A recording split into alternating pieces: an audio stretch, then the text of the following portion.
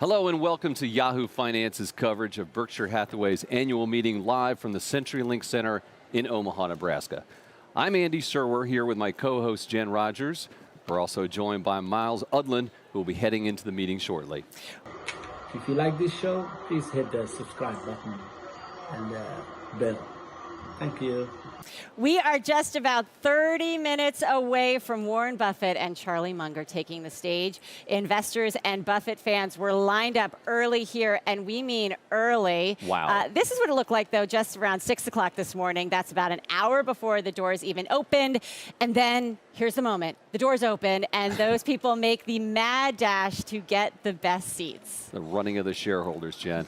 Around 7 a.m., Warren Buffett and a gaggle of press took in the sights here in the convention center, full of booths from Berkshire-associated businesses like Dairy Queen, Brooks Running, and Coca-Cola.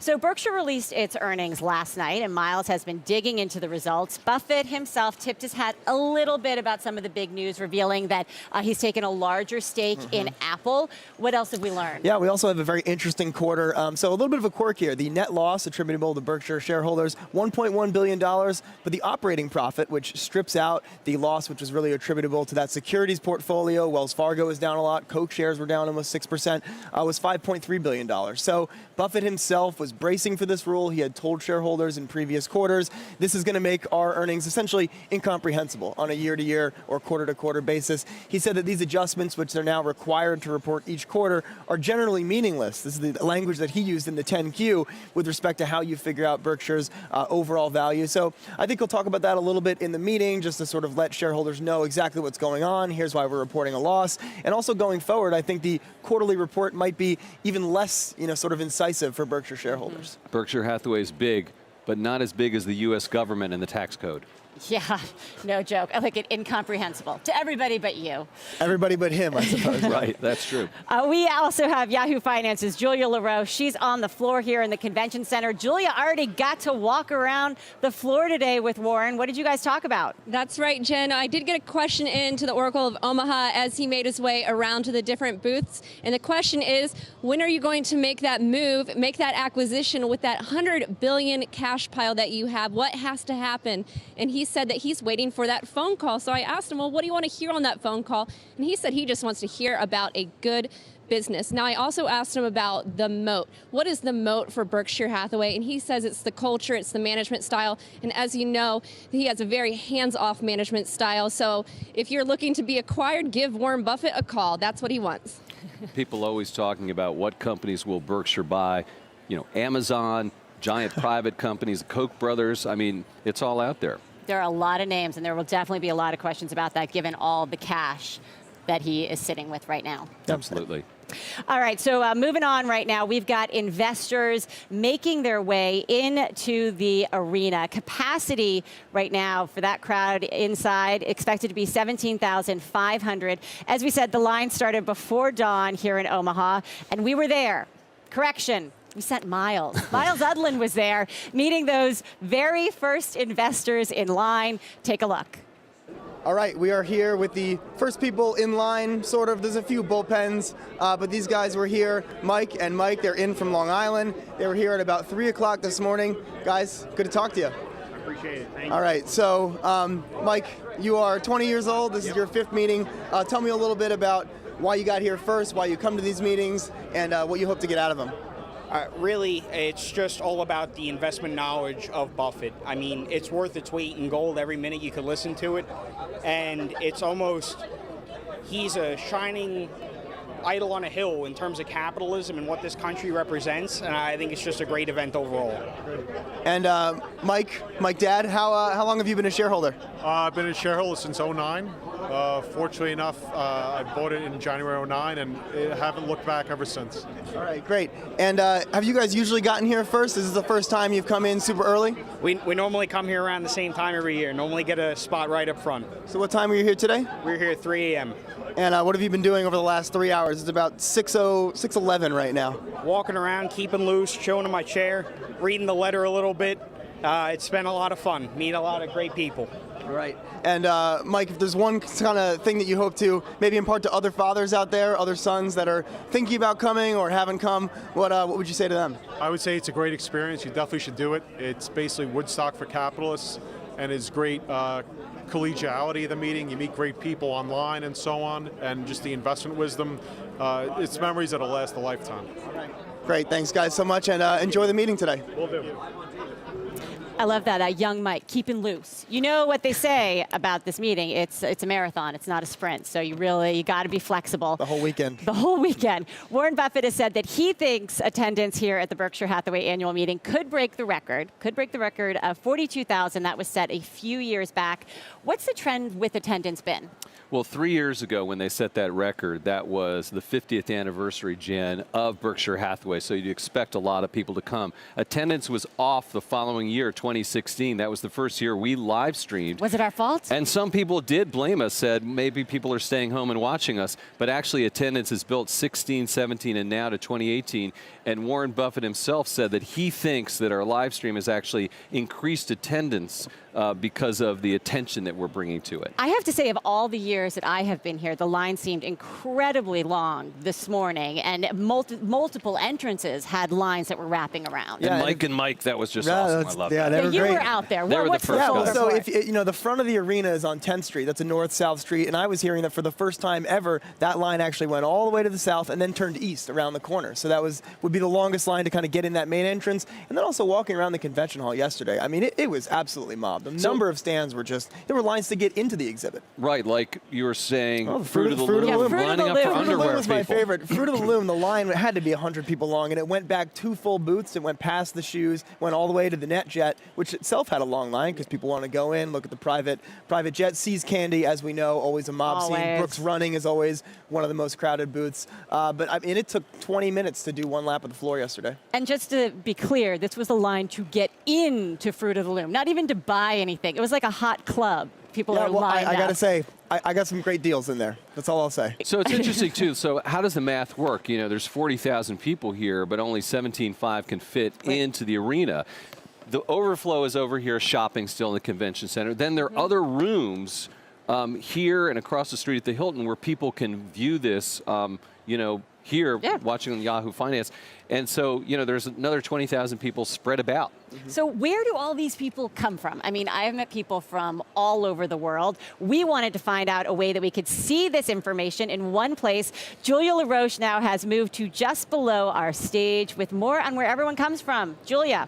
That's right. You know, some people describe this as the Woodstock of capitalism. Others describe it as a pilgrimage, a journey that you make once in a lifetime, sometimes many times in a lifetime. And so we have folks coming from all over the world, and we want you to come tell us where you're coming from, but we have a lot of folks coming in from Europe. I see Rome, I see Spain, we have France, Germany, Norway, and then we have, again, a ton of people across the United States coming into Omaha. We have South America, we have Venezuela here, Colombia, and then in the Caribbean. I also see Bermuda on our map, and as you know, we have a lot of folks coming in from China. We had a big China event hosted by Yahoo Finance. So this is a global event here in Omaha, Nebraska. All right, thank you so much, Julia. I've met a bunch of people from China, of course. At the door that I walked in through, the very first people were from China and got here at midnight. What about you guys? Where's the furthest you've had somebody from? Or Well, that's most kind of the other side of the interesting? globe. I don't think I'm going to get further than China. And I've also met a number of people from there. There's thousands of the people from moon. China. I mean, it's not just 20 or 30 people. Yeah. It's thousands of people from China. I mean, there are people from India. There are people from Southeast Asia. There are people from South America. That can be a long trip as well, of course. So it really is a global phenomenon. Yeah, and then a couple guys at the hotel this morning. They were in from Ireland when we were walking around in line. We saw a lot of people actually from the U.S. everywhere. Florida, Seattle, Philadelphia, New Jersey. Someone was from Chicago. So, exotic points. Long Island, we had Mike and Mike from Long Island. We traveled all this way from New York to talk to two guys from Long Island. That's the way it should be. Isn't that how it always is? You feels go like that so way, far, right? and then you find somebody from just around the corner. There it is. So, you guys, we have so much more coming. We are just about 20 minutes away from our exclusive live stream of the Berkshire Hathaway annual meeting. We're all waiting for Warren Buffett and Charlie Munger to take the stage. Andy, though, already got a chance to sit down with Warren Buffett. I did, and it's a great interview, I'd like to think, and a lot of lot of ground we covered. We think it's a great interview. It's kind good. of a tradition that you guys get to sit down now. Yeah, and there's just a wide-ranging conversation. I mean, Warren Buffett is the kind of person that you literally can talk to him about anything under the sun, and he has just an insightful take on it. And I think that's the main reason for the draw here is that people and they ask him questions about, your kids and life and jobs and working and investing, of course. So you had about 30 minutes with him. Right. That you guys sat down and talked. You covered a wide range of topics with him, everything from the Trump tax cuts to China and even the Me Too movement. We're going to take a listen. You've praised the president's tax cut, calling it a wind at the American economy's back, I guess. No, I have said that it is a wind, a tax bill that was targeted in a big way to help corporations. So it helps Berkshire's million shareholders. It isn't what I would have done if I was going to have a tax cut. But so as an individual, I do not agree with the philosophy that led to it. But as a steward at Berkshire Hathaway, I have to tell you that it does our shareholders a lot of good. I see. Because I was going to ask you, I mean, there must be a cost to this. Is there? There's always a cost. Right. I mean, and it sort of suggests that the savings from the government, then all that money was maybe misspent by the government. I mean, is there a cost, a downside to the tax cut? Well, there's always, I mean, let's just say, Trade-off. If you take taxes to zero for everybody in the country, you would be issuing a lot of bonds. But you can't ever do just one thing in economics. You probably can't in physics either. There's a butterfly effect. But in economics, you always have to say, and then what? And if you give a large break to one group, it's not free. If I were going to cut the revenues of the United States, I would have helped a different group of people. But as I say, it is very helpful to Berkshire. It's not that we were non-competitive before, but our shareholders are better off. Don Harding, one of our viewers, asked, so have you increased salaries and benefits for Berkshire employees like some other companies have done in the wake of the announcement about taxes? Some of our portfolio companies have done that, but we're not paying dividends, we're not repurchasing shares, we're investing, and we'll use the money for investment. I wonder, Warren, what you think of President Trump's tweets, particularly about the stock market. And one of our readers asks, Yuan Yi Chin from San Mateo, how Warren Buffett would rate President Trump. Well, I'm not going to rate the presidents, but I would say that communication is enormously important for a president. Going back to Roosevelt, in the 1930s, every family in the country was sort of huddled around his radio. I mean, if you had the big networks, you were talking to everybody. And now it's much more diffused, and obviously President Trump feels that he does not like it filtered through the traditional news media, so he's going to do it directly. I believe communication is enormously important for a CEO, and I like to talk to our shareholders directly.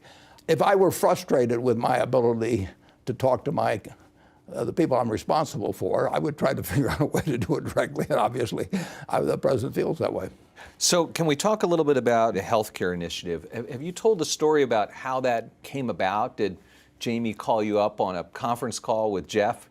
How did it happen? I think probably, I can't answer it with 100% precision, but my impression is that it came about because there's a fellow quite young that works for us, Todd Combs, is also on J.P. Morgan's board, and Todd and I have talked a lot about health care, and I think Todd developed some ideas about how something like this might work, and I think he's the one that actually talked to Jamie.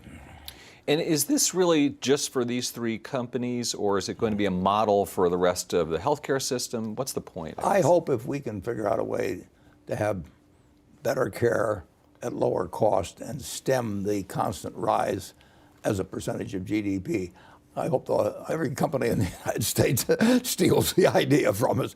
And just to also want to touch on cryptocurrencies, I know that you've had some negative feelings about them, but now Wall Street institutions seem to be dipping their toes in, and I wonder, A, if you've changed your mind at all, and B, one of the biggest mysteries in America, what did you tell Katy Perry about cryptocurrencies? That's between me and Katy. I guess so, because it said that you guys talked about cryptocurrencies, but none of us know what you guys said. That's just between you two? We did. Okay. But I will answer your question about good. it. But there's two kinds of items that people buy and think they're investing. One really is investing and the other isn't.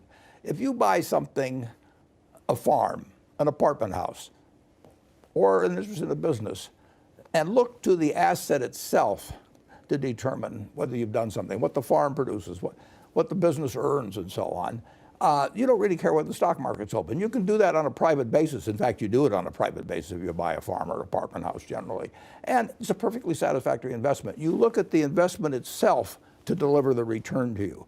Now, if you buy something like Bitcoin or some cryptocurrency, you don't have anything that's producing anything. You're just hoping the next guy pays more. And you only feel you'll find the next guy to pay more if he thinks he's going to find somebody that's going to pay more. Now, if you ban trading in farms, you could still buy farms and have a perfectly decent investment. If you ban trading in apartment houses or even in equities, if you ban trading in Berkshire Hathaway for the next 5 years, our investors would do fine, over time. But if you ban trading in tulip bulbs, or if you ban trading in some Bitcoin, which nobody knows exactly what it is, people would say, well, why in the world would I buy it? Yeah. And you aren't investing when you do that. You're speculating. There's nothing wrong with it. If you want to gamble, somebody else will come along and pay you more money tomorrow. That's one kind of game. That is not investing. Interesting. I want to ask you some questions for the Chinese audience. First of all, can you say ni hao to them? Ni hao. All right. How much do you think the Chinese economy and markets will ultimately become like the United States? How much convergence do you think there will be? I really don't know the answer to that. What I do know is they have found the secret sauce for themselves, just like we found the secret sauce a couple of centuries ago. And so they have had an economy in the last 60 years or thereabouts. They have unleashed the potential of their citizenry. And where for really centuries they did not progress that much economically for overwhelming portion of the population, what they've done in the last 50 or 60 years is a total economic miracle. I never would have thought it could have happened. But the truth is, they're as smart as we are, they work as hard as we are, and they can have a growth in the economy from a lower base that will exceed ours percentage-wise for a long time. And I mean, they're destined for a fine economic future just like we are. Shifting gears, Warren, I want to ask you about women in the workplace and the Me Too movement.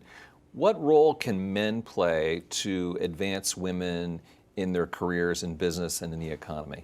Well, I had and have two sisters that are absolutely smart as I am and better personalities, and you'd like them better. And, they were born around my time of 1930, and they were told marry early and marry well. That was the unseen message. I mean, nobody ever said it that way, but so I have seen half of the United States' talent basically put off to the side. And it's one of the things that makes me optimistic about America, because when I look at what we accomplished using half our talent for a couple of centuries, and now I think of doubling the talent that effectively employed, or at least has the chance to be, it makes me very optimistic about this country. And good managers are scarce.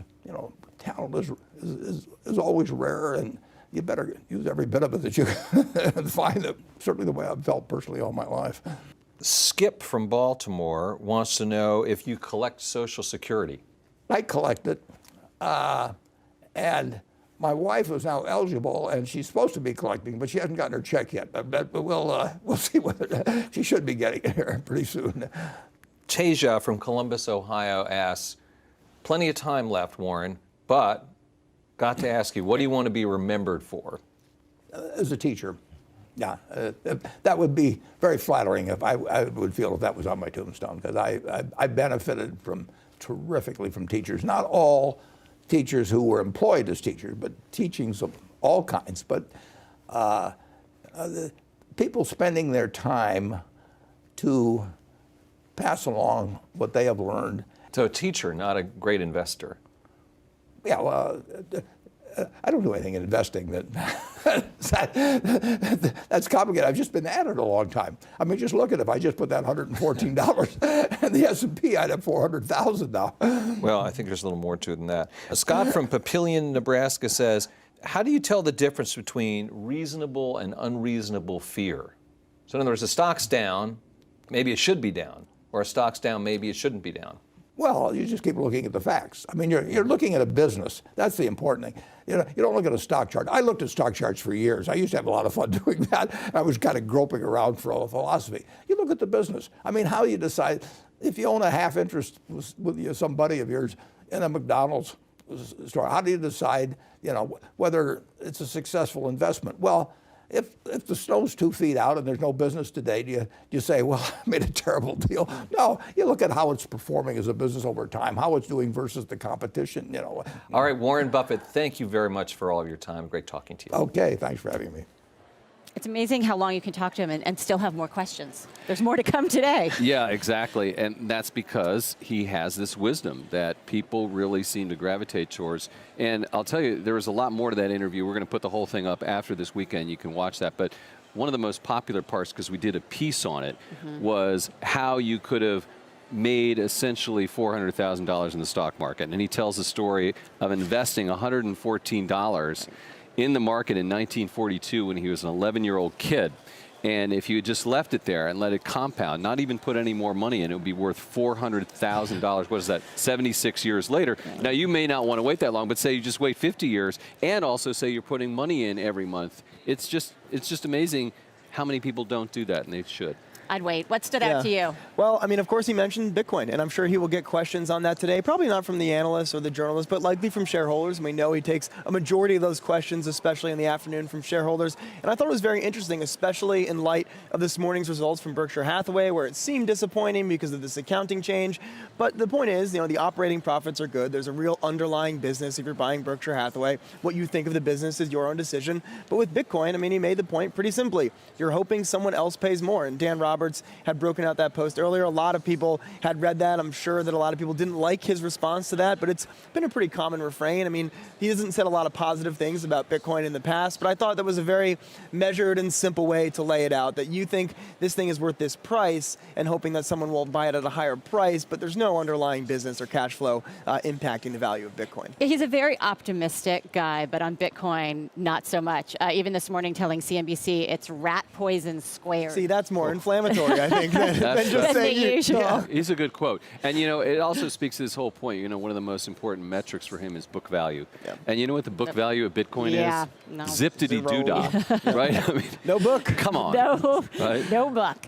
We are less than 15 minutes away from the Berkshire Hathaway annual meeting. We will get you to it as soon as it begins. Warren and Charlie will take their lunch break after that. And don't click away when they go away, because we'll be back here, right here, with a halftime show. We've got a packed A-list of investors. We've got investor and author and Buffett watcher Whitney Tilson, also Berkshire Hathaway director Ron Olson. And coming up a little later, we've got entrepreneur, actress, and model Kathy Ireland, a fixture here at the Berkshire Hathaway annual meeting, as well as actress and producer Glenn Close. Action-packed. But right now, Julia LaRoche has another guest from the floor. Julia. That's right, Jen. I'm here at Duracell. You might have seen this exhibit. It's one of the bigger exhibits, and I'm with Duracell's Shane Grady. Shane, thank you so much for joining us. And tell us what this exhibit is. Definitely, yeah. This is the Duracell Power Forward program, which is actually a disaster response program, where we come in within 24 hours is our goal of any major disaster that causes a large power outage. And we come in to help people from a power standpoint. Can you show us some more of the truck back here? Yeah, definitely. In this truck, what you're bringing. and all of our trucks carries 3,000 pounds of batteries or more. Yeah, we have AA, AAA, C's, D's, 9 volts. We also carry hearing aid batteries. You know, these batteries, of course, are for flashlights and radios, but it really goes well beyond that into home health aids like daily dialysis machines, ventilators, kids' toys, you know, anything to keep everyone sane and calm and try to give them a normal life. And since 2011, you've made 48 deployments. Tell us about some of the recent deployments that you made last year. We saw a lot of hurricanes last year. What did you experience? We definitely did. You know, we spent 2 weeks in Hurricane Harvey with 2 of our trucks, and then immediately went over to Hurricane Irma into Florida with 4 trucks, and then then Maria over in Puerto Rico was 40 days, which is quite a long deployment for us. And those people were going through so much. Yeah, can you talk to us a bit more about the work that you all have done in Puerto Rico? We kept on hearing about the loss of power there. What did you experience during your time in Puerto Rico? You know, those people were going through so much, the entire island, to think that 3.4 million people were without power for so long. They were so grateful of our attendance and our efforts in coming in to help out. It was huge. So we flew over 2 trucks, ended up giving out 100 tons of batteries. And why did you all recognize that there was a need to do this? Well, you know, during a disaster, there are so many people who give water, so many people donate food, and a lot of people give clothing. But during that whole span, the power was still out. And it seemed like, Duracell would step up. We were already making short-term reliable power. And let's just come in and help out with the product we're already making. Well, great work. Jen, back to you all. Oh, okay. All right, so it's interesting, the Duracell thing, because in China, Jen, you discovered that his likeness, Warren Buffett's likeness, is on Duracell battery packages, and it's used to sell them, of course. Yeah, I mean, he is a huge celebrity in China. We've seen him on Coke cans before, but I had no idea that he was actually used to sell batteries as well. And they don't even need his name. Right. They can just it's show just a picture. His image. And Charlie Munger, too, apparently he's on buses all over, probably advertising BYD, their, the electric car company they've invested in. And another guest told us that Buffett's likeness, it's not just Beijing and Shanghai. You can go to the far reaches of Western China and you'll see his picture. So in a way, his celebrity is even greater in China than it is here in the United States, because his likeness is not used here in the United States, which I think is an interesting point. And it's pretty big here as well, maybe even bigger there. All right, one person we're keeping very busy today is Julia LaRoche, running around with another guest from the floor. Julia. All right, BYD is the world's largest manufacturer of electric vehicles, and it's also Warren Buffett's biggest China investment. We're joined by Stella Li, the president of BYD Motors. Stella, thank you so much for joining us. Yeah, thank you. Nice meeting you here. And what has it been like having Berkshire and Buffett as the biggest investor? I think it's amazing. They love BYD. They love BYD management, and then also give us very strong support. Always tell us we need to looking for long-term success. Don't look for the short-term. So each time our business is up, down, but they always stand out saying, we support you. Continue doing whatever you are doing. Yeah, don't look for short-term play. So I think it's a really big honor to get them as an investor, and especially as a greatest supporter to us. Now, you've been heading up the expansion efforts in North America. How is that going, and where are you seeing opportunities? Yeah, I think we're doing very well. We first, in 2013, we bought a facility. Then in 2014, we start with 30 employees. And now, after 4 years, we have more than 900 people. And then we just 2 months ago signed an agreement with a Smart Union, become really well connected with the local community.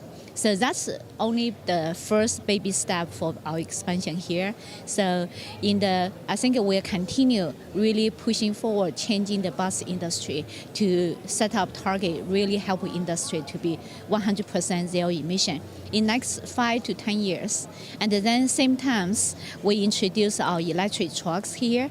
It's including refuse trucks and also energy-rich trucks used at the port, and also electric forklift. So we continue broad the whole range of the fleets to U.S. to really pushing the industry and really try to for our working hard to for our missions, changing the world to give the whole community a better, cleaner environment.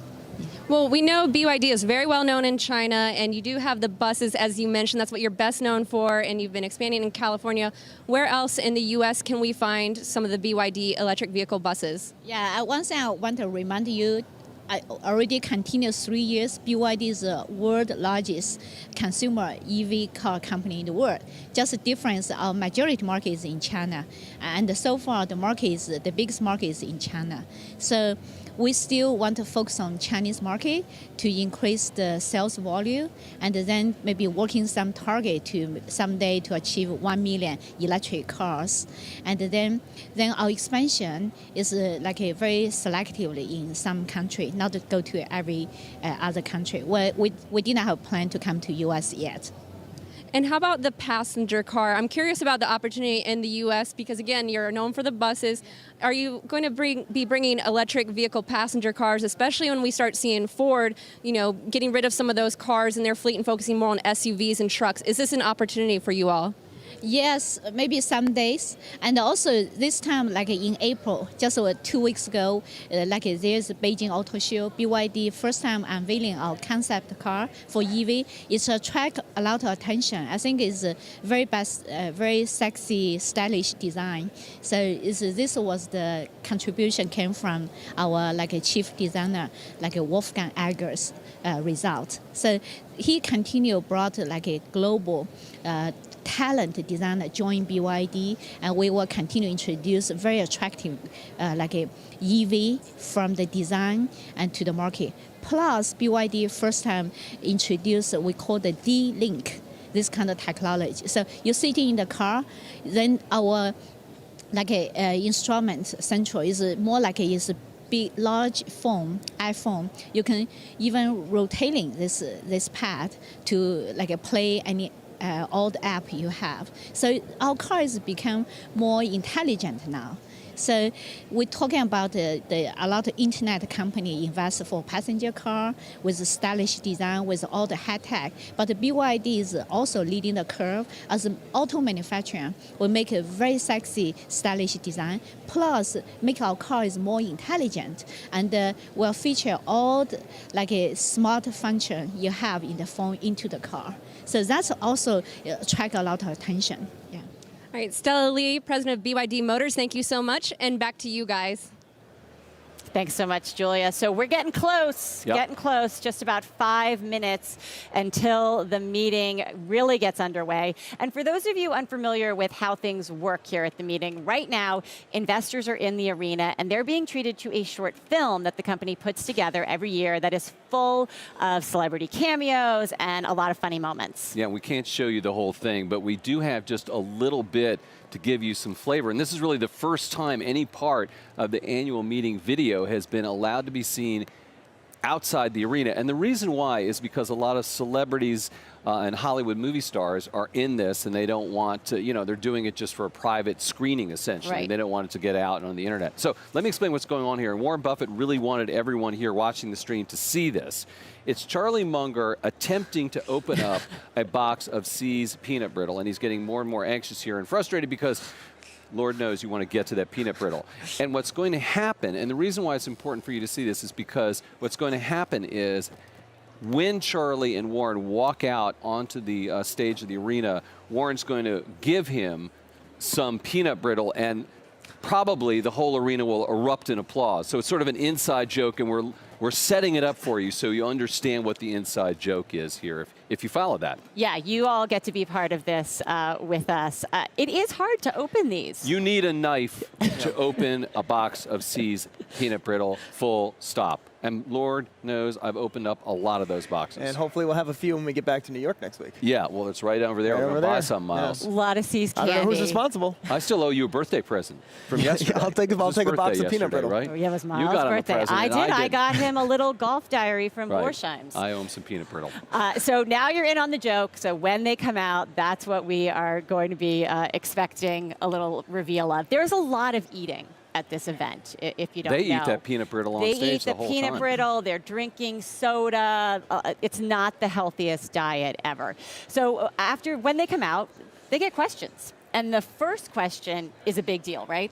Yes, it's always asked by Carol Loomis, who is a very senior journalist from Fortune magazine. I worked with her for decades, an old friend of Warren Buffett's. She edits the shareholder letter, and she gets the honor of asking the first question. And the interesting thing is, Carol takes it upon herself to ask the most salient, difficult, hard, tough question.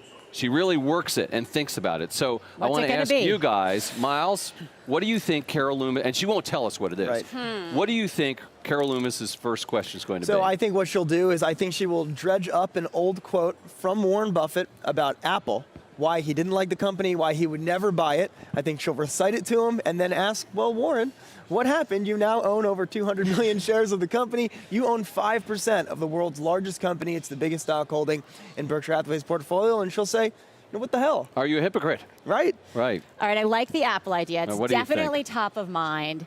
I don't know. I feel like she's going to be a little bit less like what happened yesterday. I feel like GE, which a lot of people were talking about in the line as well. So many people think that GE has been just beaten down. Like, look at the stock price, and Warren could be the savior to come in here for it. I think that could be an interesting way to go. All right, my pick is Wells Fargo. And, you know, how much longer can you own this dead horse or this company that's just been besieged by regulators, shareholders, and, you know, he stood by the company and withstood a lot of criticism already. And I think that that is going to be Carolyn's first question. And you know what? If you go back, I think the most formative moment in Berkshire's history, certainly in Warren Buffett's public history, was his episode with Salomon Brothers back in the early 90s. And I think what happened at Wells Fargo is more direct to consumers. People understand why that was bad much more than what happened at Salomon. Much more consumer facing. And it's so interesting that you say that, Miles, because he said, I'm never doing that again. Right. And here you kind of are. I mean, in a way, it's inevitable. If you take big stocks like that, you're going to, you know, at some point, you know, have a problem. Yeah. We have less than a minute to go. The movie is ending up there. Andy, this is a reflection of America in some point here. It really is. I mean, if you look around at all these companies, it is an amazing cross-section. Industrial, consumer, you know, things that you wear, things that you eat, transportation. It is a slice of America. It's a cross-section that reflects our economy, but it's Warren Buffett's take on the best of America. Now, you may not agree with it. You may say Coca-Cola, that's sugar water. But, you know, it's a treat. It's iconic. It sells really well. And so, you know, he doesn't buy companies that don't perform well. Well, he tries not to in any event. Exactly. And so it's really interesting to consider this whole convention center here, Warren Buffett's take on the best of America. And also the people, actually. Yep. It's a really interesting, diverse group. Almost like it's a cross-section of the world. We had Julia LaRoche at the map there. Yep. And it's a lot of different people as well. It's not a cookie-cutter set, Yeah, I mean, you as you see might think. bankers walking next to farmers, walking next to ranchers, walking next to people from China, old people, young people. I'm seeing more and more kids. You mentioned that, Jen, that people are bringing their children, not typically young children, but teenagers who maybe are sort of interested in Apple and investing, and they kind of see that and, you know, have heard about this event, and it's kind of fun. And that goes to Warren Buffett not as an investor, but as a teacher, and the whole wisdom of what we love to get from the letters. And frankly, with the Q&A here today, really revealing his thoughts on not just money, but so much more. You really are in for a real treat if you sit around and listen to this. And, you know, Warren Buffett has said that if he can be remembered for anything, it would be as a teacher. And he loves bringing groups of students to Omaha and talking to them a little bit, but mostly answering questions and hearing what's on their minds. And that's a very important part of what's going on right here. now, we are looking at pictures from inside the arena, but that was just a dark shot there. We have the Berkshire Hathaway name up. That means that we are getting very close to Charlie Munger and Warren Buffett entering. It is like a rocket launch. There's I can't the wait for T-minus the 3, countdown, right? 2, 1 Well, they to take happen. their time. I mean, Charlie Munger, you're not going to hurry Charlie out there. Charlie will go out there and take his sweet time, and, you know, he's going to be ready when he's ready. And, of course, they've got to get the peanut brittle and the cherry Well, Cokes we know out how there. long that takes to open. There they are. We're going to turn it over to the annual meeting, Warren Buffett and Charlie Munger. See you back soon.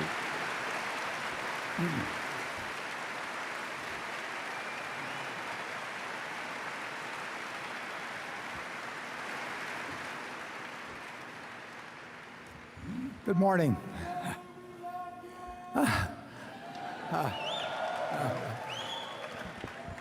I'm Warren. He's Charlie. Charlie does most things better than I do, but this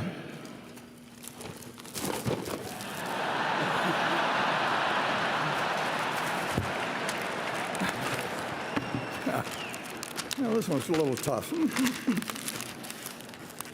Charlie, maybe you can chew on that a while. Okay.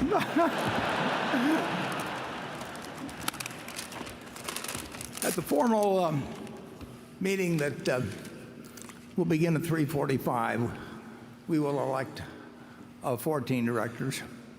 Charlie and I are two of them. And I would like to introduce the other 12. I'll do it in alphabetical order. If they will stand as I announce their name, withhold your applause. May be hard to do, but give it your best. And when we get all through, then you can let loose. But we'll do this alphabetically, beginning with Greg Abel, if you'll stand and stay standing. Howard Buffett, Steve Burke, Sue Decker, Bill Gates, Sandy Gottesman, Charlotte Guyman, Ajit Jain, Tom Murphy, Ron Olson, Walter Scott, and Merrill Whitmer.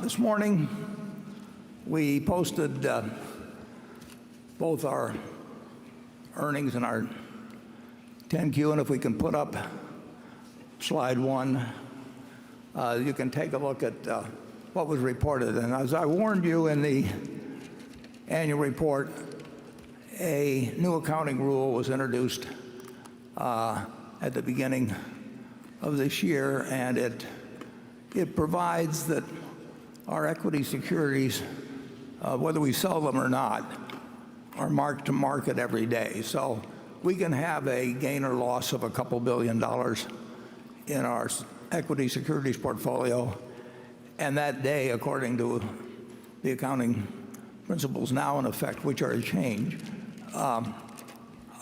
will be recorded as making a couple $1 billion that day or losing a couple billion. And I told you that would produce some very unusual effects from quarter to quarter. And it further explains why I like to release our earnings early Saturday morning, and as well as the 10Q, to give people a chance to read through the explanation. Because if you just were handed this with a TV monitor, at 3:30 in the afternoon or whatever it might be, you would report the net earnings figure understandably very quickly, and it really is not representative of what's going on in the business at all. So if you look at the figure of operating earnings, which is what we look at, we actually earned a record amount for any quarter we've ever had, and that includes no realized gains or losses on securities or on the few remaining derivatives we have. You might leave that slide up there just a little longer. Maybe it is up. The insurance underwriting, GEICO had quite a good sized turnaround in profitability and a good gain, although not as big a gain as last year, which was a record in terms of policies in force. And really throughout most of our businesses, and the details are on the 10Q, which is up on our website now. And as you can see, the railroad was up significantly, and we had most of our businesses tended to be up. Now, we were aided in that in a material way by the reduction in the federal income tax rate from 35% to 21%. Our businesses were up significantly on a pre-tax basis, but the gain was further enhanced by the change in the income tax rate. So that pretty well sums up the first quarter. We'll probably may well get some questions on it when we get into the question and answer section. The questions we'll be getting, we've got the press over here, and we have the analysts on my left, and of course we have our partners out in front of me, and we will rotate among you.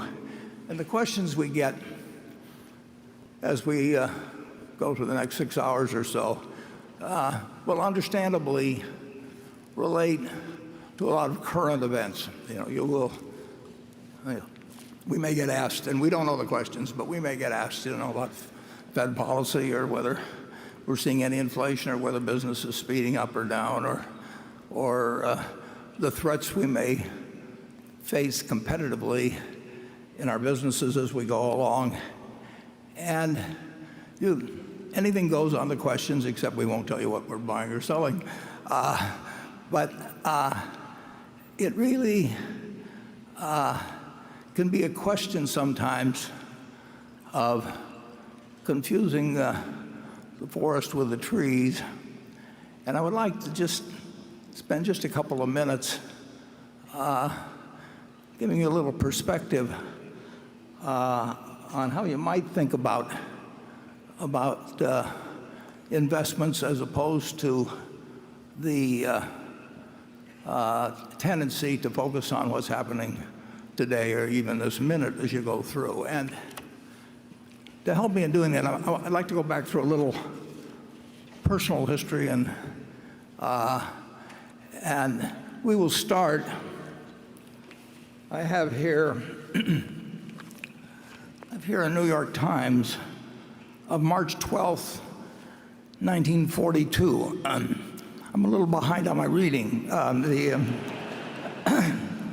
And if you go back to that time, it was just about 3 months since we got involved in a war which we were losing at that point. The newspaper headlines were filled with bad news from the Pacific, and I've taken just a couple of the headlines from the days preceding March 11th, which I'll explain. It's kind of a momentous day for me. And so you can see these headlines. We've got slide 2 up there, I believe.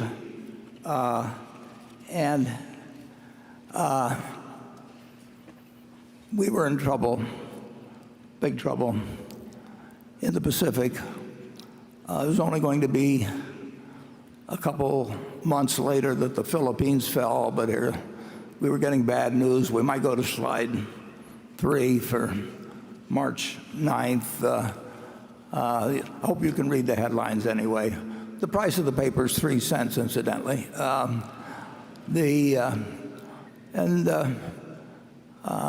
see, we've got March 10th up there as slide. When I get to this advanced technology of slides, I want to make sure I'm showing you the same thing that I'm seeing in front of me. So anyway, on March 10th, when again, the news was bad. Full clearing path to Australia. And it was like, the stock market had been reflecting this. And I'd been watching a stock called City Service preferred stock, which had sold at $84 the previous year.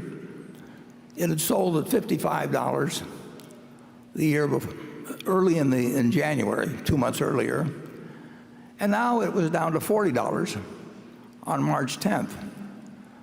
So that night, despite these headlines, I said to my dad, I think I'd like to pull the trigger. And I'd like you to buy me three shares of City Service Preferred the next day. And that was all I had. I mean, that was my capital accumulated over the previous 5 years or thereabouts. And so my dad the next morning bought 3 shares. Well, let's take a look at what happened the next day. Let's go to the next slide, please. And it was not a good day. The stock market, the Dow Jones Industrials broke 100 on the downside. Now, they were down 2.28%, as you see, but that was the equivalent of about a 500-point drop now. So I'm in school wondering what is going on, of course. Incidentally, you'll see on the left side of the chart, the New York Times put the Dow Jones Industrial Average below all the averages they calculated. They had their own averages, which have since disappeared, but the Dow Jones has continued. So the next day, we can go to the next slide, and you will see what happened. The stock that was at 39, my dad bought my stock right away in the morning because I'd asked him to, my 3 shares. And so I paid the high for the day. That 38 and a quarter was my tick, which is the high for day. And by the end of the day, it was down to 37, which was really kind of characteristic of my timing in stocks that was going to appear in future years. But it was on what was then called the New York Curb Exchange, then became the American Stock Exchange. But things, even though the war until the Battle of Midway looked very bad, and if you'll turn to the next slide, please, you'll see that the stock did rather well. You can see where I bought it, 38 and a quarter. And then the stock went on actually to eventually be called by the city service company for over $200 a share. But this is not a happy story, because if you go to the next page, you will see that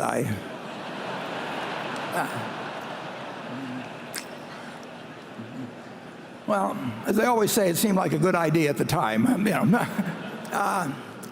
So I made $5 on it. It was again typical of behavior. But when you watch it go down to 27, it looked pretty good to get that profit. Well, what's the point of all this? Well, we can leave behind the city service story. And I would like you to, again, imagine yourself back on March 11th of 1942. And as I say, things were looking bad in the European theater as well as what was going on in the Pacific. But everybody in this country knew America was going to win the war. I mean, it was, we'd gotten blindsided, but we were going to win the war, and we knew that the American system had been working well since 1776. So if you'll turn to the next slide, I'd like you to imagine that at that time, you had invested $10,000. And you put that money in an index fund. We didn't have index funds then, but you, in effect, bought the S&P 500. Now, I would like you to think a while, and do not change the slide here for a minute. I'd like you to think about how much that $10,000 would now be worth if you just had one basic premise, just like in buying a farm, you buy it to hold throughout your lifetime and you look to the output of the farm to determine whether you made a wise investment. You look to the output of the apartment house to decide whether you made a wise investment if you buy an small apartment house to hold for your life. And let's say instead you decided to put the $10,000 in and hold a piece of American business and never look at another stock quote, never listen to another person give you advice or anything on the sort. I want you to think how much money you might have now.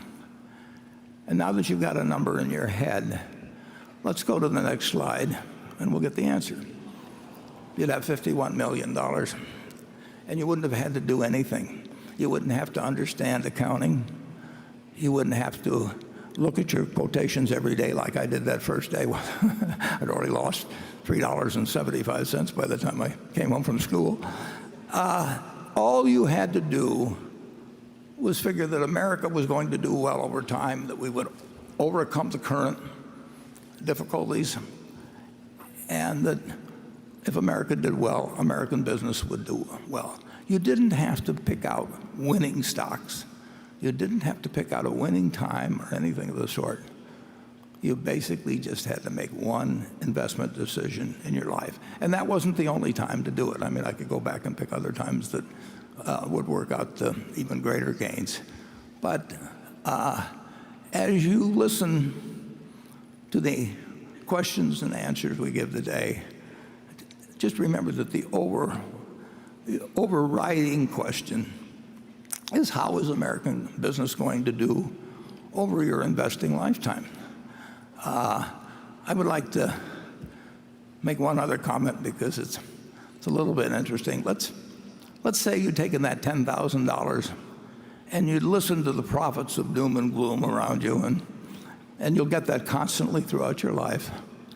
And instead you'd use the $10,000 to buy gold. Now, for your $10,000, you would have been able to buy about 300 ounces of gold. And while the businesses were reinvesting in more plants and new inventions came along, you would go down every year look in your safe deposit box, and you'd have your 300 ounces of gold, and you could look at it, and you could fondle it, and you could, whatever you wanted to do with it. But it didn't produce anything. It was never going to produce anything. And what would you have today? You would have 300 ounces of gold, just like you had in March of 1942, and it would be worth approximately $400,000. So if you decided to go with a non-productive asset, gold, instead of a productive asset, which actually was earning more money and reinvesting and paying dividends and maybe purchasing stock, whatever it might be, you would now have over 100 times the value of what you would have had with a non-productive asset. In other words, for every dollar you have made in American business, you'd have less than a penny of gain by buying in the store of value, which people tell you to run to every time you get scared by the headlines or something of the sort. It's just remarkable to me that we have operated in this country with the greatest tailwind at our back that you can imagine. It's an investor's haven. You can't really fail at it unless you buy the wrong stock or just get excited at the wrong time. But if you own a cross-section of America and you put your money in consistently over the years,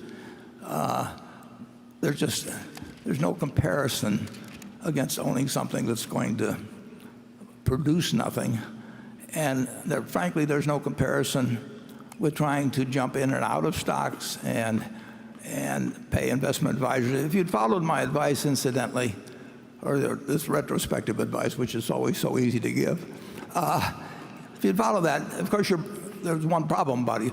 Your friendly stockbroker would have starved to death. And you could have gone to the funeral to atone for their fate, but the truth is, you would have been better off doing this than a very, very, very high percentage of investment professionals have done, or people have done that are active. It's very hard to move around successfully and beat really what can be done with a very relaxed philosophy. And you do not have to know as much about accounting or stock market terminology or whatever else it may be, or what the Fed is going to do next time and whether it's going to raise 3 times or 4 times or 2 times. None of that counts at all, really, in a lifetime of investing. What counts is having a philosophy that you stick with, that you understand why you're in it, and then you forget about doing things that you don't know how to do. So with all those happy words, we will move on and start the questioning, and we'll start with Carol. Good morning. In choosing a first question to ask each year, I look for a question that is definitely Berkshire related and is timely. And this question seemed to fill a bill. The question came from William Anderson of Salem, Oregon, and he said, Mr. Buffett, you have previously said that there are 2 parts to your job, overseeing the managers and capital allocation. Mr. Abel and Mr. Jane now oversee the managers, which leaves you with capital allocation. However, you share capital allocation with Ted Weschler and Todd Combs. Question, does all that mean you are semi-retired, or if not, please explain? I've been semi-retired for decades. The answer is that I was probably, well, it's hard to break down the percentage of the time that I was involved in what now, the jobs that are now done by Ajit and Greg, and in the case of investing, the sub part of the job that is done by Ted and Todd. Ted and Todd each manage $12 or $13 billion. So in total, that's $25 billion. And we have in equities 170 some billion probably now, and 20 billion in longer term bonds, and another 100 billion in cash and short term. So they're managing 20, 25 and doing a very good job. And I still have the responsibility basically for the other 300 billion.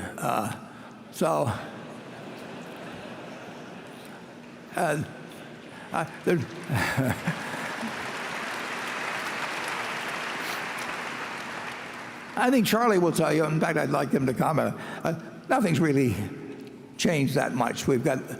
Clearly we've got two people in Ajit and Greg that are smarter, more energetic, just bring more to the job every day. But they don't bring too much because the culture is that our managers are running their businesses, but there's a good bit to oversee. So they do a superb job. And Ted and Todd not only do a great job with the 12 or 13 billion each, they started with a couple billion each. Not that it's all been the growth of the 2 billion. But they also have done a number of things for Berkshire that they do it cheerfully, but more important, or skillfully. So there's one thing after another that I will have them looking into or working on, and sometimes I steal their ideas. But I think actually semi-retired is probably catches me at my most active point. I think your questioner's got a good point. Okay, Charlie? Well, I've watched Warren for a long time, and he sits around reading most of the time and thinking, and every once in a while he talks on the phone or talks to somebody. I can't see any great difference. A lot of people,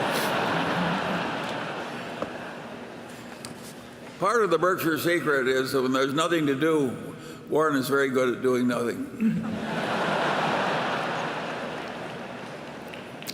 I'm still looking forward to being a mattress tester. Okay, Jonathan Brandt. Hi, Warren. Hi, Charlie.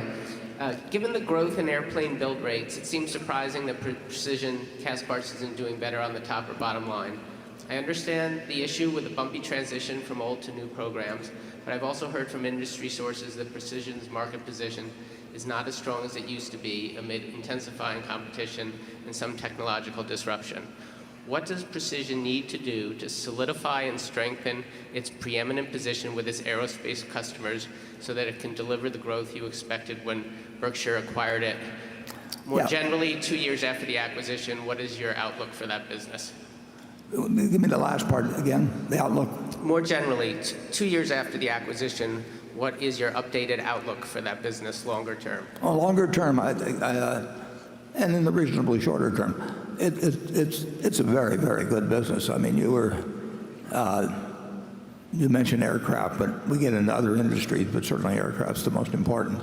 You have manufacturers that are very dependent on both the quality of the parts and the promptness of delivery. You do not want to have an aircraft worth 75 or 100 or maybe $200 million and be waiting for a part or something of the sort. So its reliability is both in terms of quality and delivery times and all of that sort of thing is enormously important. And we get contracts that extend out many years.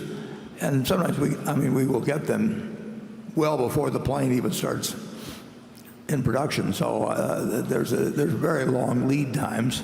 And we have found in the last year, about it earlier, but I know of some specific cases in the last year where other suppliers have failed in their deliveries, and then the manufacturers come to us and say, we would like you to help us out. And we say, well, we'll be glad to help you out, but we'd like about a 5-year contract if we're going to do it, because we're just not going to make up for these other guys' shortfalls periodically.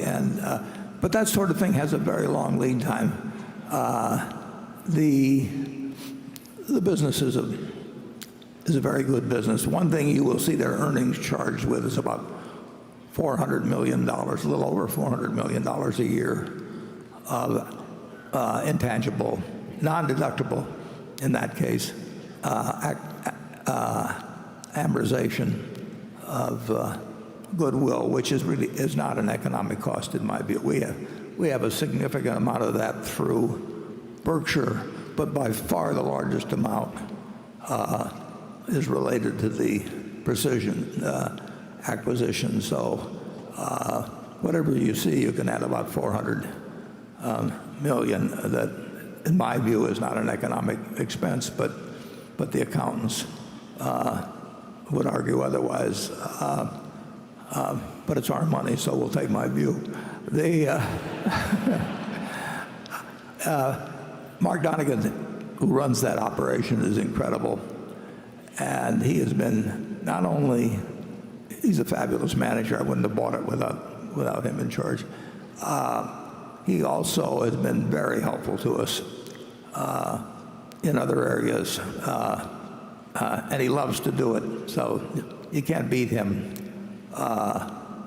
Both as a manager in his own operation, but with his devotion to really doing everything that will help Berkshire.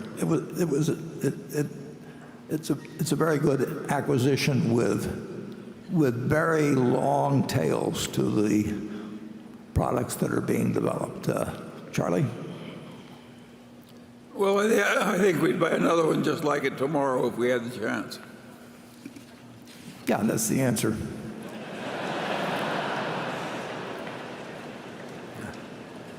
Man, a few words, but he gets the point. Okay, now we will go to the shareholder in Station 1. I believe that's probably up here to my right. Hello, this is Shao from Wuxi, China, Starwood Capital.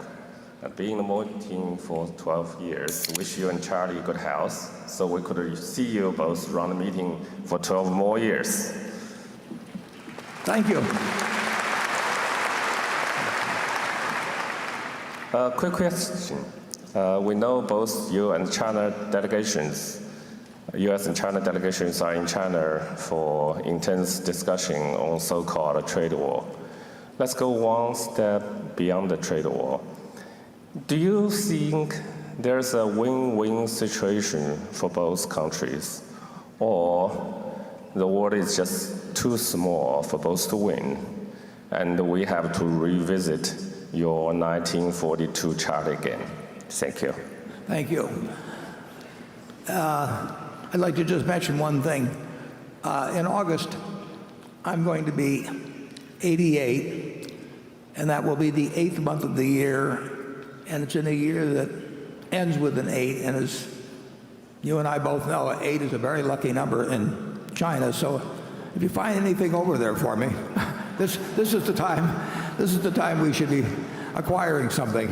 All those 8s. Will do. The United States and China are going to be the two superpowers of the world, economically and in other ways, for a long, long, long time. We have a lot of common interests, and like any two big economic entities, there are times when there'll be tensions, but it is a win-win situation when the world trades, basically, and China and the U.S. are the two big factors in that. But there's plenty of other citizens of the world that are involved in how this comes out. And there's no question, and the nice thing about it in this country, I think, is that both Democrats and Republicans basically on balance, believe in the benefits of free trade. And we will have disagreements with each other. We'll have disagreements with other countries on trade, but it's just too big and too obvious for that the benefits are huge, and the world's dependent on it in a major way for its progress. That two intelligent countries will do something extremely foolish. We both may do things that are mildly foolish from time to time, and there is some give and take obviously involved. But U.S. exports in 1970 and U.S. imports in 1970 were both about 5% of GDP. So here we were selling 5% of our GDP and buying up 5% of our GDP, basically. Now, people think we don't export a lot of things. Our exports are 11 and a fraction percent of GDP. They've more than doubled as a share of this rising GDP. But the imports are about 14.5%. So there's a gap of 3% or thereabouts. And I would not like that gap to get too wide. But when you think about it, it's really not the worst thing in the world to have somebody send you a lot of goods that you want and hand them little pieces of paper. I mean, because the balancing item is if you have a surplus or a deficit in your trade, you're going to have a surplus in investment. And so the world is getting more claim checks on the United States. And they to some extent, they buy our government securities, they can buy businesses. And over time, you don't want the gap to get to be too wide, because the amount of claim checks you are giving out to the rest of the world could get a little unpleasant under some circumstances. But we've done remarkably well with trade. China's done remarkably well with trade. The countries of the world have done remarkably well with the trade. So it is a win-win situation, and the only problem gets to be when one side or the other may want to win a little bit too much, and then you have a certain amount of tension. But we will not sacrifice the world. I mean, we'll not sacrifice world prosperity based on differences that arise in trade. Charlie? Yeah, well, I think that both countries have been advancing. And of course, China is advancing faster economically because it started from a lower base, and they've had a little more virtue than practically anybody else in the world in having a high savings rate. And of course, a country that was mired in poverty for a long, long time and that assimilates the advanced technology of the world and has a big savings rate is going to advance faster than some very mature company like Britain or the United States. And that's what's happened. But I think we're getting along fine, and I'm very optimistic that both nations will be smart enough to realize that the last thing they should do is have any ill will for the other. Okay, Becky, quick.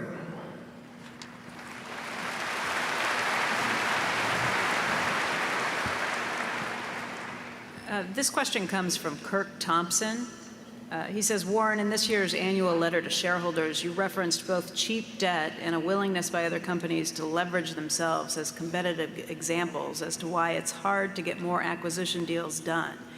It seems like the trust and prestige of doing a deal with Warren Buffett and Charlie Munger allow Berkshire to get a hometown discount and beat out other firms that might pay a little more to a prospective seller.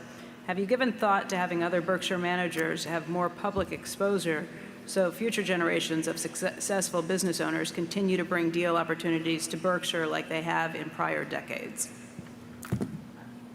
Yeah, that sort of reminds me of, was it Tony O'Reilly remarked one time about the responsibility of a CEO that that the very first job of the CEO was to search through his organization and find that person who had the initiative and the brains, the determination, all of the qualities to be his logical successor, and then fire the guy.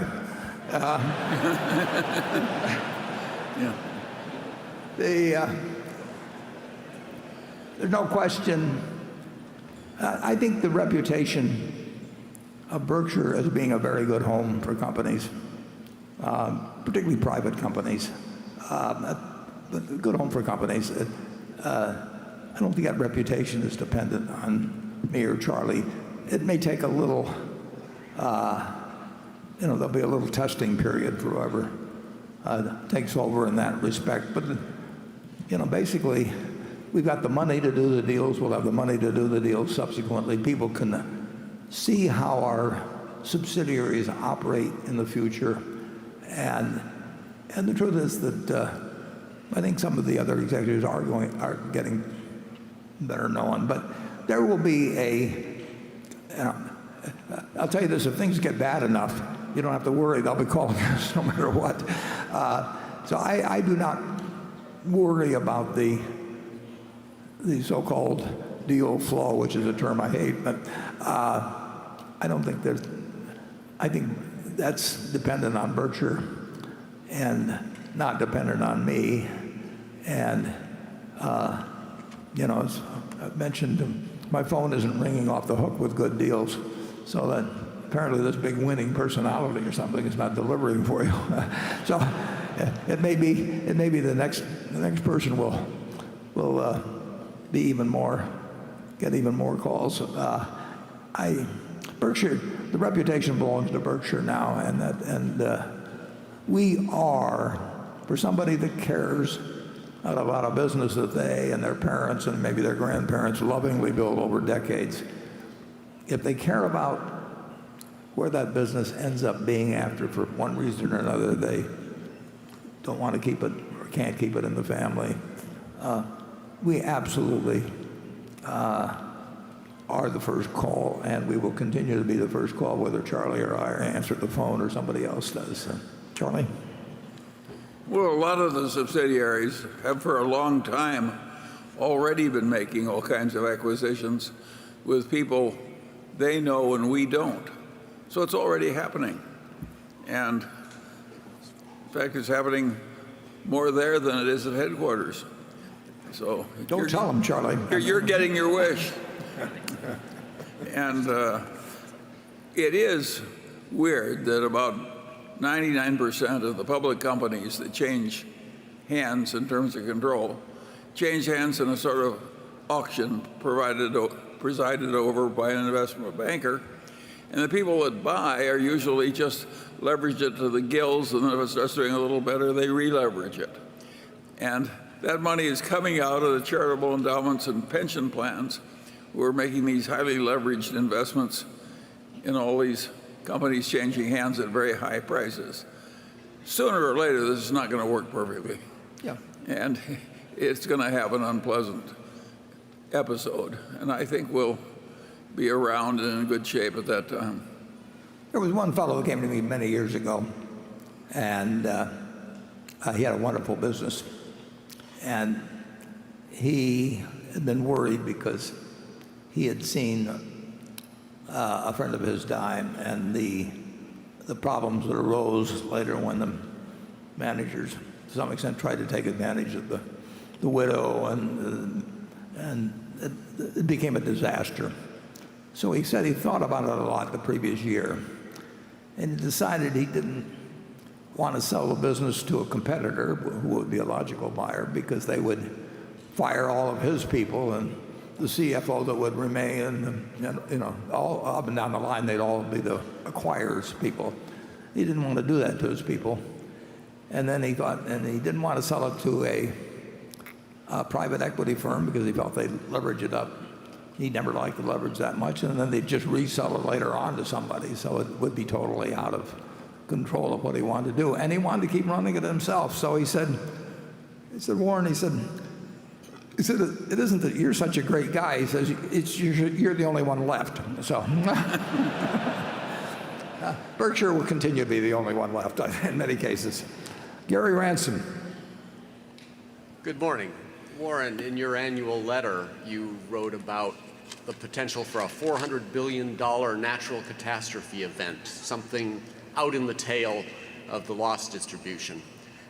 I can think of another risk that could have a similar order of magnitude, and that would be cyber risk. I'm sure all your managers have taken steps against that potential, but out in the tail of the cyber risk distribution, it could hit a lot of industries, a lot of your companies. So how do you think about and prepare for the big one in cyber? Yeah. Well, I include, incidentally, in that part I wrote in the annual report where I said that roughly nobody knows the answer on this. I mean, I could stick down 2, and somebody else much smarter in insurance would stick down a different figure. But I think it's about a 2% risk of what I call a $400 billion super cap of all time. But cyber is in that equation. I mean, it's not just earthquakes and that sort of thing. And frankly, I don't think we or anybody else really knows what they're doing when writing cyber. I mean, it is just very, very, very early in the game, and we don't know what the interpretations of the policies necessarily will be. We don't know the degree to which there'll be correlated incidents which we don't really think are correlated now or haven't had the imagination to come up with.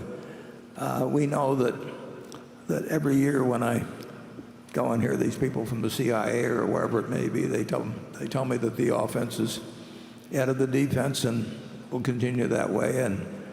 And I can dream of a lot of cyber incidents, which I'm not going to spell out here, because the people that have twisted minds maybe, they probably got way more ideas than I've got, but I don't believe in feeding them any. But it's a business where we have a pretty good idea of the probabilities of a quake in California or the probabilities of a 3 or a 4 hurricane hitting Florida or whatever it may be.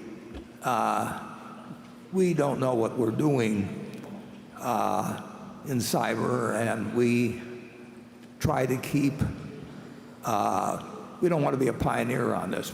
We do some business in that arena in Berkshire Hathaway especially, but if you're doing something for competitive reasons, which I'm okay with, but when I'm doing something that people tell me is a competitive necessity, we are going to try not to have, we don't want to be number 1 or number 2 or number 3 in exposures on it.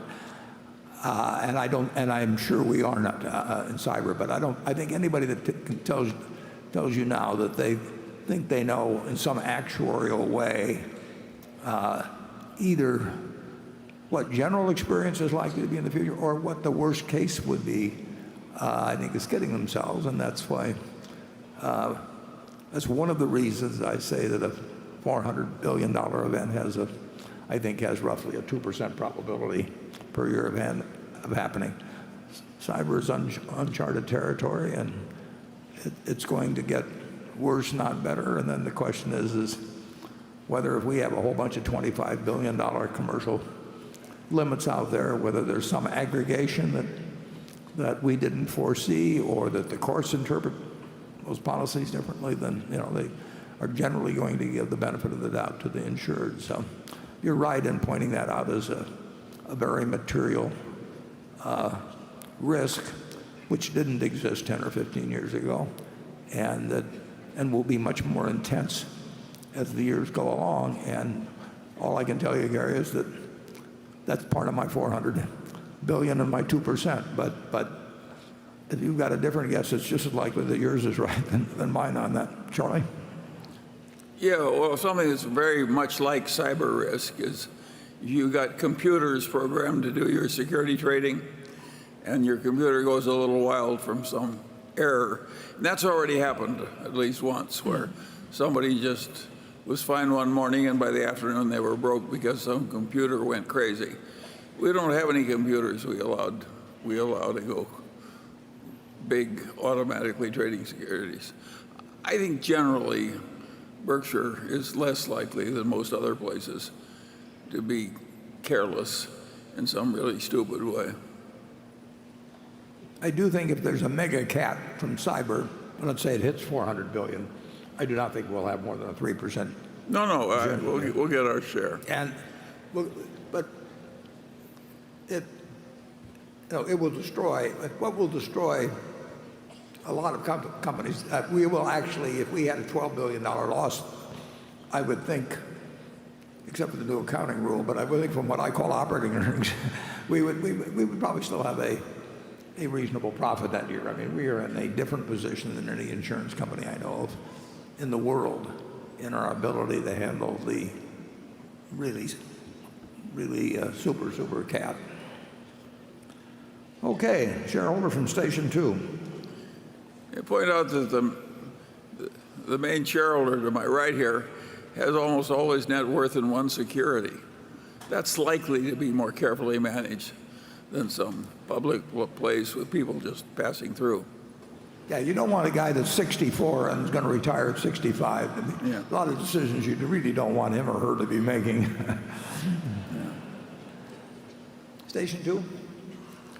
Wally Obermeyer Wood Investment Counsel, Aspen, Colorado. Warren and Charlie, you two have demonstrated great talent in private sector capital allocation and shown the world the power of excellence in this area.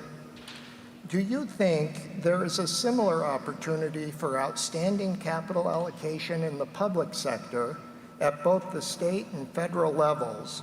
And if so, what approach and/or changes would you suggest for society to achieve these benefits?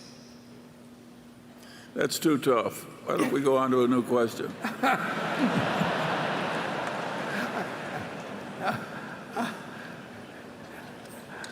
I'm afraid I have nothing to add.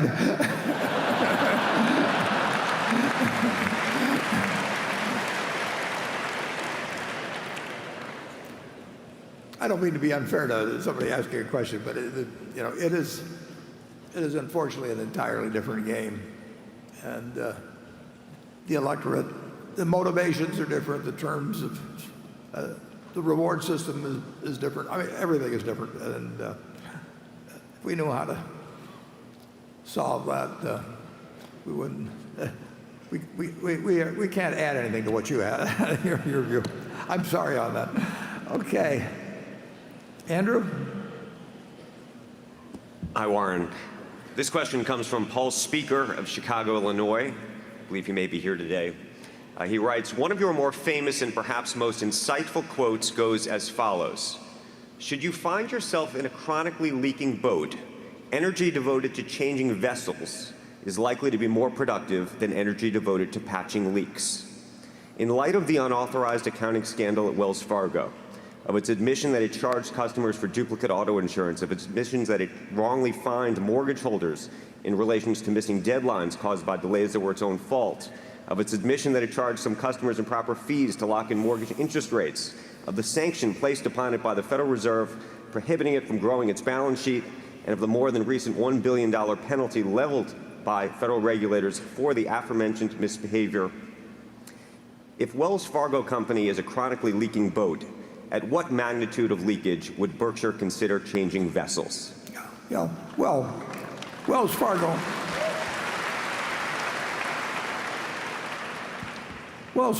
is a company that proved the efficacy of incentives, and it's just that they had the wrong incentives, and that was bad. But then they committed a much greater error, and I don't know exactly how or who did it or when, but ignoring the fact that they had a faulty incentive system which was incenting people to do things that were kind of crazy, like opening non-existent accounts, etc. And that is the cardinal sin at Berkshire. We know people are doing something wrong right as we sit here at Berkshire. You can't have 377,000 employees and expect that everyone is behaving like Ben Franklin or something out there. I don't know whether there are 10 things being done wrong as we speak, or 20 or 50. The important thing is we don't want to incent any of that if we can avoid it. And if we find that when we find it's going on, we have to do something about it. And that is absolutely the key to it.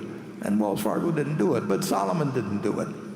And the truth is we've made a couple of our greatest investments where people have made similar errors. We bought our American Express stock. It was the best investment I ever made in my partnership years. We bought our American Express stock in 1964 because somebody was incented to do the wrong thing in something called the American Express Field Warehousing Company. We bought a very substantial amount of GEICO. We bought what became half of GEICO for $40 million because somebody was incented to meet Wall Street estimates of earnings and growth, and they didn't focus on having the proper reserves.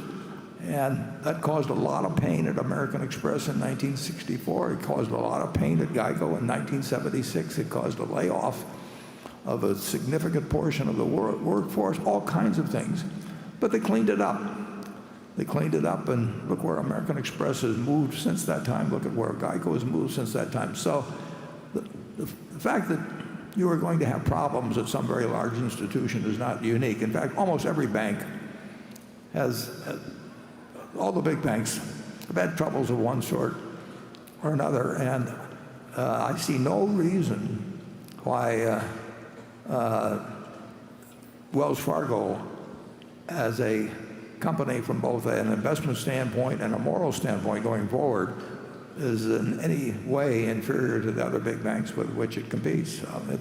They made a big mistake. It costs, we've still got, we have a large unrealized gain in it, but that doesn't have anything to do with our decision making. But I like it as an investment. I like Tim Sloan as a manager, and he is correcting mistakes made by other people. I tried to correct mistakes at Solomon, and I had terrific help from Derek Maughan as well as a number of the people at Munger Tolles. And that is going to happen. You try to minimize it.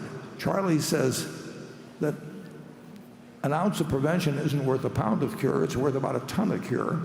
And we ought to jump on everything. He's pushed me all my life to make sure that I attack unpleasant problems that surface. And that's sometimes not easy to do when everything else is going fine. And at Wells, they clearly, and I don't know exactly what, but they did what people at every organization have sometimes done, but it got accentuated to an extreme point. But I see no reason to think that Wells Fargo going forward is other than a very, very large, well-run bank that had an episode in its history it wished it didn't have. But GEICO came out stronger. American Express came out stronger. The question is what you do when you find the problems. Charlie? Well, I agree with that. I think Wells Fargo is going to be better going forward than it would have been if these leaks had never been discovered. Or happened. Yeah, so I think but I think Harvey Weinstein has done a lot for improving behavior too. It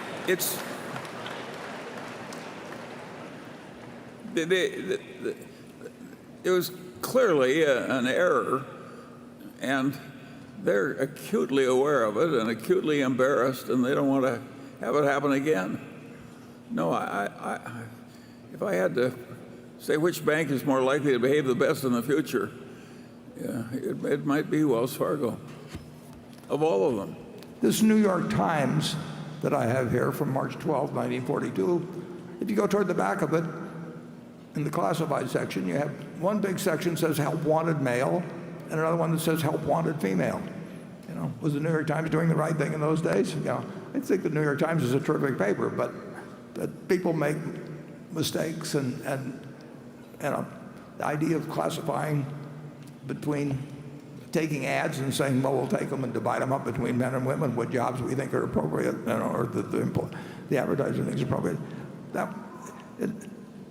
We do a lot of dumb things in this world, and GEICO, as I say, in the early 1970s, they just ignored, and you can do it, the setting of proper reserves, which mean they charged the wrong price to new customers because they thought their losses were less than they were. And I'm sure some of that may have been a desire to please Wall Street, or just because they didn't want to face how things were going. But it came out incredibly stronger, you know, and now it's got 13% of the households in the United States insured, and it came out with an attention to reserves and that sort of thing that was heightened by the difficulties that they found themselves in when they almost went bankrupt. It was a lot more stupid than Wells Fargo. It was really stupid what they did way back, right? Yeah, they had the world by the tail, and then they quit looking at the reserve development. But it was American Express was just picking up a few dollars by having the field warehousing company in 1963, and you know, they were worried whether it was going to sink the company. And when some guy named Tino DeAngelis in, I think it was Bayonne, New Jersey. In fact, I went to the annual meeting in 1964 of American Express after the scandal developed, and somebody asked if the auditor would step forward, and the auditor from one of the big firms, which I won't mention, came up to the microphone, and somebody said, how much did we pay you last year? And the auditor gave this answer, and then the questioner said, well, how much extra would you have charged us to go over to Bayonne, which was 10 miles away, and check whether there's any oil in the tanks? So you know, here was something, in a tiny little operation. Some guy was calling in from a bar in Bayonne and telling them the phony stuff was going on, and they didn't want to hear it. They shut their ears to it. And then what emerged was one great company after this kind of what they felt was a near-death experience. So we're going to make mistakes. I will guarantee you that we will get some unpleasant news at Berkshire. I don't know what it'll be. You know, most important thing is we do something about it. And there have been times when I procrastinated, and Charlie has been the one that jabs me into action. And so he's performed a lot of services you don't know about. Okay. Greg Warren. Good morning, Warren. I have a little bit of a follow-up on Becky's question. At the 2014 annual meeting, as well as this morning, you noted that the power of Berkshire brand and its reputation, as well as the strength of Berkshire's balance sheet, would allow the company's next managers to replicate many of the advantages that have come with your being the face of the organization. One of which has been an ability to extract high rents from firms in exchange for a capital infusion and the Buffett seal of approval during times of financial distress. I buy the argument about the strength of the balance sheet and believe that deals will continue to be done, with sellers still lining up to become part of the Berkshire family, especially if the company's next managers are allowed to keep a ton of cash on hand. But I'm not entirely convinced that they'll be able to garner the same 8, 9, 10% coupons, as well as other add-ons that you've been able to extract from firms like Goldman Sachs and Bank of America in times of distress. I'd expect those rents to be at least a few percentage points lower once you're no longer running the show. That is until those managers build up a reputation to warrant higher returns. Am I right to think about it that way? I'm not sure. when you mentioned Goldman Sachs, and we also did with General Electric in September, early October of 2008. We probably could have actually extracted better terms. I think it might have been counterproductive in the end, but we would have done better, incidentally, financially, if we'd really waited till the panic developed further. Of course, I didn't know how far it would develop, but we could have made a lot better purchases 3 or 4 or 5 months later than we did at that time. And we also did not want to do something that looked to be so high as to make the transaction disadvantageous to Goldman or to GE. They were going to take the terms we offered, but we actually didn't push it to the limit because there really wasn't anybody else around. I think, and we're working on something right now that probably won't happen. It's not huge, but actually in this case, both Todd and Ted have brought deals to me. One of them brought something to me, and he was thinking in the same terms that I got and was thinking about, and he's the one that returned the call that he had received about a transaction. And I do not think the party on the other side is going to care about the fact that they had him on the phone rather than me on the phone. There could be just a little bit at certain times in history, but we will continue to have our standards of what we think money is worth at any given time, and Ted and Todd think just as well about that as I do. And there will be times, very occasionally, when our phone will ring a lot, and I don't think they'll hang up because I don't answer if they need the money. Charlie? Well, the times he's referring to, a lot of them were like the worst in 50 years. So that's a really rare kind of an occurrence. And we didn't make all that many deals. So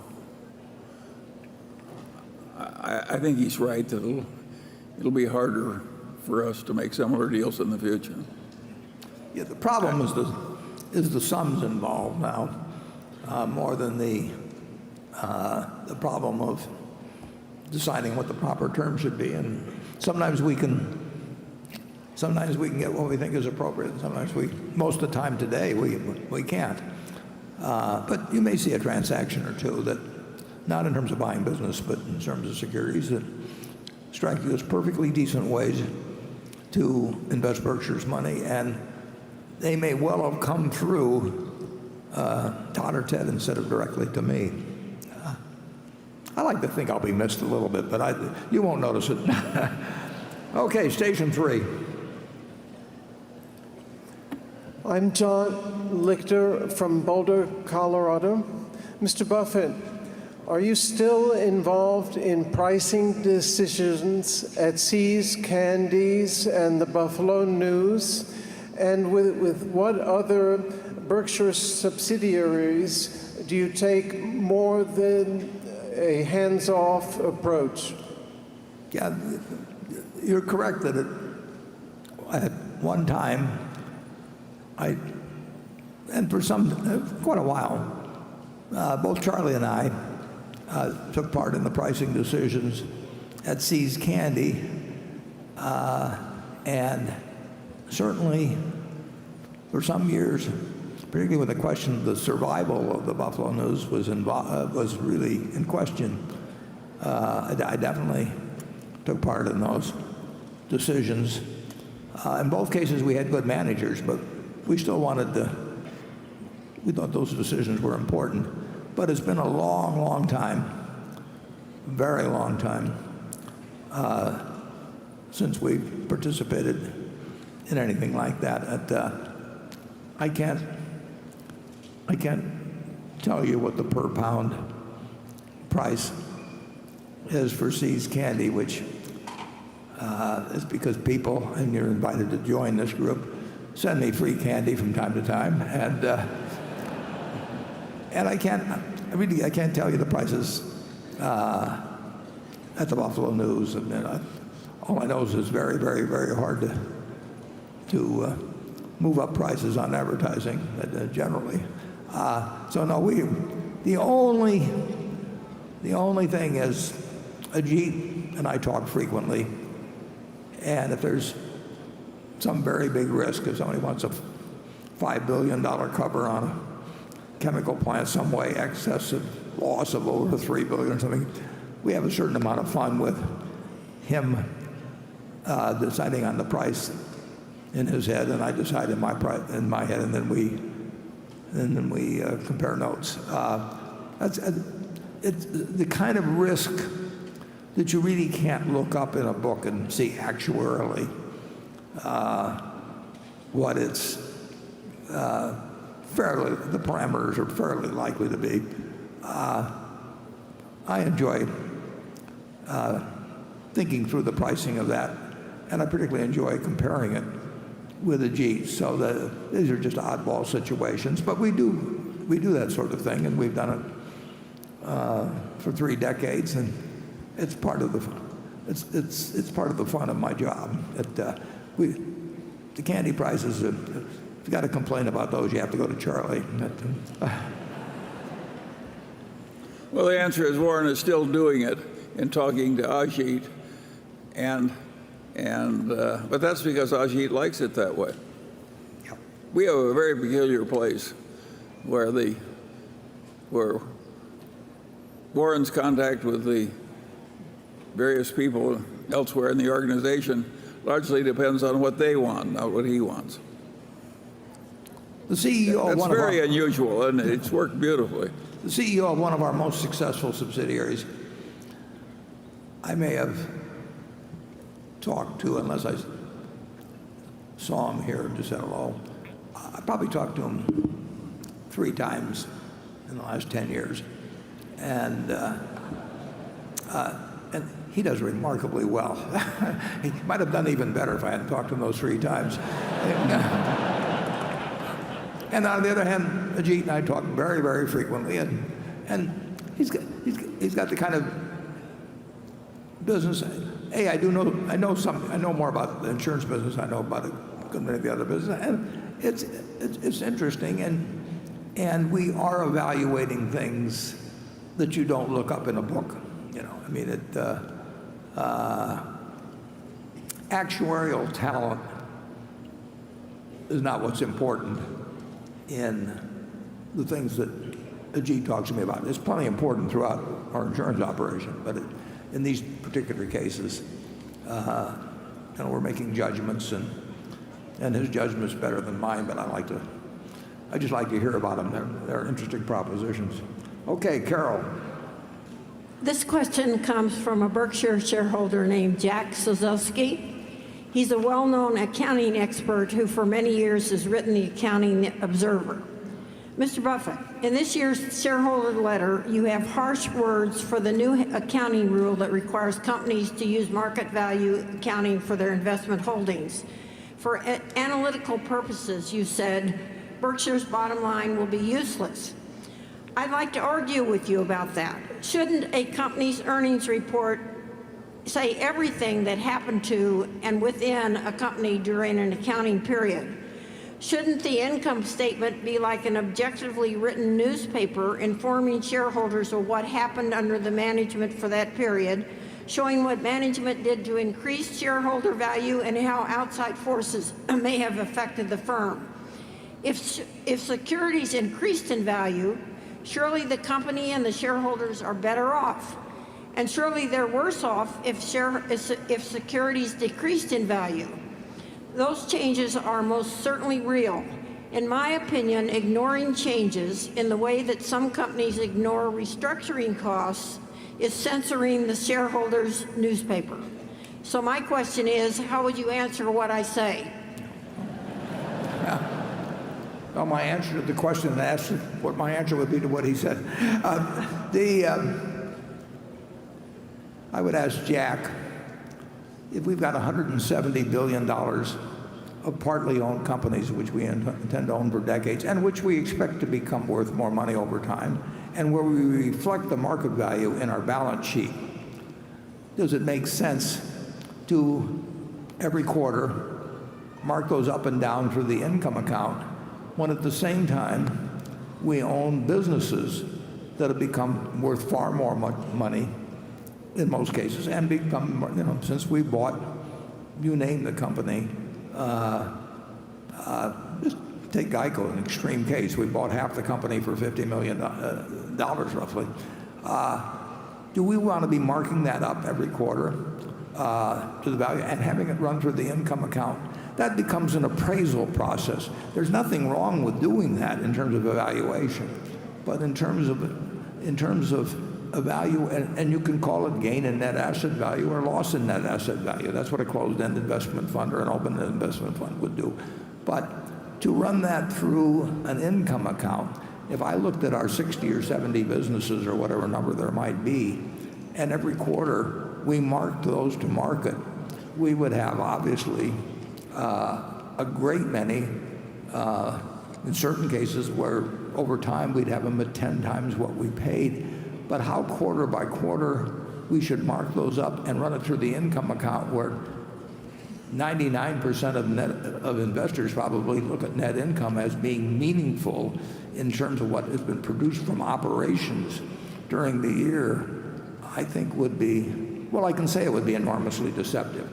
I mean, in the first quarter of this year, you saw the figures earlier where we had the best, what I would call operating earnings in our history, and our securities were down $6 billion or whatever it was. To keep running that through the income account every day, you would say that we might have made on Friday, we probably made $2.5 billion. Well, if you have investors and commentators and analysts and everybody else working off those net income numbers and trying to project earnings for quarters and earnings for future years to the penny, I think you're doing a great disservice by running those through the income account. I think it's fine to have marketable securities on the balance sheet, the information available to their market value, but we have businesses there.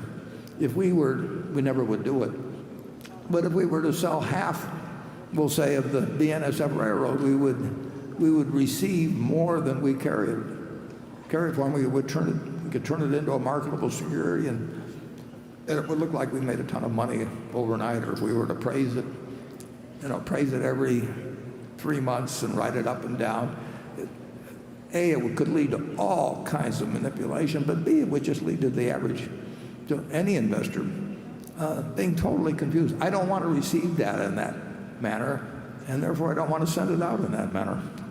Charlie? Well, to me it's obvious that the change in valuation should be noted, and it is and always has been, goes right into the net worth figures. So the questioner doesn't understand his own profession.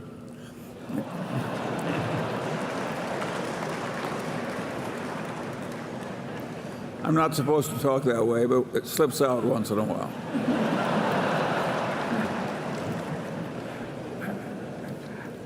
Sometimes he even gives it a push. Okay, Jonathan. McLane's core operating margins have dropped about 50% from where they've generally been since acquisition. Could you elaborate on the competitive pressures in the grocery and convenience store distribution business that have caused the deterioration in profits? And do you expect the margin structure of that business to eventually get back to where it was, or is this the new normal? Well, I don't know the answer to the second part about the future, but there's no question that the margins have been squeezed. They were very, very narrow. As you know, they were about 1 cent on the dollar pre-tax, and they have been squeezed from that. Payment terms get squeezed, and in some cases, we have fairly long-term contracts on that, so it'll go on for 5 years at one, and then it's a very, very tight margin business. And the situation's even worse than you portray, because within McLean, we have a liquor distribution business in a few states, and that business has actually increased its earnings moderately, and we've added to that business. So within McLean's figures are about 70 million or so pre-tax from the liquor part that have nothing to do with the massive part you're talking about in terms of food distribution. So it's even, the decline is even greater in what you're referring to than you've noticed, and that's just become very, very much more competitive, and we have to decide. You'll look at our competitors, and they're not making much money either, and that's capitalism. I think there comes a point where the customer says, I'll only pay X, and you have to walk away, and there's a great temptation when you're particularly employing thousands of people, and you build distribution facilities and all of that sort of thing, take care of them, to meet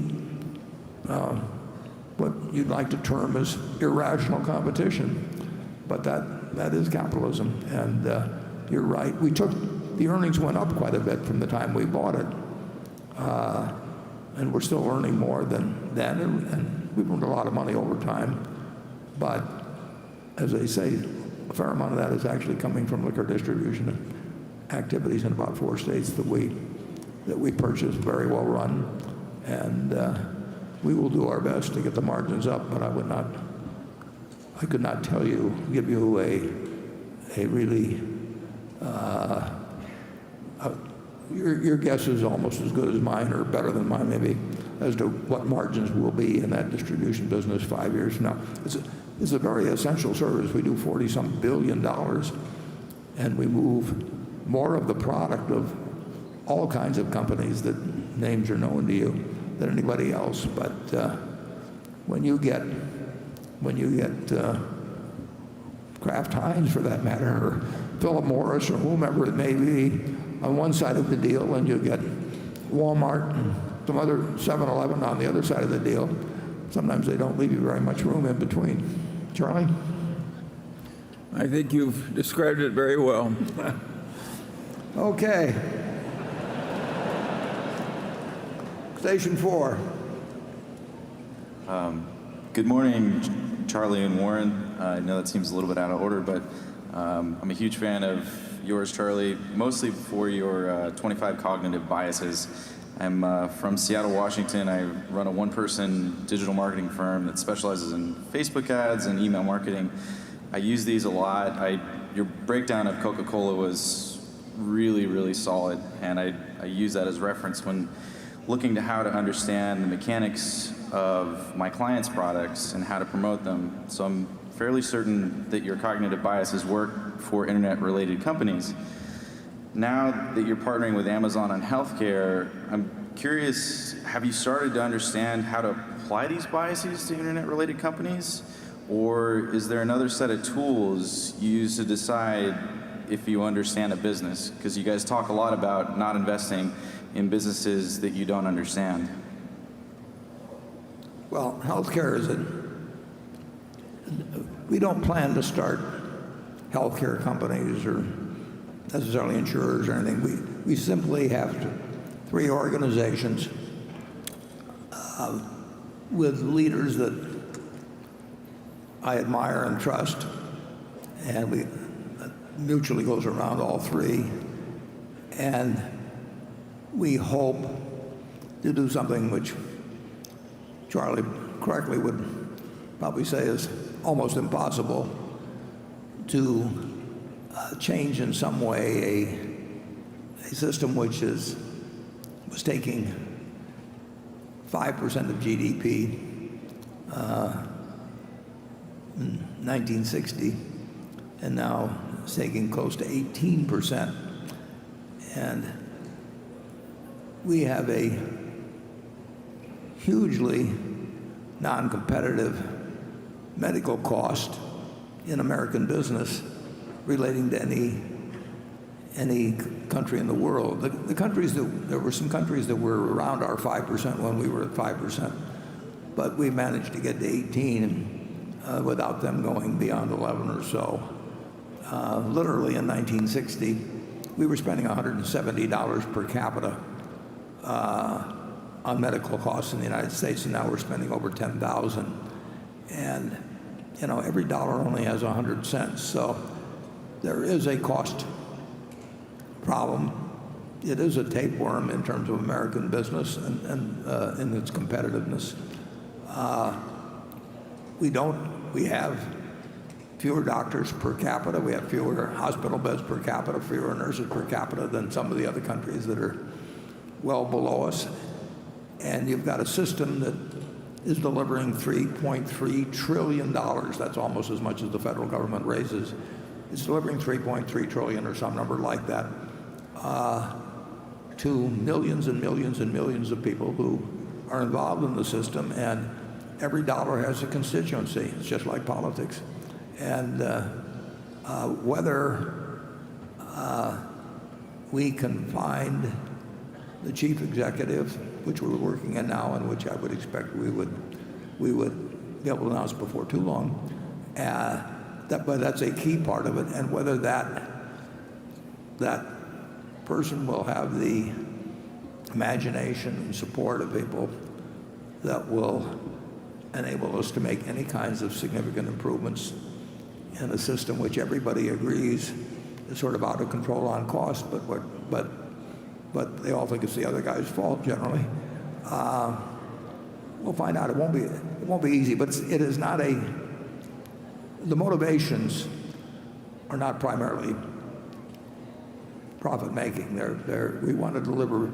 We want our employees to get better medical service at a lower cost. We're certainly not going to come up with something where we think the service that they receive is inferior to what they're getting now. But we do think that there may be ways to make some significant changes that could have an effect, and we know that the resistance will be unbelievable, and if we fail, we've at least tried.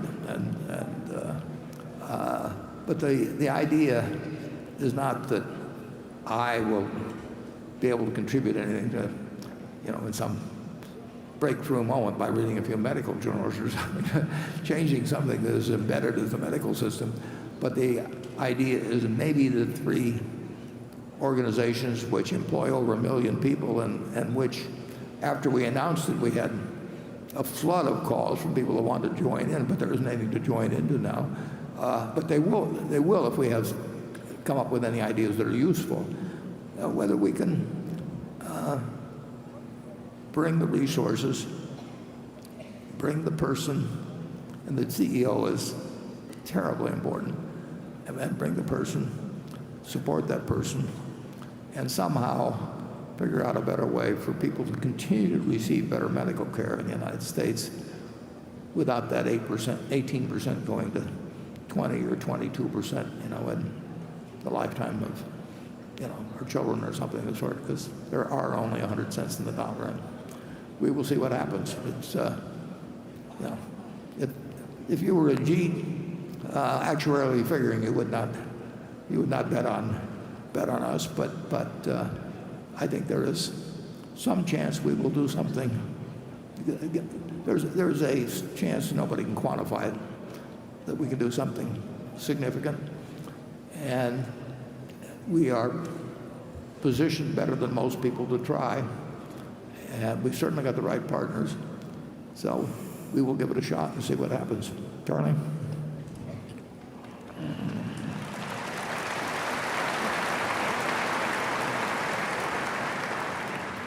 There is some precedent for success in this public service activity.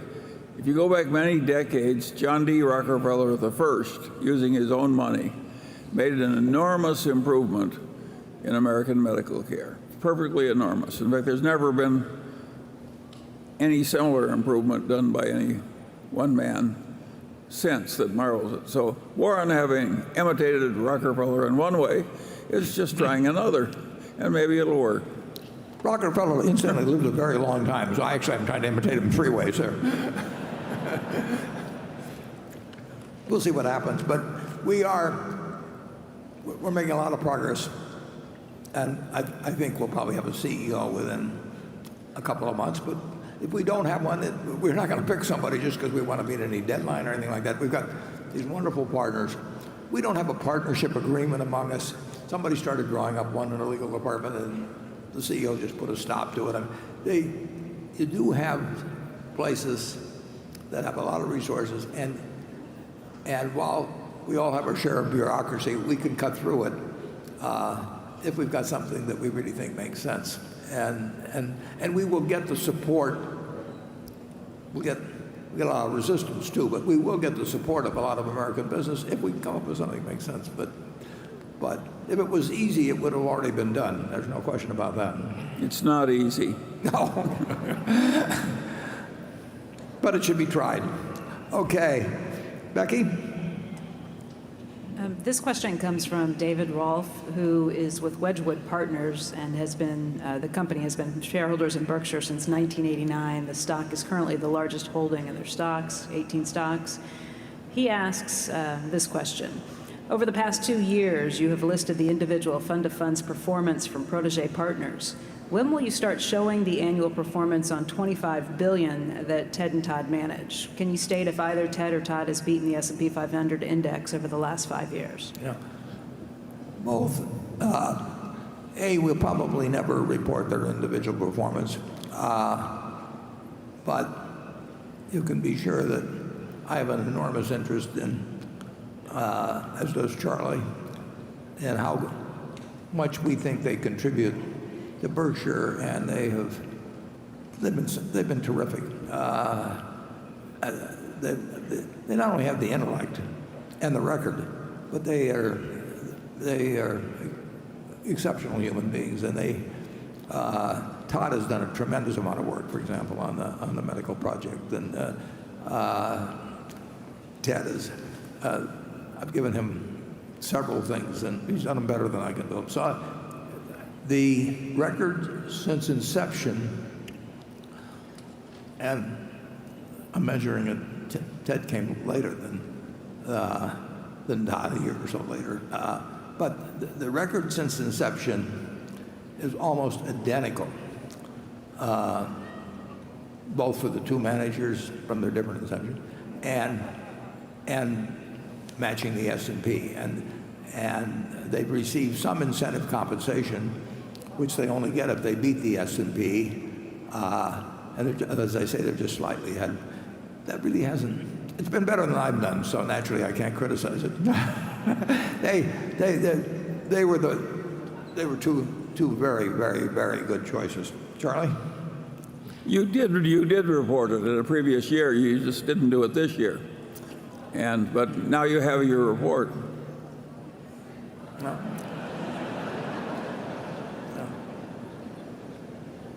Well, I would.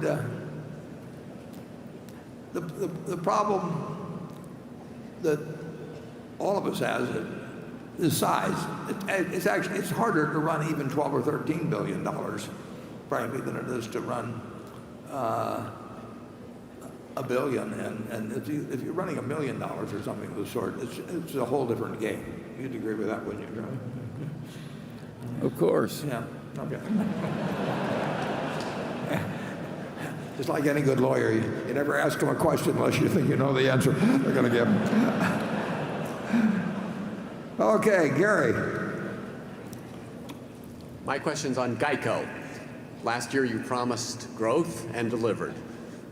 But along the way, the combined ratio was moving up, and it was the first time it was over 100 in about 15 years. Granted, some of that was catastrophes, but even excluding catastrophes, there was something going on in the loss trends that caused you to slow down that growth, at least as we got to the latter part of the year.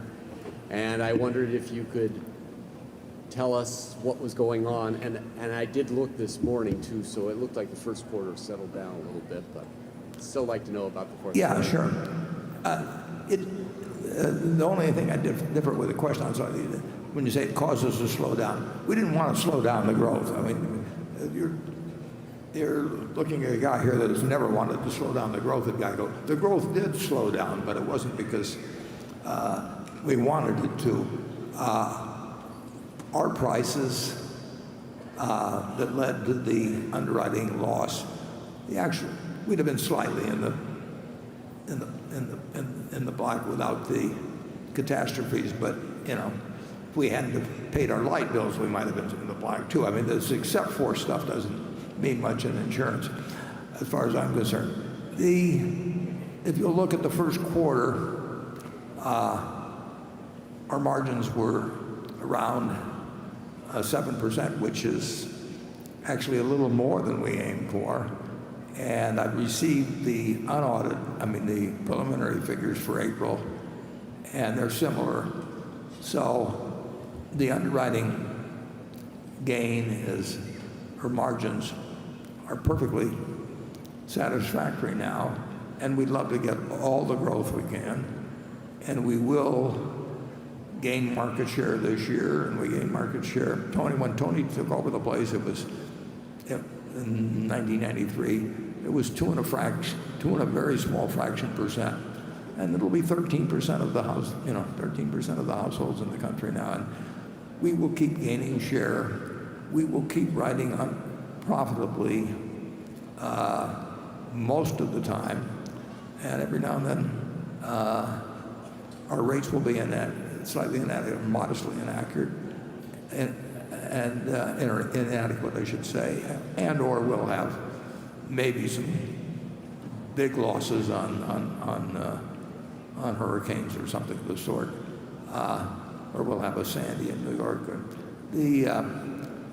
But GEICO is a jewel, and it's really we've got some others we feel awfully close to similarly about, but it's an incredible company. It has a culture all of its own. It's saving its customers probably $4 or $5 billion a year against what they would otherwise be paying based on the average in auto insurance, and it will be profitable on underwriting a very high percentage of the year. It contributed another $2 billion to float last year. It is a terrific company, and like I say, the first 4 months are dramatically better. Now, there's some seasonal in auto insurance, so the first quarter is usually the best of the 4 quarters, but it's not a dramatic seasonal side. I think when you read the 10Q, and you can take my word for April, I think GEICO is on a good profit track as well as a good growth track, and the more it grows, the better I like it. Charlie? Well, I think you've said it perfectly. It was never very bad, and it's better now. Okay, station 5. Good morning, Warren Buffett and Charlie Munger. My name is Ethan Raposa, and I am from Omaha, Nebraska. My question is, how will Donald Trump's tariffs affect the manufacturing business of Berkshire Hathaway? Well, today, steel costs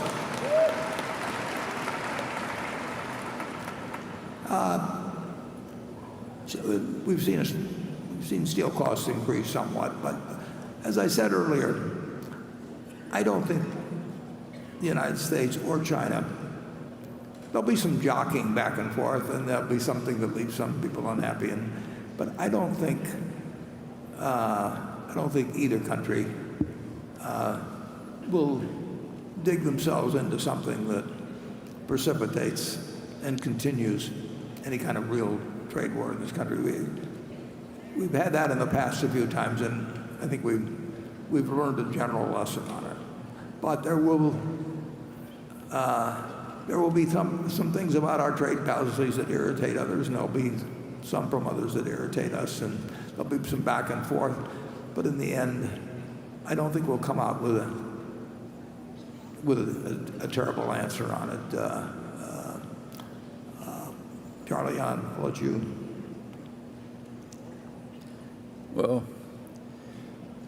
steel the conditions in steel were almost unbelievably adverse to the American steel industry.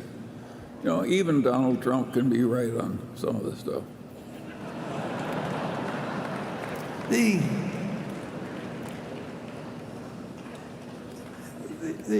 thing about trade, I've always said that the president, whether it's any president, needs to be an educator-in-chief, which Roosevelt was in the Depression. That's why he had those fireside chats, and it was very important that he communicated to the people what needed to be done and how, and what was happening around them. And trade is particularly difficult because the benefits of trade are basically not visible. You know, you don't know what you would be paying for the clothes you're wearing today if we'd had a rule they all had to be manufactured in the United States, or what you'd be paying for your television set or whatever it may be. No one thinks about the benefits day by day as they walk around buying things and carrying on their own business. The negatives, and there are negatives, are very apparent and very painful. And if you're laid off, like happened in our shoe business in Maine, and you know you are been a very, very, very good worker, and you are proud of what you did, and maybe your parents did it before you, and all of a sudden you find out that American shoes manufactured in America, are not competitive with shoes made outside the United States. You know, you can talk all you want about Adam Smith or David Ricardo or something and explain the benefits of free trade and comparative advantage and all that sort of thing, and that doesn't make any difference. And if you're 55 or 60 years old, to talk about retraining or something like that, you know, so what? It is tough in politics where you have a hidden benefit and a very visible cost to a certain percentage of your constituency. And you need to do two things under those circumstances if you have that situation. You know what's good for the country, so you have to be very good at explaining how it does really hurt in a real way somebody that works in a textile mill like we had in New Bedford, where you only spoke Portuguese, half our workers only spoke Portuguese, and suddenly they have no job, and they've been doing their job well for years. You've got to do two things. You have to understand that that's the price individuals pay for what's good for the collective good, and secondly, you got to take care of the people that were retraining as a joke because of their age or whatever it may be, and you've got to take care of the people that become the roadkill in something that is collectively good for us as a country, and that takes society acting through its representatives to develop the policies that will get us the right collective result and not kill too many people economically in the process. And you know, we've done that in various arenas over the years.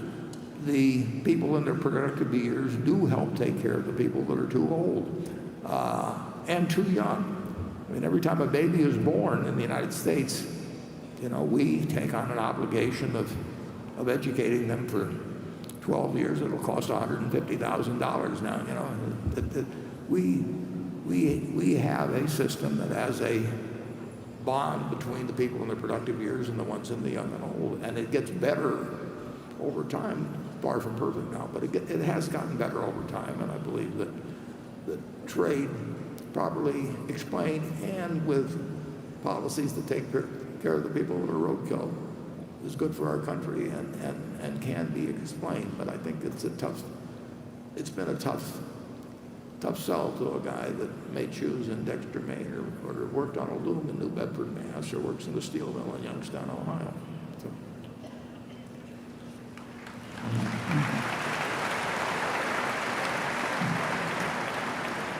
Andrew? Okay, Warren, this question comes from a Berkshire shareholder, says they've been a shareholder for 10 years. I should say this may be one of the most pointed questions I've ever received for you. But you elected to give it, though, Eddie. But I did. The shareholder writes, I have watched the movie every year at this meeting when you testify in front of Congress on behalf of Solomon as the symbol of what it means to have a moral compass. Investors are increasingly looking to invest in companies that are socially and morally responsible. So I was disturbed when you were asked on CNBC about the role that business could play in sensible policies around the sales of guns. You said you didn't think business should have a role at all, and you wouldn't impose your values on others. I was even more surprised when you said you'd be okay with Berkshire owning shares in gun manufacturers. At this meeting years ago, you said you wouldn't buy a tobacco company because of the social issues. The idea that Berkshire would associate with any company as long as it isn't illegal seems at odds with everything I think you stand for. Please tell us you misspoke. Well, let's explore that a little. Should it be just my view, or should it be the view of the owners of the company? So if I decide to poll the owners of the company on a variety of political issues, and one of them being whether, Berkshire Hathaway should support the NRA. I don't. If a majority of the shareholders voted to do it, or if a majority of the board of directors voted to do it, I wouldn't accept that. I don't think that my political views, I don't think I put them in a blind trust at all when I take the job. And in the election of 2016, I raised a lot of money. In my case, I raised it for Hillary, and I spoke out in various ways that were quite frank. But I don't think that I speak. When I do that, I don't think I'm speaking for Berkshire. I'm speaking as a private citizen, and I don't think I have any business speaking for Berkshire. We have never, at the parent company level, we have never made a political contribution. I don't go to our suppliers. I don't do anything of that sort where I raise money either for the school I went to or for a political candidate I went to or anything else. And I don't think that we should have a question on the GEICO policyholder form. Are you an NRA member? And if you are, you just aren't good enough for us or something. That I think I do not believe in imposing my political opinions on the activities of our businesses. And if you get to what companies are pure and which ones aren't pure, I think it is very difficult to make that call.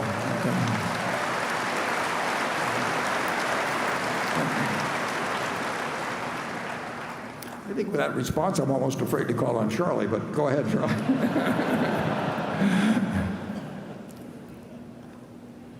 Well, obviously, you do draw a limit, Warren, Yeah, on all kinds of things, which are beneath us, even though they're legal. But we don't necessarily draw it perfectly because we've got some sort of supreme knowledge. We just do the best we can. And certainly we're not going to ban all guns surrounded by wild turkeys in Omaha.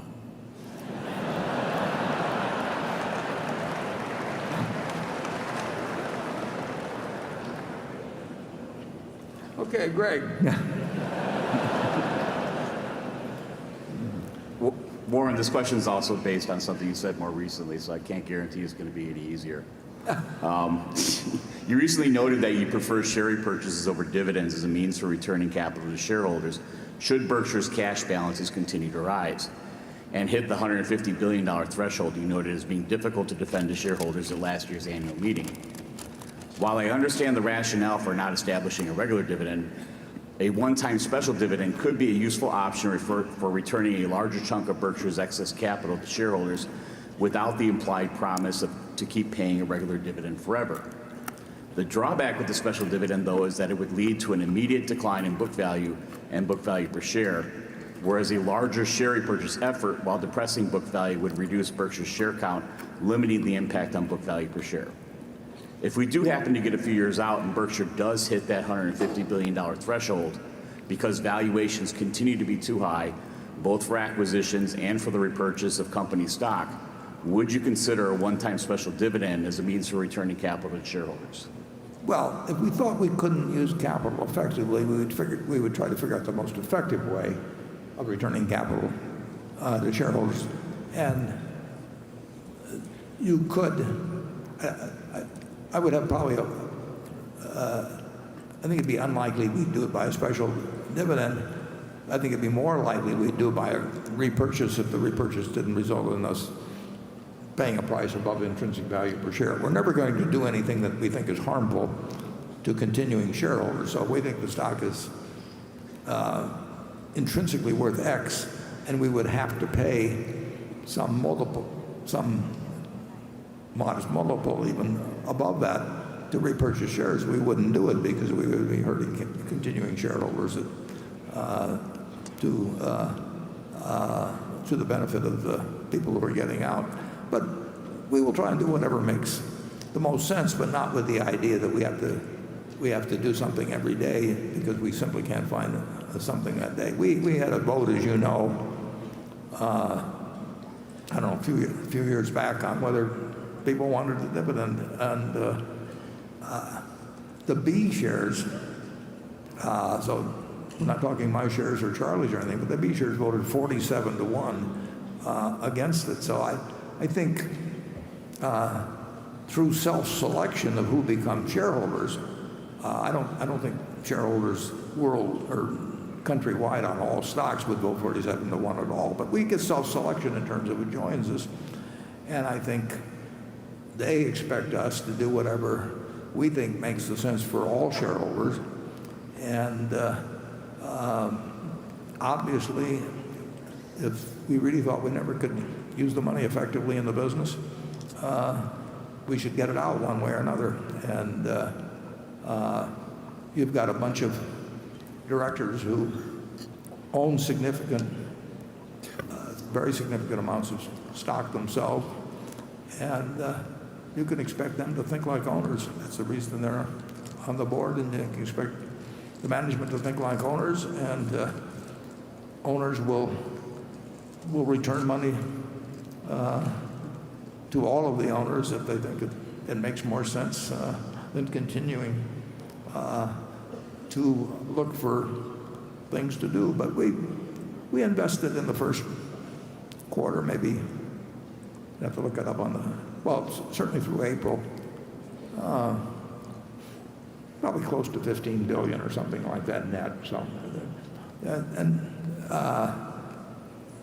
we won't always be in a world of very low interest rates, nor high private market prices. So we will do what makes the most sense. But I can't see us ever making a special, or almost, it's very unlikely we would just pay out a big special dividend. I think that if we put that to the vote of the shareholders, and Charlie and I did not vote, I think we would get a big negative vote, and I'd be willing to make a bet on that one. Charlie? Well, as long as the existing system continues to work as well as it has, why would we change it? We've got a whole lot of people that are accustomed to it, have done well under it, and if conditions change, why, we're capable of changing our minds if the facts change. Yeah, and we've done that several times. Yes. Yeah. Although I must say it's a little hard. It always brings me back to earth. Okay, station 6.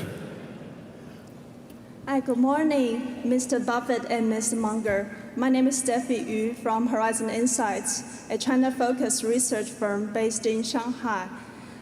So I have a lot of mutual fund clients in China who are very young, relatively younger, and they manage a smaller portion of funds. So my question is, if you only have $1 billion in your portfolio today, how would you change your investments? Would you consider more investment opportunities in emerging markets such as China? Thank you. Yeah, I would say if I were working with $1 billion, I would probably find within a $30 trillion market in the United States where I understood things better just generally than I do around the world. I'd probably find opportunities there that would be better, incidentally, by some margin than what we can find for hundreds of billions. But I wouldn't, there's no way I'd rule out emerging markets. There was a time 15 years ago or so, when just because it was kind of interesting, and it took me back to my youth. On a weekend, I went through a directory of Korean stocks, and I bought, and these were small stocks.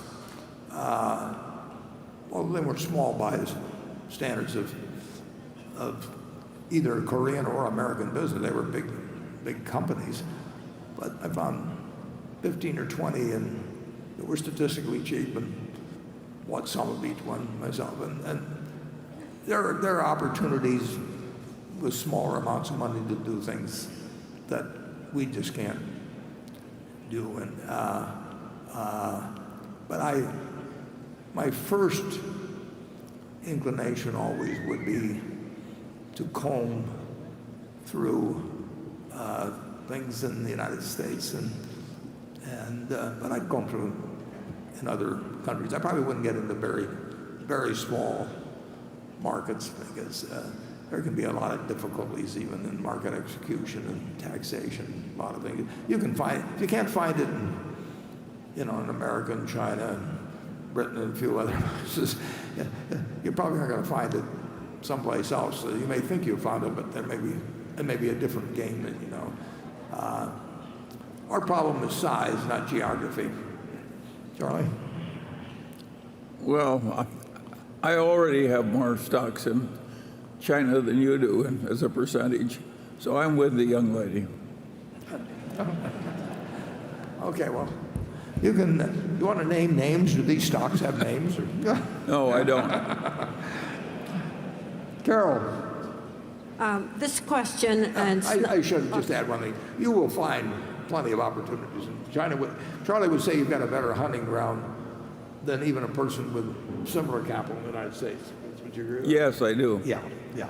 So, and in a sense, it's logical that should be the case because it's a younger market, but still a large market. So that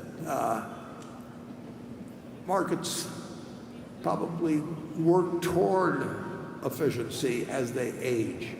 Japan had this very strange situation with warrants being priced out of line and all of that 30 years ago. And people notice after a while it disappears, but there can be some very strange things happen in markets as they develop. I think you'd agree with that, Charlie, wouldn't you? Absolutely. Yeah. Jonathan? Whoa. You skipped me. Did I skip? I skipped Carol? Yep. Oh, okay. I'm sorry. Okay. This question, and I would concede it is not a small one, comes from Gideon Pollock of Montreal. He says, the world knows generally how the looks of Berkshire Hathaway have changed since you began to run the company in 1965. Berkshire was then a tiny northeastern textile company, and now it is the #4 company on the Fortune 500. What about the next 50 years? Could you give us your view of what Berkshire looks like in 2068? I think it'll look a long way away. No, the answer is I don't know, and I didn't know 50 years ago what it would look like now. I mean,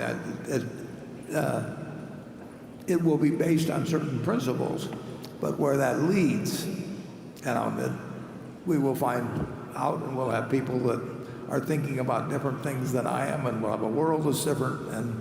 But we will be, I very much hope and believe, and we will be, that we'll be as shareholder-oriented as any large company in the world. We will look at our shareholders as partners, and we will be trying to do with our money exactly what we would do with our own, not seeking to get an edge on them. And who knows what else will be happening then. Charlie? Well, I want to talk to the younger shareholders in the group. Those of you who, after we are gone, sell your Berkshire stock and do something else with it, helped by your many friends, I think are going to do worse. So I would advise you to keep the faith.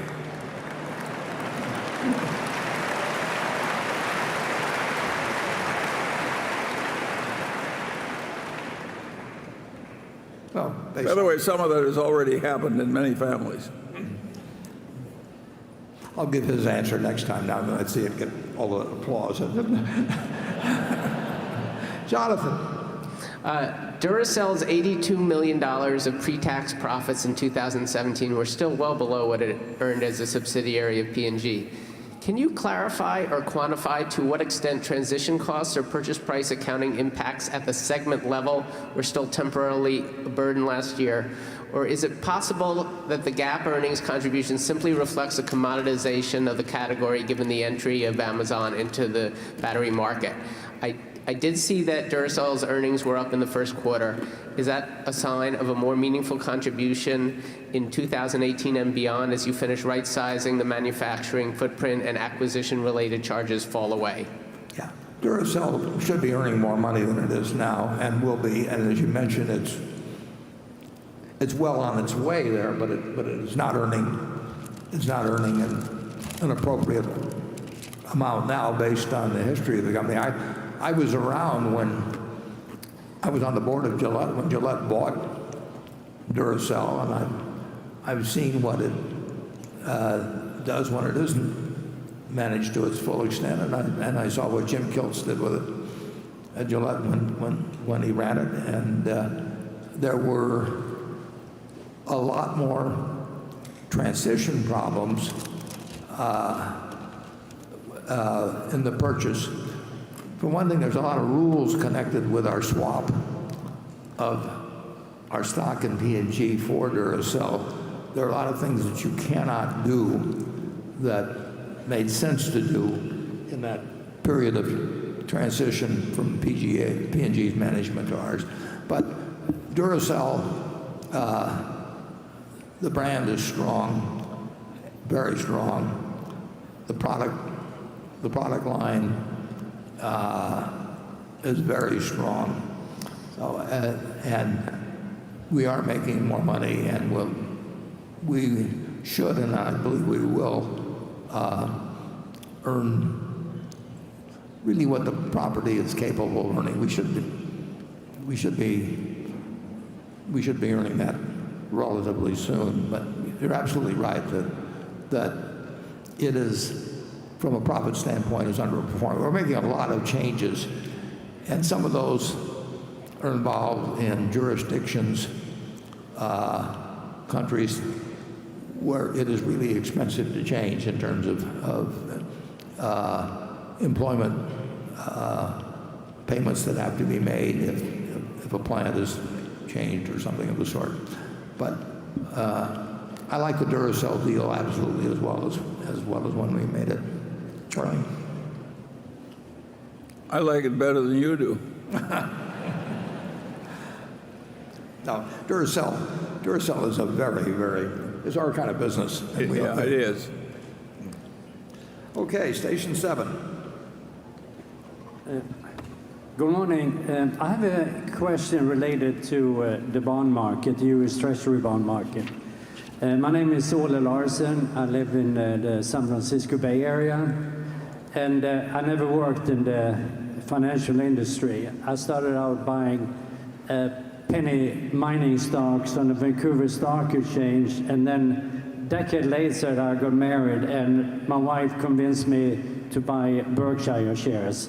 That was probably a good decision.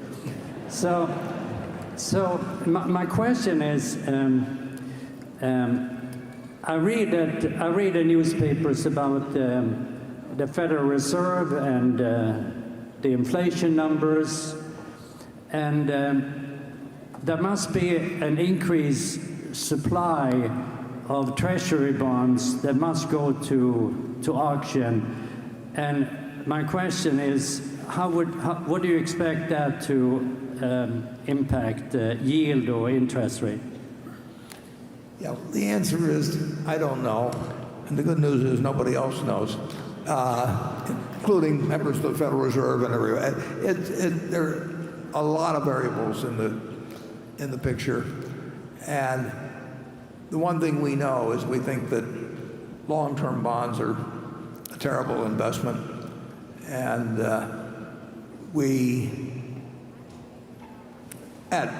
at current rates or anything close to current rates.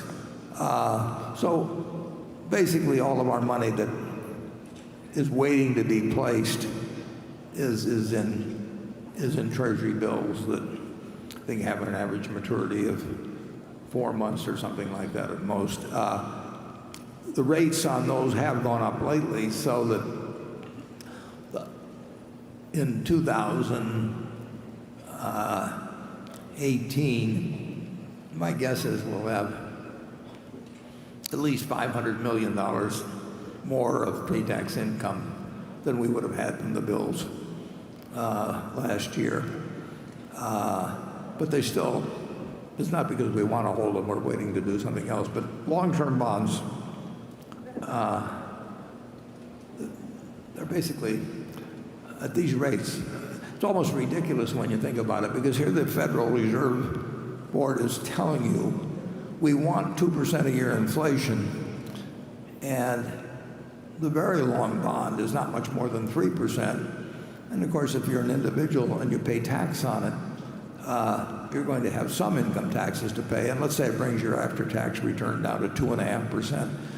So the Federal Reserve is telling you that they're going to do whatever's in their power to make sure that you don't get more than 0.5% a year of inflation-adjusted income, and that seems to me a very, I wouldn't go back to penny stocks, but I think I would stick with productive businesses or certain other productive assets by far. But what the bond market does in the next year, you've got trillions of dollars in the hands of people that are trying to guess which maturity would be the best to own and all that sort of thing. And we do not bring anything to that game that would allow us to think that we've got an edge. Charlie? Well, it really wasn't fair for our monetary authorities to reduce the savings rates paid mostly to our old people with savings accounts as much as they did. But they probably had to do it to fight the Great Recession appropriately. But it clearly wasn't fair, and the conditions were weird. In my whole lifetime, it's only happened once that interest rates went down so low and stayed low for a long time. And it was quite unfair to a lot of people, and it benefited the people in this room enormously because it drove asset prices up, including the price of Berkshire Hathaway stock. So we're all a bunch of undeserving people, and I hope that we continue to be so. At the time this newspaper came out in 1942, the government was appealing to the patriotism of everybody. As kids, we went to school and we bought savings stamps to put in, well, they first called them U.S. war bonds, then they called them U.S. defense bonds, and then they called them U.S. savings bonds. But they were called war bonds then. And you put up $18.75, and you got back $25 in 10 years. And that's when I learned that $4 for 3 in 10 years was 2.9% compounded. They had to put in small print that, and even an 11-year-old could understand that 2.9% compounded for 10 years was not a good investment. But we all bought them. It was part of the war effort, basically. And the government knew, I mean, you knew that significant inflation was coming from what was taking place in finance in World War II. We actually were on a massive Keynesian type behavior, not because we elected to follow Keynes, but because war forced us to have this huge deficit in our finances, which took our debt up to 120% of GDP. And it was the great Keynesian experiment of all time, and we backed into it, and it sent us on a wave of prosperity like we've never seen. So you get some accidental benefits sometimes. But the United States government then was urging every citizen to put their money into a fixed dollar investment at 2.9% compounded for 10 years. And I think Treasury bonds have been unattractive ever since, with the exception of the early 80s. That was something at that time. I mean, you really had a chance to buy, you had a chance to invest your money by buying zero coupon Treasury bonds and in effect guarantee yourself that for 30 years you would get a compounded return, you know, something like 14% for 30 years of your lifetime. So that every now and then something really strange happens in markets, and the trick is to not only be prepared, but to take action when it happens. Charlie, did you ever buy any war bonds? Or? No, I never bought war bonds. No. Used to be like, take me. I didn't have any money when I was in the war. That's a good reason not to buy. Okay, Becky. This question comes from Angus Hanton, who he and his wife are based in London, and he says they've been shareholders in Berkshire Hathaway for over 30 years. He says, we have all read about the zero-based budgeting that has been so effective with Kraft Heinz and other investments that you've done with 3G Partners. Can we expect these cost reduction techniques to be used by your managers in other parts of the Berkshire Hathaway enterprise? Well, in general, we do not expect the managers generally to get into a position where there would be a lot of change in terms of zero-based budgeting. In other words, why in the world aren't you thinking that way all of the time? The 3G people have gone into certain situations where there were probably primarily in personnel, but in other expenses as well, a lot of expenses that were not delivering $1 of value per dollar expended. And so they made changes very fast that to a situation that probably shouldn't have existed in the first place. Whereas we hope that our managers take a Geico. Geico's gone from, I think, 8,000 to 39,000 people since we bought control, but they're all very productive. I mean, you would not find a way for a 3G operation to take thousands of people out of there. On the other hand, I can think of some organizations where you could take a whole lot of people out where it isn't being done because the businesses are very profitable to start with. That's what happened with the tobacco companies, actually. They were so profitable that they got all kinds of people around that weren't really needed, but the money just flowed in. So our managers have different techniques of keeping track of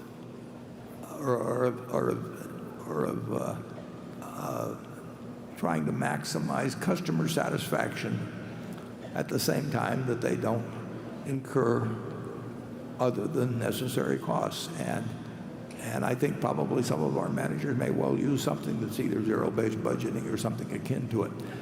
They do not submit budgets, never have, to me. I mean, they've never been required to. We've never had a budget at Berkshire. We don't consolidate our figures monthly. I mean, I get individual reports on every company, but there's no reason to have some extra time spent, for example, by having a consolidated figures at the end of April or a consolidated figures at the end of May. We know where we stand, and you know, I'm sure we're the only company that probably in the whole Fortune 500 that doesn't do it. But we don't do unnecessary things around Berkshire, and a lot of stuff that's done at big companies is unnecessary, and that's why a 3G finds opportunities from time to time. Charlie? Well, if you've got 30 people at headquarters and half of those are internal auditors, that is not the normal way of running a big company in America. And what's interesting about it is, obviously we lose some advantages from big size, but we also lose certain disadvantages from having a big bureaucracy with endless meeting after meeting after meeting around headquarters. And net, I think we've been way ahead with our low overhead diversified method, and it also makes our company attracted to very able, honorable people who have companies. So generally speaking, the existing system has worked wonderfully for us. I don't think we have the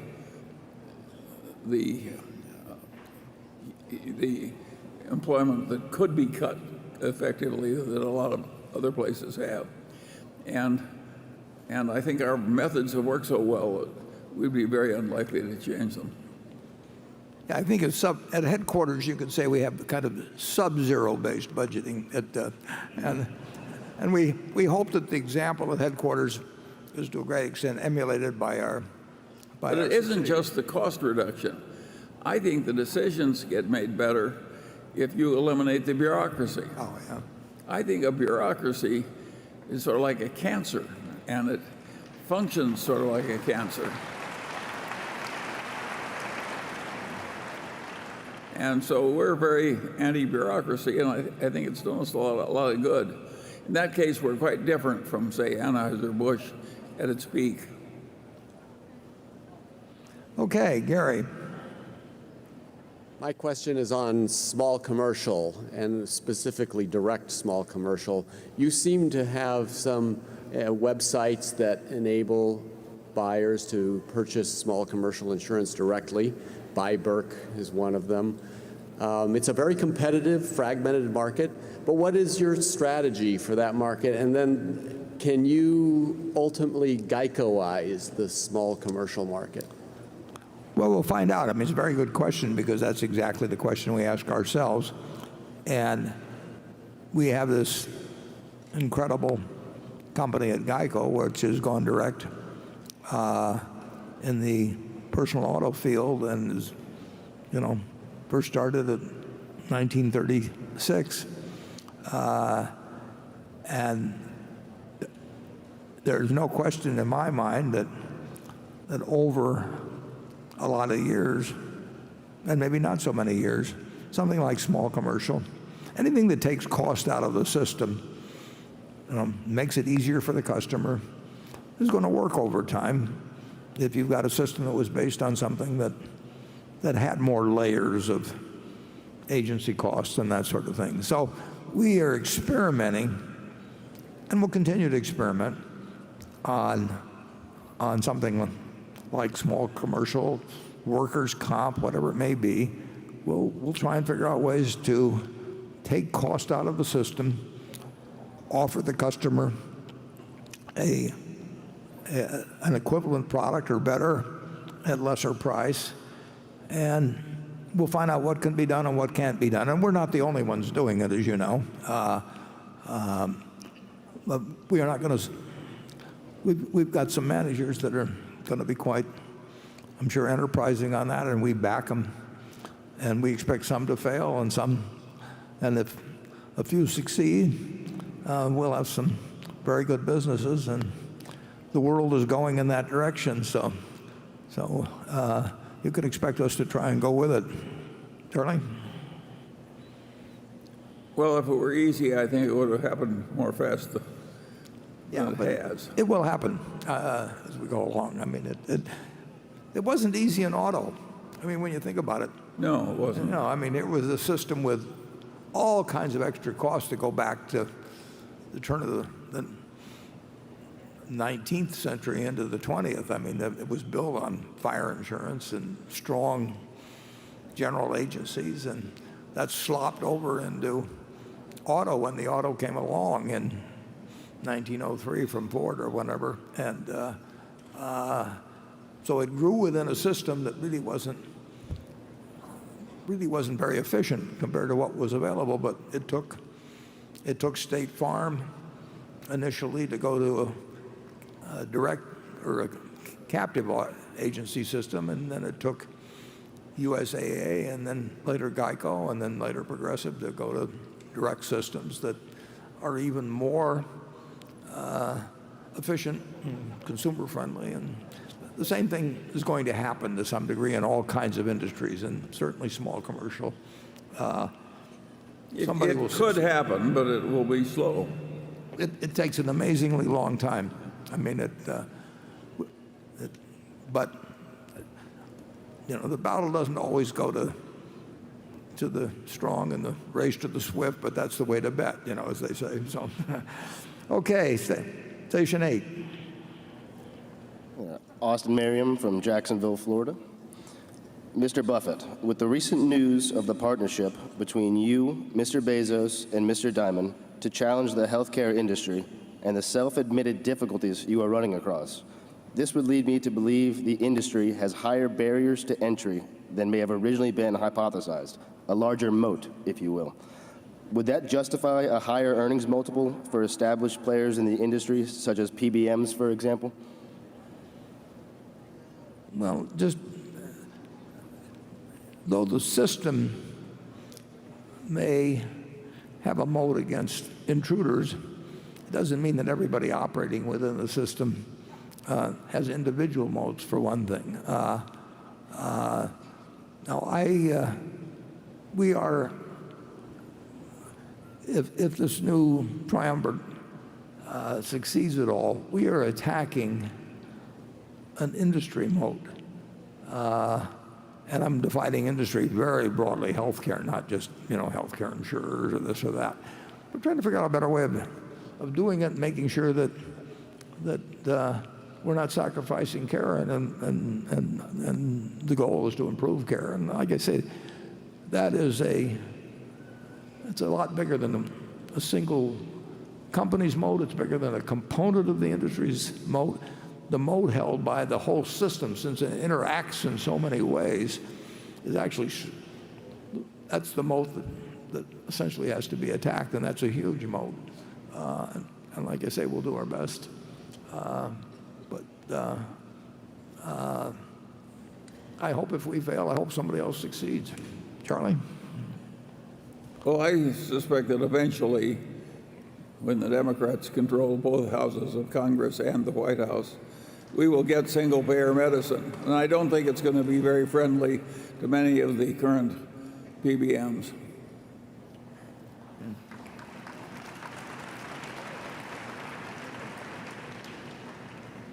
And I won't miss them.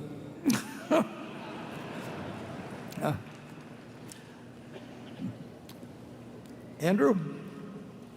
This question comes from Keeley and actually is directly about the issue of moats. He notes that Elon Musk this week on his Tesla earnings call said the following, quote, "I think moats are lame. They are like nice in a sort of quaint vestigial way, and if your only defense against invading armies is a moat, you will not last long. What matters is the pace of innovation. That is the fundamental determinant of competitiveness," unquote. So Warren, it seems the world has changed. Business is getting more competitive, pace of innovation, technology is impacting everything. Is Elon right? Let me answer that one, Warren. Elon says a conventional moat is quaint, and that's true of a puddle of water. And he says that the best moat would be to have a big competitive position, and that is also right. It's ridiculous.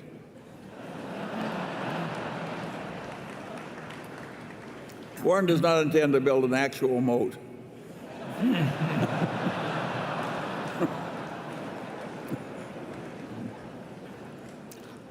Even though they're quaint. Yeah. There's certainly a great number of businesses. This has always been true, but it does seem like it. The pace has accelerated and so on in recent years.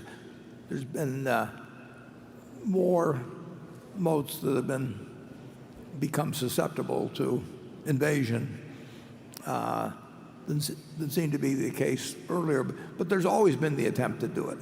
And here and there are probably places where the moat is as strong as ever. But certainly you can work at, certainly should be working at improving your own moat and defending your own moat all the time. And Elon may turn things upside down in some areas. I don't think he'd want to take us on in candy, but and we've got some other businesses that wouldn't be so easy to. You can look at something like Granimals out there in the other room, and it won't be technology that takes away the business and Granimals. It may be something else that catches the young kid's fantasy or something, but there are some pretty good moats around. Being the low-cost producer, for example, is a terribly important moat. And something like Geico, technology has really not brought down the cost that much. And I think our position as there are a couple of companies that have costs as low as ours, but among big companies, we are a low-cost producer, and that is not bad when you're selling an essential item. Okay, Greg. Warren, Berkshire Energy has benefited greatly from operating under the Berkshire umbrella.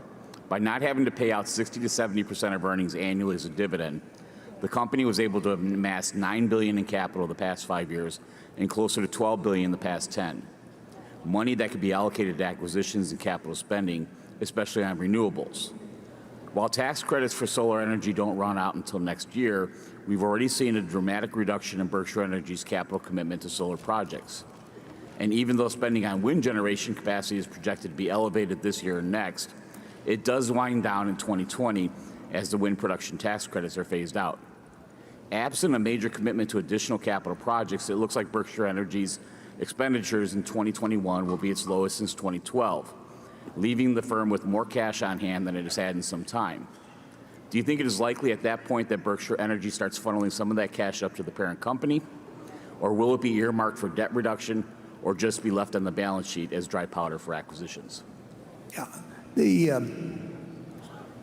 you're right about when tax credits phase out and all of that, although they, as you know, they've extended that legislation in the past, and who knows exactly what the government's position will be on incentivizing various forms of alternative energy. But my guess is, I mean, if you take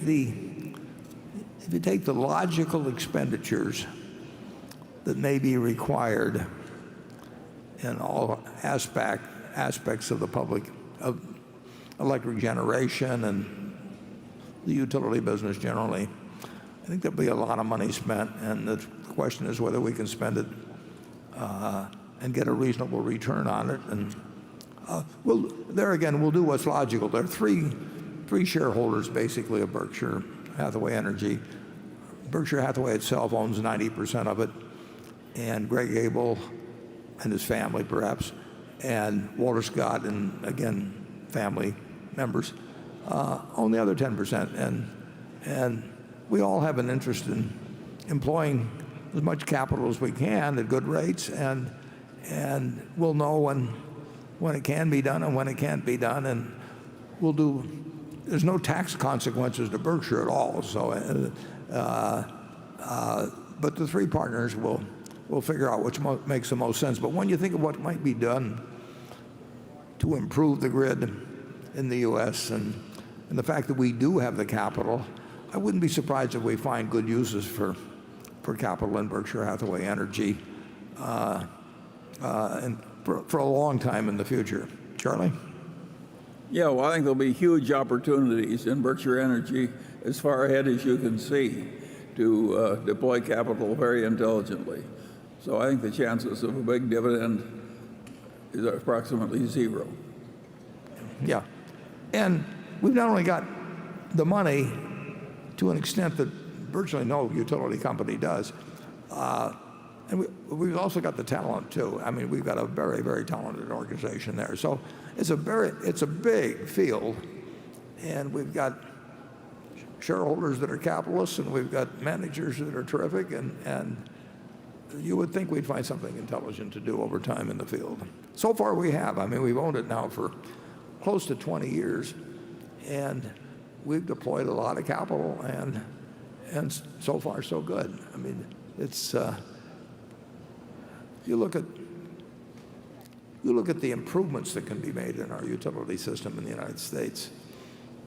You're talking hundreds and hundreds and hundreds of billions of dollars, if not trillions. So that, where else but Berkshire you look for that kind of money?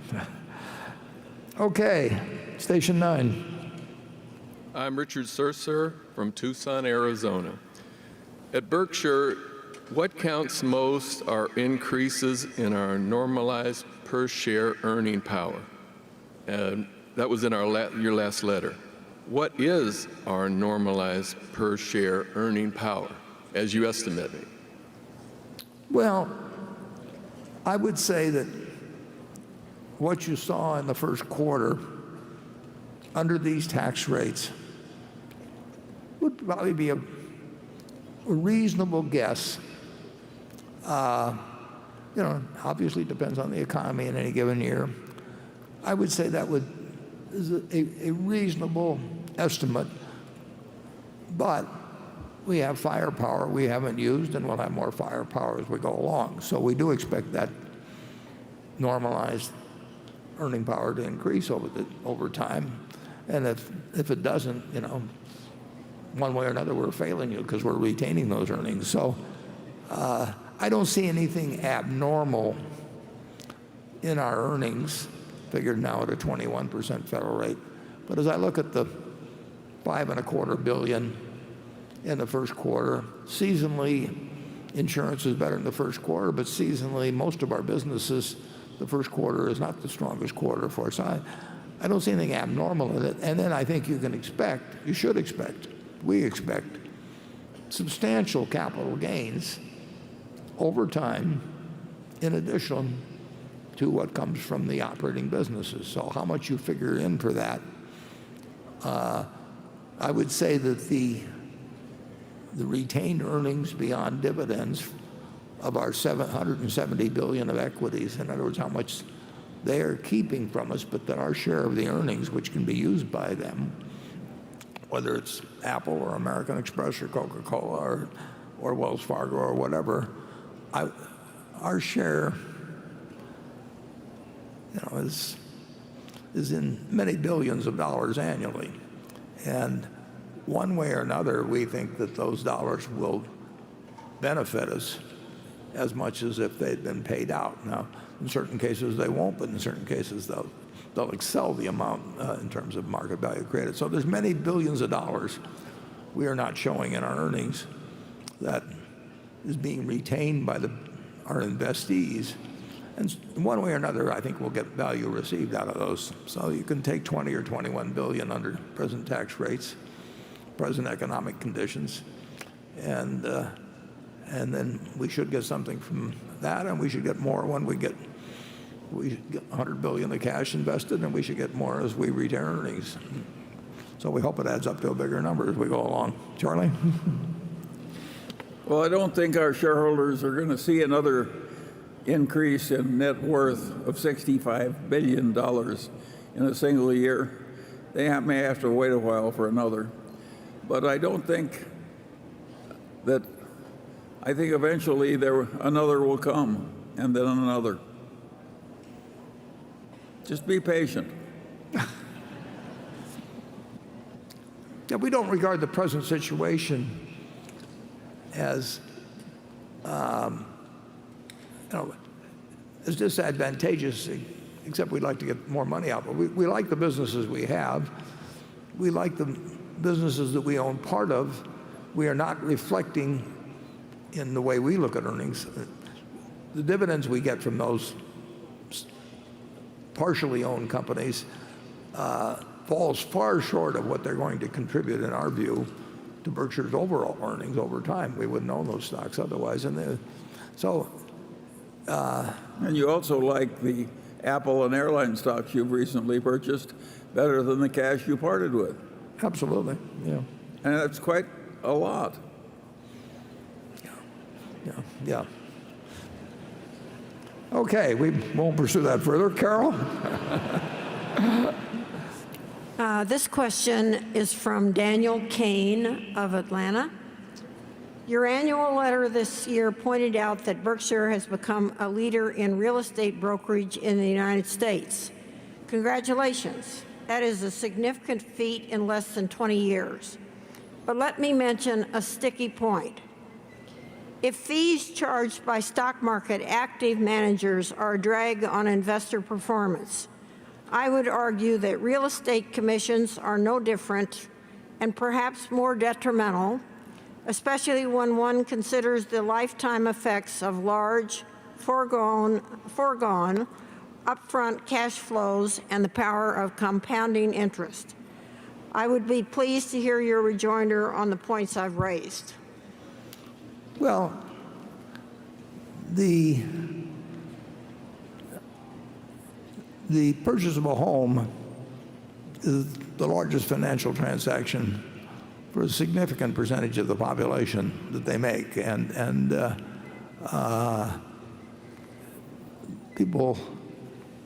lot of people need a lot of attention, and you can show a lot of houses before you sell one. I would say this: if you look at our close to 50,000 agents now, I think they make a good living, or decent living, but I would say that people who manage money make a whole lot more money with perhaps less contribution to the welfare of the person that they're dealing with. So I don't think that there are unusual profits involved in being a real estate agent. I don't think there are unusual profits involved in the ownership. We like it because it's fundamentally a good business. But here we are doing 3% of all the real estate transactions in the United States, and we're making maybe $200 million a year, which well, we won't get into what the comparative efforts are in Wall Street to earn $200 million, but I think I have to tell them about Roy Tolles a little bit on this. Roy Tolles, for example, Charlie's partner, many years ago, decided he was going to want to buy a house in San Marino, and he's going to have a number of kids. So he's sent his wonderful wife, Martha, out, and for 6 months he had her look at houses in San Marino, and this is many years ago, and if they were priced at $150,000, he had her offer $75,000, and of course the real estate agents were going crazy because they never were going to get something listed at 150 sold at 75. And then finally, when she found one that they both really liked, he had her offer something like 120, and the real estate agent was so happy to get a bid that was in the general area of the offering price that he would work very hard on the seller to take that bid, because he knew he did not want 6 more months of Roy bidding at the lower prices. So you don't sell them on the first trip. Incidentally, I had Roy buy a house from me sight unseen, because this was a guy that knew human nature. You don't get rich. Real estate agency is, that people earn their money, and they earn it in a perfectly respectable and honorable manner in terms of what they get paid. And as in every single industry there can be excesses or mistakes or that sort of thing. But we will continue to buy more brokers. In fact, we'll probably have another couple to announce before long. And we will feel that if we get to where we're doing 10% of the real estate brokerage business in the country, and we're making $600 or $700 million a year pre-tax. We will not think that's a crazy amount of money to make for enabling 10% of 5 million people to change their homes every year in the United States. Charlie? Well, the commissions in real estate may get unreasonable if you're talking about $20 million houses. It seems a little ridiculous to pay a 5% commission on a $20 million transaction. But do any of us really care if the kind of people who pay $20 million for a house have a slightly higher commission? The ordinary commission is pretty well earned. Yeah, we have a number of brokerage firms. So the highest has their average transaction in one section of the country would be close to $600,000 a unit, but in terms of the sales price of the house. But in most of our real estate operations, the average price is more like $250,000 or something in that area. And you can show a lot of houses to make one $250,000 sale, and of course you split the listing company and the selling company are usually two different companies. So it does not strike me as excessive, and incidentally, it doesn't strike the people in the industry that way either. It has not been particularly susceptible to online type substitution or something of the sort. The real estate agent earns their commission in most cases, but Charlie's had more experience with $20 million houses, so he will comment on that area. Okay, we'll have one more question before we break. Jonathan? Given the changes in consumer tastes in the food business and Kraft Heinz's already high margin structure, do you think the brands they own today plus new product introductions can together maintain or increase the current level of profits over the next 10 years without the benefit of acquisitions? Is there anything in their portfolio besides ketchup that is enjoying growing demand? Well, in effect, you're asking me whether Kraft Heinz is a good buy, and we don't want to give information on marketable securities like in that manner. But yeah, there are a number of items besides ketchup that enjoy growing demand, and some vary quite a bit by geography. There's enormous differences in the penetration of various products in the portfolio. Consumer packaged goods are still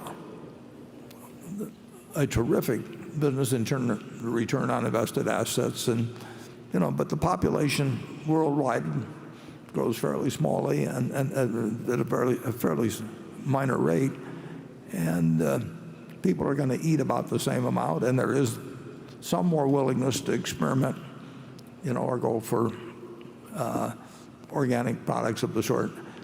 It's a very good business, and there are new products coming out constantly. It's not one where you're going to get terrific organic growth, but it never has been. And I like the business, and we own 26% or so of it.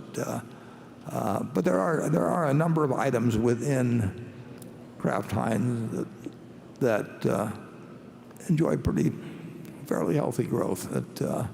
And I think you'd find that at most food companies, and I think you'd find very good returns on tangible net assets at those businesses. And with that talk about food, we will now break for lunch, and we will come back in about an hour, and look forward to rejoining you.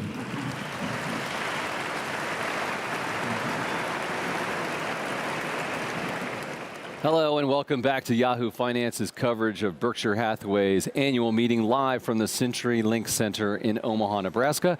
I'm Andy Serwer here with my co-host Jen Rogers. And we're going to be with you for the next hour. We have all kinds of great guests, from Berkshire director Ron Olson to actress Glenn Close. It is going to be a fun hour here as everyone gets a little lunch break upstairs. Yeah. Those guys have been working hard. It is a long Q&A, and it's just halfway done. Yeah, what were the highlights for you? Well, you know, I think it was interesting when Buffett and Munger talked about the relationship with China and the trade deficit. And, of course, it's a political hot potato right now, Jen. And Buffett said it's not such a bad thing that we get goods from China and we send them back paper. It's only when someone wants to win more than the other. And then, of course, Munger got in the act a little bit, too, and had a comment. So take a listen to that. The conditions in steel were almost unbelievably adverse to the American steel industry. You know, even Donald Trump can be right on some of this stuff. Charlie always getting in a lot of zingers. If this is your first time watching, that's kind of like how they set it up sometimes. Right. Like Warren answers the question and then he Charlie goes just gets in there. All right, so Jen, what about you? I was really interested about the Wells Fargo question. That came about an hour in on Wells Fargo. Charlie also getting a little bit of a zinger there. But before that, Warren Buffett really making impassioned backing of Wells Fargo, which of course is kind of beleaguered given all the issues that they've been having. But he says he really likes Tim Sloan. Right. He's sticking with this stock. Charlie Munger, though, saying that basically after you've had something bad happen, you're a pretty good bet because you're going to right that ship and you're not going to do the same thing again. And he said that he thinks that Harvey Weinstein has improved behavior. Okay. So his analogy was that if maybe. you've had like a scandal, then you're not going to have another scandal. I guess that follows. So let's talk a little bit about something we discussed earlier this morning, Jen, and that is what was going to be the first question of the day. Carol Loomis, the veteran journalist, always asks that question, and it became a little parlor game for us to try to figure out what she was going to ask. She likes to do the toughest question and the first question that's the most salient. And I think we were all wrong. We were both wrong. And we need Miles. to point out that Miles was also wrong So as well. But what did here, you do? You said, I had said that maybe she was going to go and ask something on General Electric, on GE, because so Right. many people have been speculating. Yeah. Would Warren Buffett and Berkshire Hathaway get into it? What was your guess? I said Wells Fargo, you know, why do you still own it? And then Miles said Apple. You said you never own it, and now you're such a huge shareholder. But let's find out what Carol Loomis really asked. The question came from William Anderson of Salem, Oregon, and he said, Mr. Buffett, you have previously said that there are two parts to your job, overseeing the managers and capital allocation. Mr. Abel and Mr. Jane now oversee the managers, which leaves you with capital allocation. However, you share capital allocation with Ted Weschler and Todd Combs. Question, does all that mean you are semi-retired? Or if not, please explain. I've been semi-retired for decades. The answer is that I was probably, well, it's hard to break down the percentage of the time that I was involved in what now, the jobs that are now done by Ajit and Greg, and in the case of investing, the sub part of the job that is done by Ted and Todd. Ted and Todd each manage $12 or $13 billion. So in total, that's $25 billion. And we have in equities 170 some billion probably now, and 20 billion in longer term bonds, and another 100 billion in cash and short term. So they're managing 25 and doing a very good job. And I still have the responsibility, basically, for the other 300 billion. So he's still busy. A little bit of a tongue-in-cheek way to get at the succession issue, certainly. Exactly, and I love the fact that, you know, I basically do nothing. You know, I mean, I don't think that's quite the case. He's an extremely busy guy. Yeah. Anyway, interesting. We were all wrong. All right, joining us now is someone who knows a lot about Berkshire Hathaway from a lot of different angles, as you'll soon hear. Jeff Townsend, professor at Peking University in China. Jeff, great to see you. Great to be here. Thanks. So can you talk to us a little bit about why you're here and how you're involved with Berkshire Hathaway? Well, I wouldn't say I'm directly involved, but Peking University, where I'm a professor in Beijing, for the last couple of years, we've taken about 20 students per year from the MBA program, undergraduate Master of Finance, and we bring them out to Omaha, and it's part of a Q&A with many schools, but for the last couple of years, what's happened is after Q&A, Warren has sat down with the Chinese students. Oh, and right there, you can see, Jeff, right? Yep. Right, this was from February, so a couple months ago.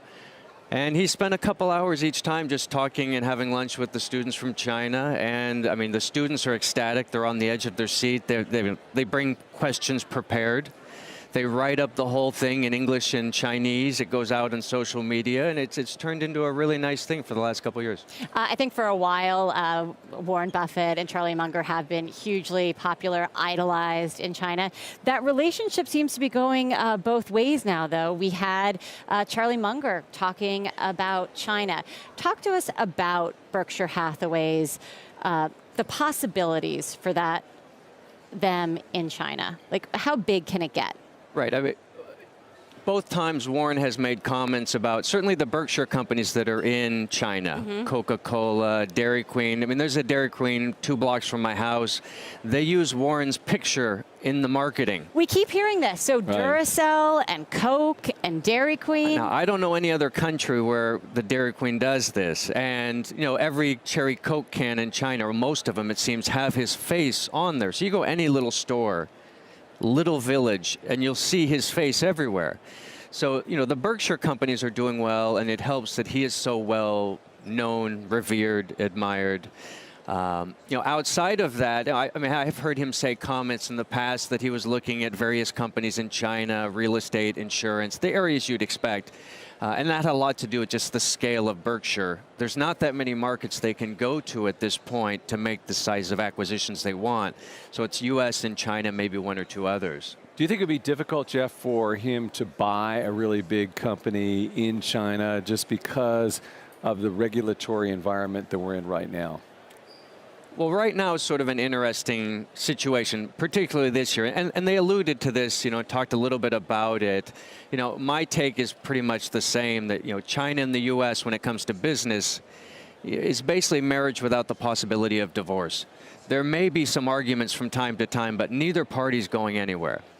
And, you know, big acquisitions, I think CEOs in China would line up to have Berkshire as a partner. And that's pretty much what happened with BYD in the past. Now, didn't you sense, you told us that you sensed maybe that something might be brewing, or that certainly there's interest by a comment that Munger made? Charlie Munger did mention China a bit. And, you know, Charlie Munger is an investor in Himalaya Capital run by Li Lu. Li Lu is very, very famous in China. When we talk to students about, you know, investors, Li Lu is who they want to talk about. And I know his folks are in China all the time. They actually teach, Himalaya Capital teaches a course at Peking University down the hall from me. So yeah, there's a lot of interaction between Pasadena and China. And I think Mr. Munger's involved in that to some degree, but I don't know specifics. What are you looking forward to this afternoon? Is there anything else that you haven't heard that you want to hear? I'm hoping Charlie will cut loose a little bit more. He was a little bit, I like when he's not so friendly. And, you know, he had a couple. He dabbled in it, but he didn't go full guns. I'm waiting for one real shot. But full Charlie. He was actually a little bit more talkative than usual, though. He was speaking more. I didn't hear the I have no comment, I have no comment. But then within the talking, it was strangely polite. You know, it's...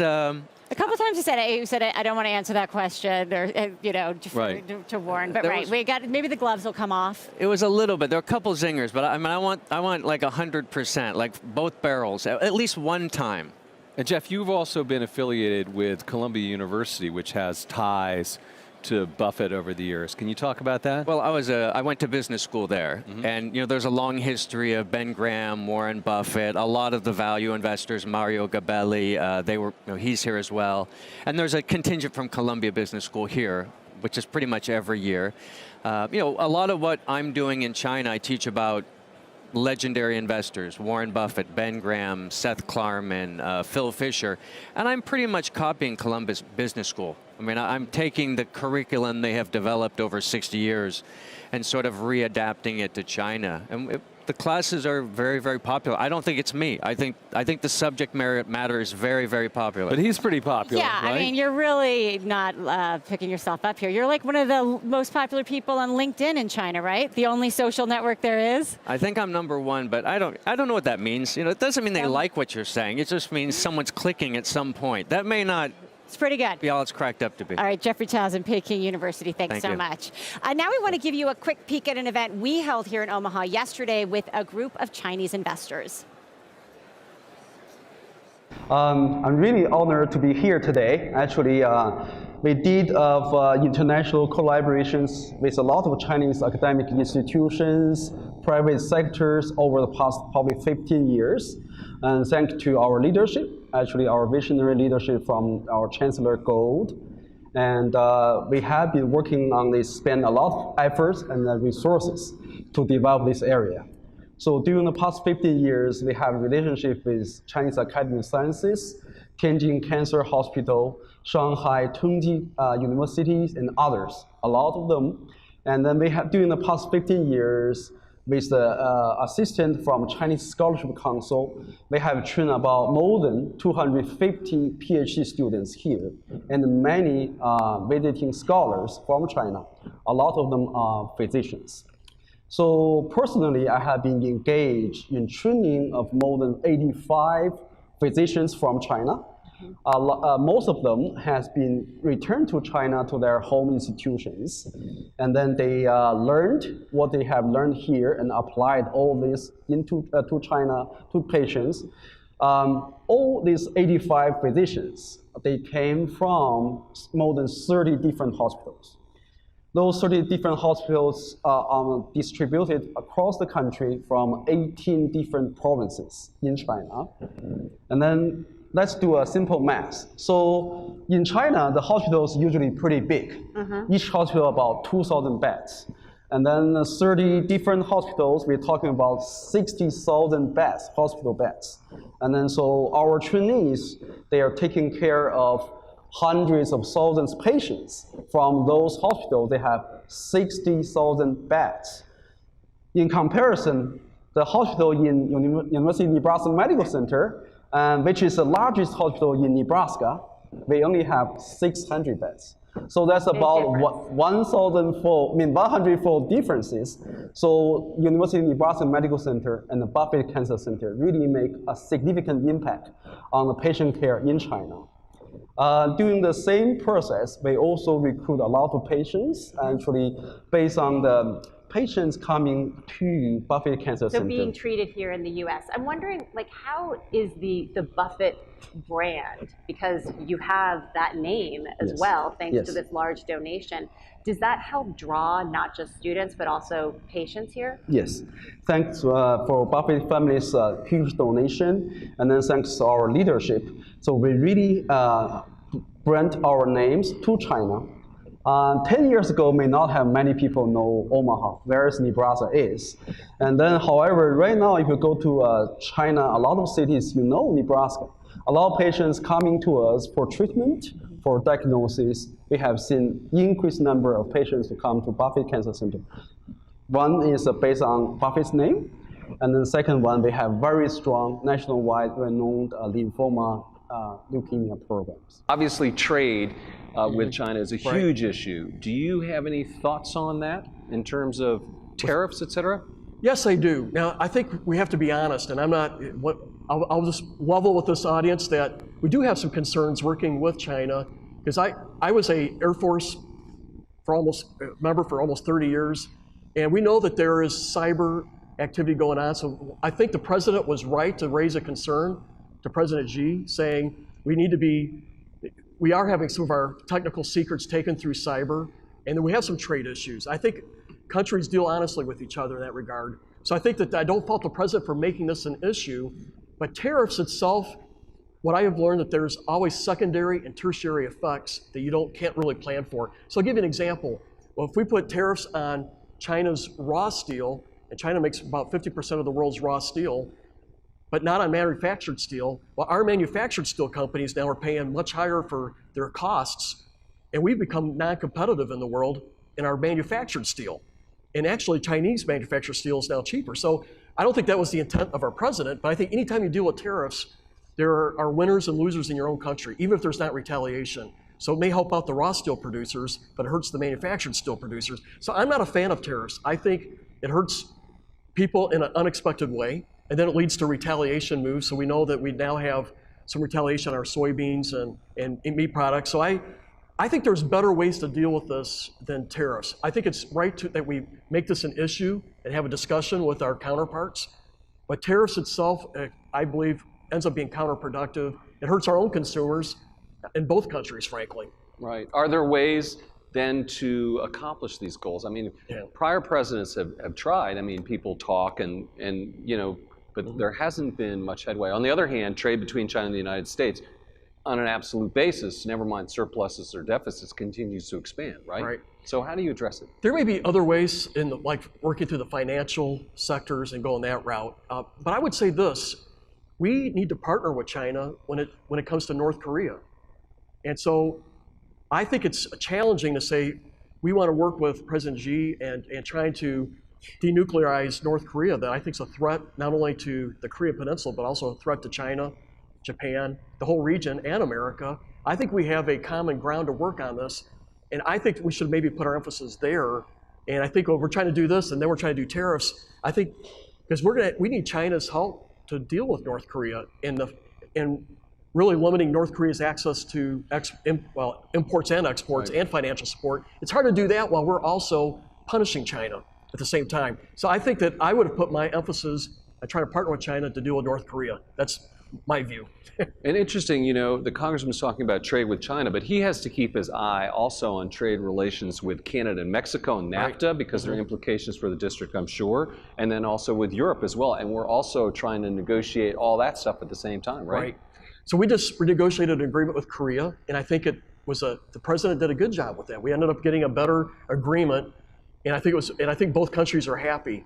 We're now working on NAFTA with Canada and Mexico. I'm told that we're close to having that finalized, that they're ready to send the ministers to do the final portion. And that's good. I'll tell you, NAFTA is extraordinarily important for Nebraska. A stat that astounds me, some of our counties in central and western Nebraska, the average farmer gets $50,000 in income from NAFTA alone. Just imagine if NAFTA went away, $50,000 in income for the average farmer, that's a lot of money. So I think $3 billion alone comes to Omaha from NAFTA, for example. So NAFTA is a huge part of our, because we're a huge export state. Right. And so we benefit from NAFTA because of our beef, pork, corn, and soybean production, and ethanol. Ethanol's become a big export. Interesting hearing Congressman Bacon talking about trade. Everyone's talking about trade. It is top of mind right now. Certainly. We heard it in the arena. All right, coming up later in our halftime show, we'll talk with Jim Weber, the CEO of Brooks Running. Right now, we're going to send it up to Miles Udlin. He's in the press box with Berkshire director Ron Olson. All right, Jen and Andy, thanks so much. Ron, thanks for joining us. First, I want to ask you, you're coming up on your 21st year on the board of directors. That'll happen in August. What are the changes that you've seen both in the meeting and in the company over that time? Well, I think the one-word description would be bigger. Company is bigger, the meetings are bigger. I think this year we've got 43,000 people here for this meeting. I think the only meeting in the country that makes money in connection with its annual meeting.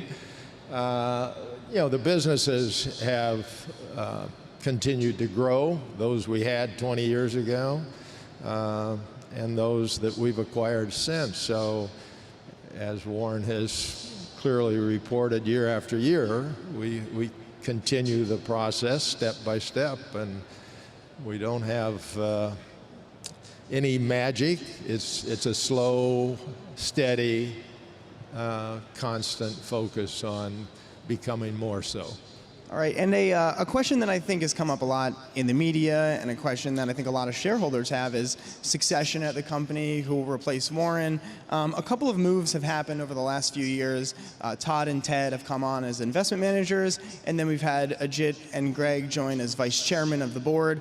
You've talked in the past about succession, the board's view on succession. How have those moves changed what the board is thinking, or perhaps what Warren and Charlie are thinking, or what you're thinking about the next steps for Berkshire out 10, 20 years? Well, succession for the board is a regular topic. And we know what we would do if a bus hit Warren tomorrow. But I think to some extent the media has overplayed this whole the vice chairmanship given to Greg Abel and to Ajit Jain. This is not a bake-off for Warren's successor. To the contrary, I think people have missed one very important point. I see it as very much an extension of the Charlie and Warren show. As you've taken note of with your first question, the greater size of Berkshire, it has become increasingly more difficult for one person, namely Warren, to oversee not just the use of our capital, but the ongoing businesses. And while I think he's done a terrific job all these years, it's obvious to him, as well as the rest of the board members, that getting some help in that regard will extend this unique asset that we all share and want to extend as long as we can, by giving him a little more support and giving two very able people the opportunity to get to know a broader segment of the businesses than they had been operating themselves. And I think I'm already seeing that. I mean, Warren would be the first to admit that, there are things that he procrastinated on, didn't get done, that should have been done. He recognized that. Well, I've seen Greg and Ajit get things done, and will continue to get things done. So while obviously these are two very, very talented people, and if something happened tomorrow, they'd be in our plans. But this is not about, the next CEO and a runoff between them. I really think more emphasis should be put on how this is going to help Warren and Charlie remain in the saddle. And from my perspective, they both deserve to stay in the saddle for a long time. Neither one has deteriorated upstairs one iota. If anything, they've only become more able, more experienced, better judgment. And given Warren's unique ability to communicate, to teach, to see the next big investment opportunity and take advantage of it, the patience they use in waiting for that opportunity, we want to extend that as long as we can extend it. Yeah, well, as Warren said earlier today, it'll help him remain semi-retired, perhaps. Ron Olson, I want to thank you so much for joining us. We'll go back to the floor with Jen and Andy. All right, thanks, Miles. That was Miles Udland with Berkshire Director Ron Olson. Let's go down to Yahoo Finance's Julia LaRoche on the floor with noted value investor Whitney Tilson. Julia. That's right. I'm here with Whitney Tilson, the founder of Case Capital, and he's now running Case Learning. Hi, Whitney. Welcome. Thank you. Now, you said that the biggest takeaway for you didn't necessarily happen in the arena. What was that? Sure. Well, the Berkshire, concurrent with its annual meeting, always releases Q1 earnings, and they were blowout earnings, and yet the new accounting rules require Berkshire has an almost $200 billion stock portfolio, and it just bounces around. It doesn't mean anything, but some of their stocks were down this quarter, so Berkshire has to report their quarterly earnings, deducting losses of their bouncing around stock portfolio. So the headlines are Berkshire has a rare loss, loses $1 billion in the first quarter. And in reality, it was a blowout quarter. They reported $6.6 billion of pre-tax earnings, driven by a 130% gain in insurance, a 25% gain in manufacturing, a 12% gain in railroads. So you add it all up, Berkshire's pre-tax operating earnings grew 30% pre-tax, and then with the change in the tax law, Berkshire was a full taxpayer, so as one of the biggest corporate beneficiaries, their tax rate dropped from 30% to 20%. So that means after-tax earnings rose 49% for one of the largest companies in the world. That's just extraordinary, and I think people are going to look at the headlines and think it wasn't a good quarter. It was exact opposite. Now, you've been coming here for 21 consecutive years now.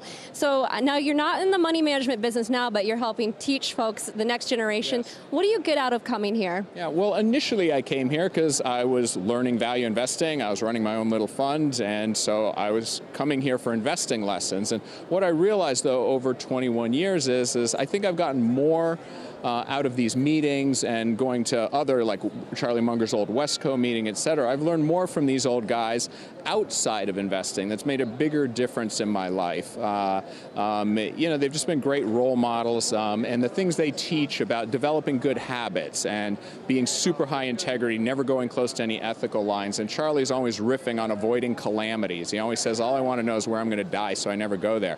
And those are things that I've internalized over the years that have helped me think about my life differently, live my life differently. And even now that I'm not managing money professionally anymore, I still keep coming because who doesn't want to be a better human being and learn from wise old guys about that? So in fact, I'm writing a book about it coming out in August about, called Beyond Value Investing, Life Lessons from Warren Buffett, Charlie Munger, little parentheses, and me, right? So this is I've written 3 investing books. Now I'm going to write a non-investing book about all the things I've learned from them in life, worldly wisdom. Now, you've asked 8 questions over the years. That's a lot of questions. So, it feels like more. Have you been counting? I would have guessed over 21 years. It's probably been a dozen or more, but probably more than anyone else is my guess. So I have to ask you, what question would you ask Warren and Charlie today? I've been curious. I like the fact that they're buying Apple, and that even at their age, they're sort of expanding their investing horizons and being willing to buy a tech stock, right? I've looked hard at a lot of the big tech stocks, and personally, I'm a little bit more of a fan of Google. I like Apple. I think Google's equally cheap, equally strong balance sheet, but it's just a better business model. They don't actually have to make things, and I think they can grow more easily over the next 10 years. So I think it's a little bit better business model with a bit higher growth rate, equally cheap as Apple. So when I saw, Berkshire already has a $28 billion holding in Apple, and then they just bought another $12 billion, which is already up a couple billion just since they bought it. So it's been a great buy. On the other hand, as a shareholder, I actually would have liked to see them add $12 billion of Google to the $28 billion of Apple. So they don't like talking about their stocks. I don't think it would be worth asking the question here at the meeting, because I think they'll sort of punt on it, because maybe they do want to buy Google someday, maybe at a better price, right? So they won't really talk about it. But if I were sitting one-on-one off the record with Mr. Buffett, I'd want to hear his thinking on that, because I come out differently than where they came out, I think. All right, that's Whitney Tilson of Case Learning. Back to you guys. Julia LaRoche, great interview there. Really interesting to hear Whitney's thoughts. Now we are moving on from supermodel to super mogul. Kathy Ireland joins us. Her lifestyle company, Kathy Ireland Worldwide, is a multi-billion-dollar lifestyle brand, and Warren Buffett has been critical in her success. Great to see you again. Well, thank you. Thank you, both of you. It's wonderful to be here, and thank you for bringing this Berkshire Hathaway shareholders meeting to everyone. It's wonderful. Around the globe, it is fantastic. Kathy, what brings you back year after year? We love it. It's an extraordinary education. We come here with the Blumpkin family of Nebraska Furniture Mart, and Irv Blumpkin, best friends with Mr. Warren Buffett, and it's an education. So what I learned from listening to Mr. Buffett and Mr. Munger, I get to bring to our team, and for Wise, we implement what we learn, because there's some wonderful advice. Can you talk about your business? Where does it stand today? What are the opportunities? Our business is growing. It's the 25th year of our brand. We started in '93 with a pair of socks, and we're here with Nebraska Furniture Mart. We have our partners in Case Goods, Michael Amini, Kathy Ireland Home, Larson Jewels, which is part of Berkshire Hathaway, Pacific Coast Lighting, Nurasan, and then beyond fashion, diamonds, We have a millennial team at Kathy Ireland Worldwide. Our original team, we've been together 29 years, and the younger generation, they're instrumental in working on, our company will always be private, but they're responsible for a company called Level Brands on the New York Stock Exchange, LEVB, and everything from entertainment, experiential, Kathy Ireland Health and Wellness. We're working with a company called Isodial, Be True. Yeah, Kathy I want to Ireland jump Health and into Wellness. this because it's cannabinoid, right? It is. It's hemp. Yeah, what is that about, It's Kathy? CBD. We use no THC. Oh, okay. And so Okay. if you think about, we give our children grapes and grape juice, but not the wine. And I you get see. the good benefits of it, the healing benefits of it. And the vision of our company, it's teach, inspire, empower, make our world better. We serve the Millennium Development Goals. We have 10 of them that we work with, and every company with whom we work signs up for one of them in a meaningful way, whether it's fighting human trafficking, supporting our vets, combating diseases. As you said, you started with a pair of socks, and one thing that you credit Buffett for, or you say Mr. Buffett, I like that a lot. So Mr. Buffett with Mr. Buffett. that he got you kind of out of just thinking about fashion, broader, but still for a large part of it is a retail business. How do you operate in the retail world right now when Amazon is just seems to be disrupting so much? It's so critical how we work with our retail partners with the click versus brick. And there are new and innovative ways in which we can do this. We partner with our retail partners very strategically. We have proprietary programs where we share revenue if somebody purchases online for certain products within a certain radius. We come up with incentives. We're very engaged with our retail partners, and we built our brand grassroots. Something that Mr. Buffett says is that the independent channel will always remain competitive against the big box. And I believe this to be true. Yes, internet has changed everything, but there's something special about that independent retailer, and we've just got to work ever stronger, ever more vigilantly and efficiently. And there's wonderful creative ways to really make it an experience and draw the customers in.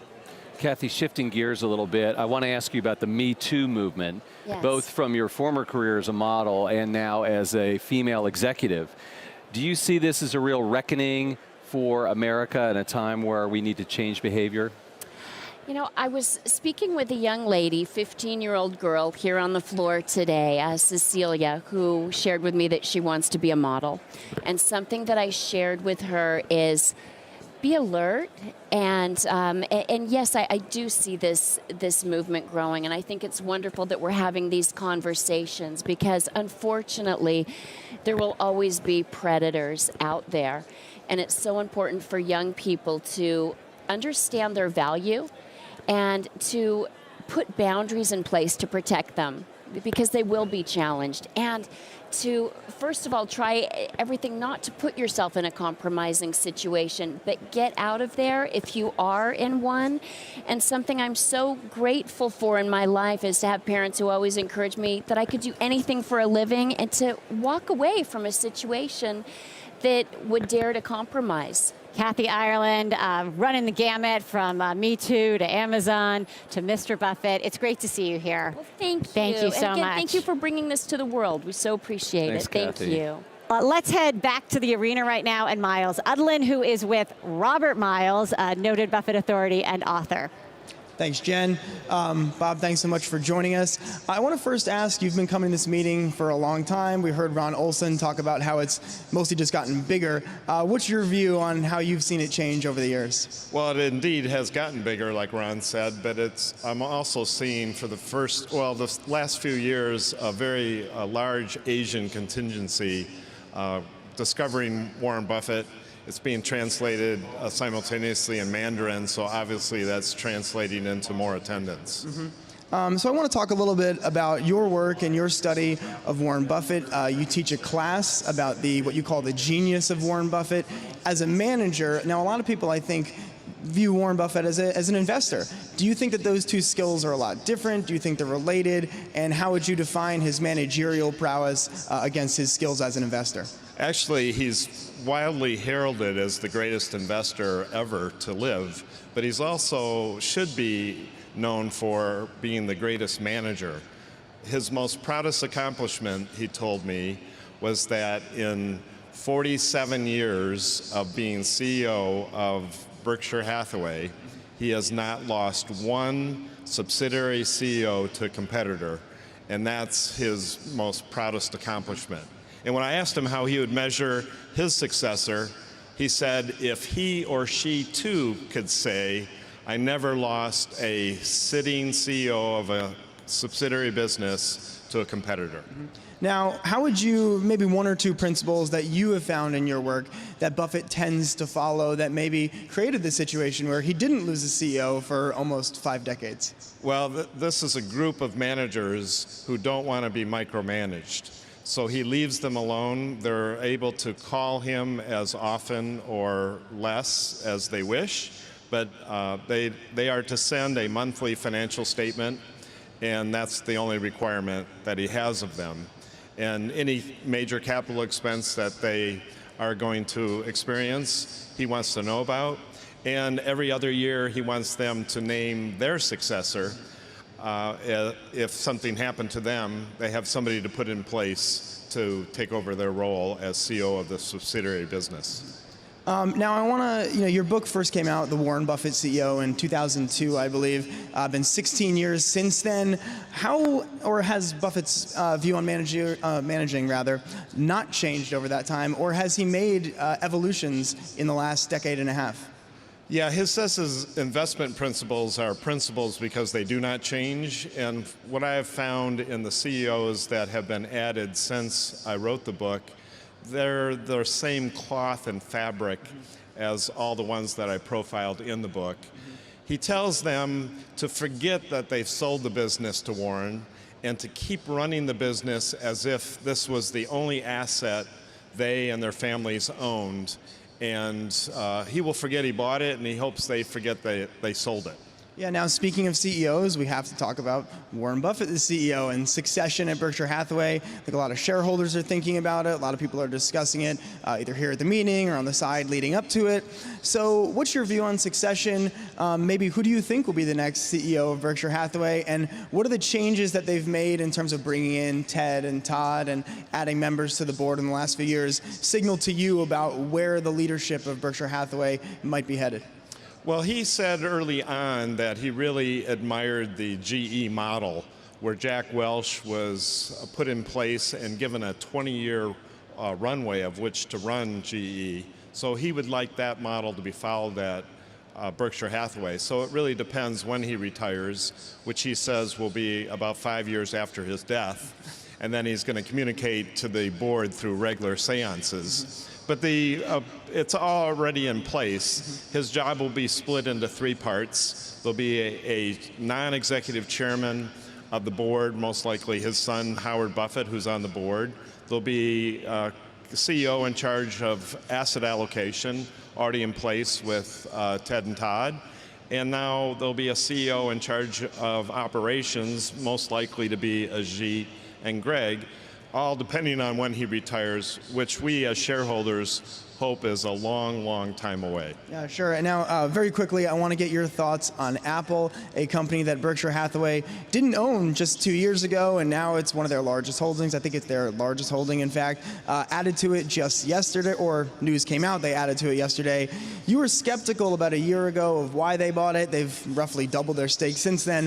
How have you kind of changed or evolved or thought more about their position in Apple? Well, I actually went around the world this summer, and I visited 8 countries, and what I observed in the countries that I visited is there's an addiction shared by all countries, no matter their social economic level, and that addiction is the smartphone. So I began to see what Ted and Todd may have saw initially, making their $1 billion investment before Warren followed them into Apple, that this is a moat that is not going away and is an addiction shared by the world. Yeah, and I think moat was one of the operative words of the morning. Bob Miles, thanks so much for stopping by. Jen and Andy, back to you. All right, thanks a lot, Miles. You know, there are a number of Buffettologists out there, Buffett experts, and Bob Miles is probably the foremost of them. It was very interesting to hear his thoughts. I love it. I do think moat is one of the themes. And Charlie said he's not going to build an actual moat. Yeah, that's probably a good idea. Anyway, Jen, a popular booth here on the floor is Brooks Running, and Julia LaRoche is with CEO Jim Weber. Julia. I'm with Brooks Running CEO Jim Weber. Jim, welcome. Thank you. It's good to be here. Oh, sorry, I messed that up. Can we do that again? Sorry, I should have. No worries. Sorry. Okay. 3, 2. I'm with Brooks Running CEO Jim Weber. Jim, welcome. Thanks, Julia. It's good to be here. All right, so tell us the benefit of being a Berkshire Hathaway owned company. You know, here's the business side of it. The truth is, it's a great competitive advantage for us because we're trying to build a brand and a good business over the long haul. We're really focused on runners and all who run all around the world. And having Berkshire as a platform to build a brand from, it doesn't get any better because, you know, we want to make our numbers every quarter, every year. We work hard at that. But the real focus is our brand getting stronger year after year, and the support from Berkshire to build our brand is total. So it's a real advantage for us. Now, we have some special limited edition sneakers here. Show us what we have. So this is our #1 selling shoe, the Adrenaline, and we really deck it out with probably 2 of the best celebrities in investment. This shoe is the left-hand shoe, and we've got Charlie Munger in this one, and Warren's on the other shoe on the right. But the Adrenaline is one of our best-selling shoes of all time. It's a great running shoe, and we do a Berkshire Hathaway special edition just for this weekend. Now, I know you all just had a record quarter, your most profitable quarter. How were you able to find that success? You know, it's a really interesting time at retail in the consumer world because there's so much choice for everyone. And, you know, we decided when we stalled, running slowed down a little bit in 2015 and 16, we doubled down in performance. We reinvented our product line, and we're distinguishing ourselves right now. You know, people have so many choices, and right now our product is fantastic. All new technology, all new design, and I think runners are choosing Brooks, so it's an exciting year for us right now. Well, you just mentioned a topic that everyone's talking about in retail, especially specialty retailers, sports apparel stores closing. So where are you finding success in terms of selling your sneakers? Are you finding that it's online, in store? Retail in our category, I think, is stabilizing and settling out a little bit. In 2016, we lost over 800 stores globally to bankruptcy and closure, but it settled out in 17 and 18. And so right now, our best retailers are actually doing really well. And many of them have gone omni-channel. So the direct-to-consumer business continues to grow for us and many of our retail partners, and even the small specialty shops. They're testing home delivery. Many of them are very active in social media and creating running communities. So retailers are evolving, and we're trying to support and help evolve with them. But retail is good right now, I would say. It could be better, but it's good. You know, a lot of the major shoemakers have partnered with celebrities, and when I think of Brooks Running, what I'm recently thinking of is that Boston Marathon and Desi Linden's finish. Tell us how that's been helping your business. It's inspiring. Desi Linden has been focused on Boston for many, many years. She finished second a few years back, but that victory for her was epic, and it was a grind, and she earned it, and she raced it, and won it. So for us to be associated with her, I think she's going to inspire thousands of young runners, hopefully boys and girls. But it's just a great story, and a story like that, first American woman in maybe 33 years to win in Boston, it inspires a lot of people to get out and run. Thank you so much, Jim. All right, back to you guys. All right, are you running tomorrow morning? There's a race here. There's a 5K, Jen Rogers. I'm like a maybe in the entrance. I have my shirt, and I brought my running clothes. Are you running? I am running. I signed up, and it's a great thing. I mean, it's, you know, the party continues, all different kinds of people from around the world wearing different outfits. Actually, I heard the theme is rock and roll. And so I was in line with an executive from the Oriental Trading, which is one of the Berkshire companies, and he said he had an Elvis suit. And I said, well, then you got to wear it. If you got an Elvis suit and there's a rock and roll race, you got to put it on. But, you know, there's a lot of Brooks stuff down there. Yeah. $17 Brooks Berkshire Hathaway socks. I have to admit that I did buy the $17 Brooks socks, the most expensive socks I've ever bought, and I can't wait to wear them. Have you gotten anything on the floor? I got those socks, and I also did stop by at the Fruit of the Loom place to buy some intimates. Is that the right word? It is. I think you could. I mean, you got the boxers, right? Yes. Boxers. Yeah. I got the boxers also. Okay. I got that. You got to get the See's candy. A couple things at Borsheim's. You know, Right. it's all good. Right. So we are about 15 minutes away now for when we think the afternoon session of the Q&A is going to start. I think it was interesting listening to Whitney Tilson and Julia talk there a lot more about Apple and also Google. I think that people were expecting that there would be more conversation or more questions maybe around Apple. Will we get that this afternoon? I mean, I think so. You know, it's a company that everyone cares so much about, and you know, Berkshire is such a large shareholder now, and they increased their position. The stock is up. The market capitalization is getting close to $1 trillion, Jen. And, you know, it's a consumer-facing company. Everyone has the iPhone. And, of course, Buffett said he was never going to own a technology company. And it wasn't until Todd Combs and Ted Weschler came on board as his investment advisors that, you know, he was doing it and that he made that purchase. And, of course, it was actually their decision. Yeah, it's hard to believe that first purchase was made, Q1 2016, and how fast that's become so big for them. One question that seemed to get a lot of attention from people was a question on guns that Andrew Ross Sorkin asked. Let's take a listen to that.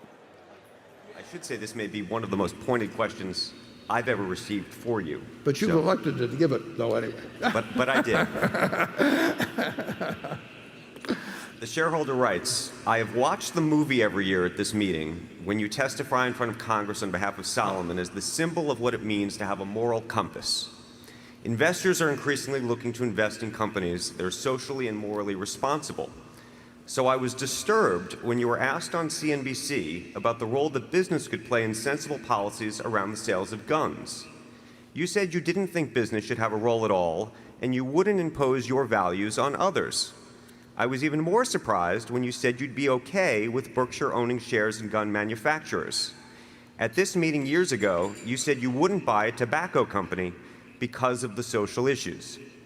The idea that Berkshire would associate with any company as long as it isn't illegal seems at odds with everything I think you stand for. Please tell us you misspoke. Well, let's explore that a little. Should it be just my view, or should it be the view of the owners of the company? So if I decide to poll the owners of the company on a variety of political issues, and one of them being whether, you know, Berkshire Hathaway should support the NRA, you know, I don't. If a majority of the shareholders voted to do it, or if a majority of the board of directors voted to do it, I wouldn't accept that. I don't think that my political views, I don't think I put them in a blind trust at all when I take the job. And in the election of 2016, I raised a lot of money. In my case, I raised it for Hillary, and I spoke out in various ways that were quite frank. But I don't think that I speak.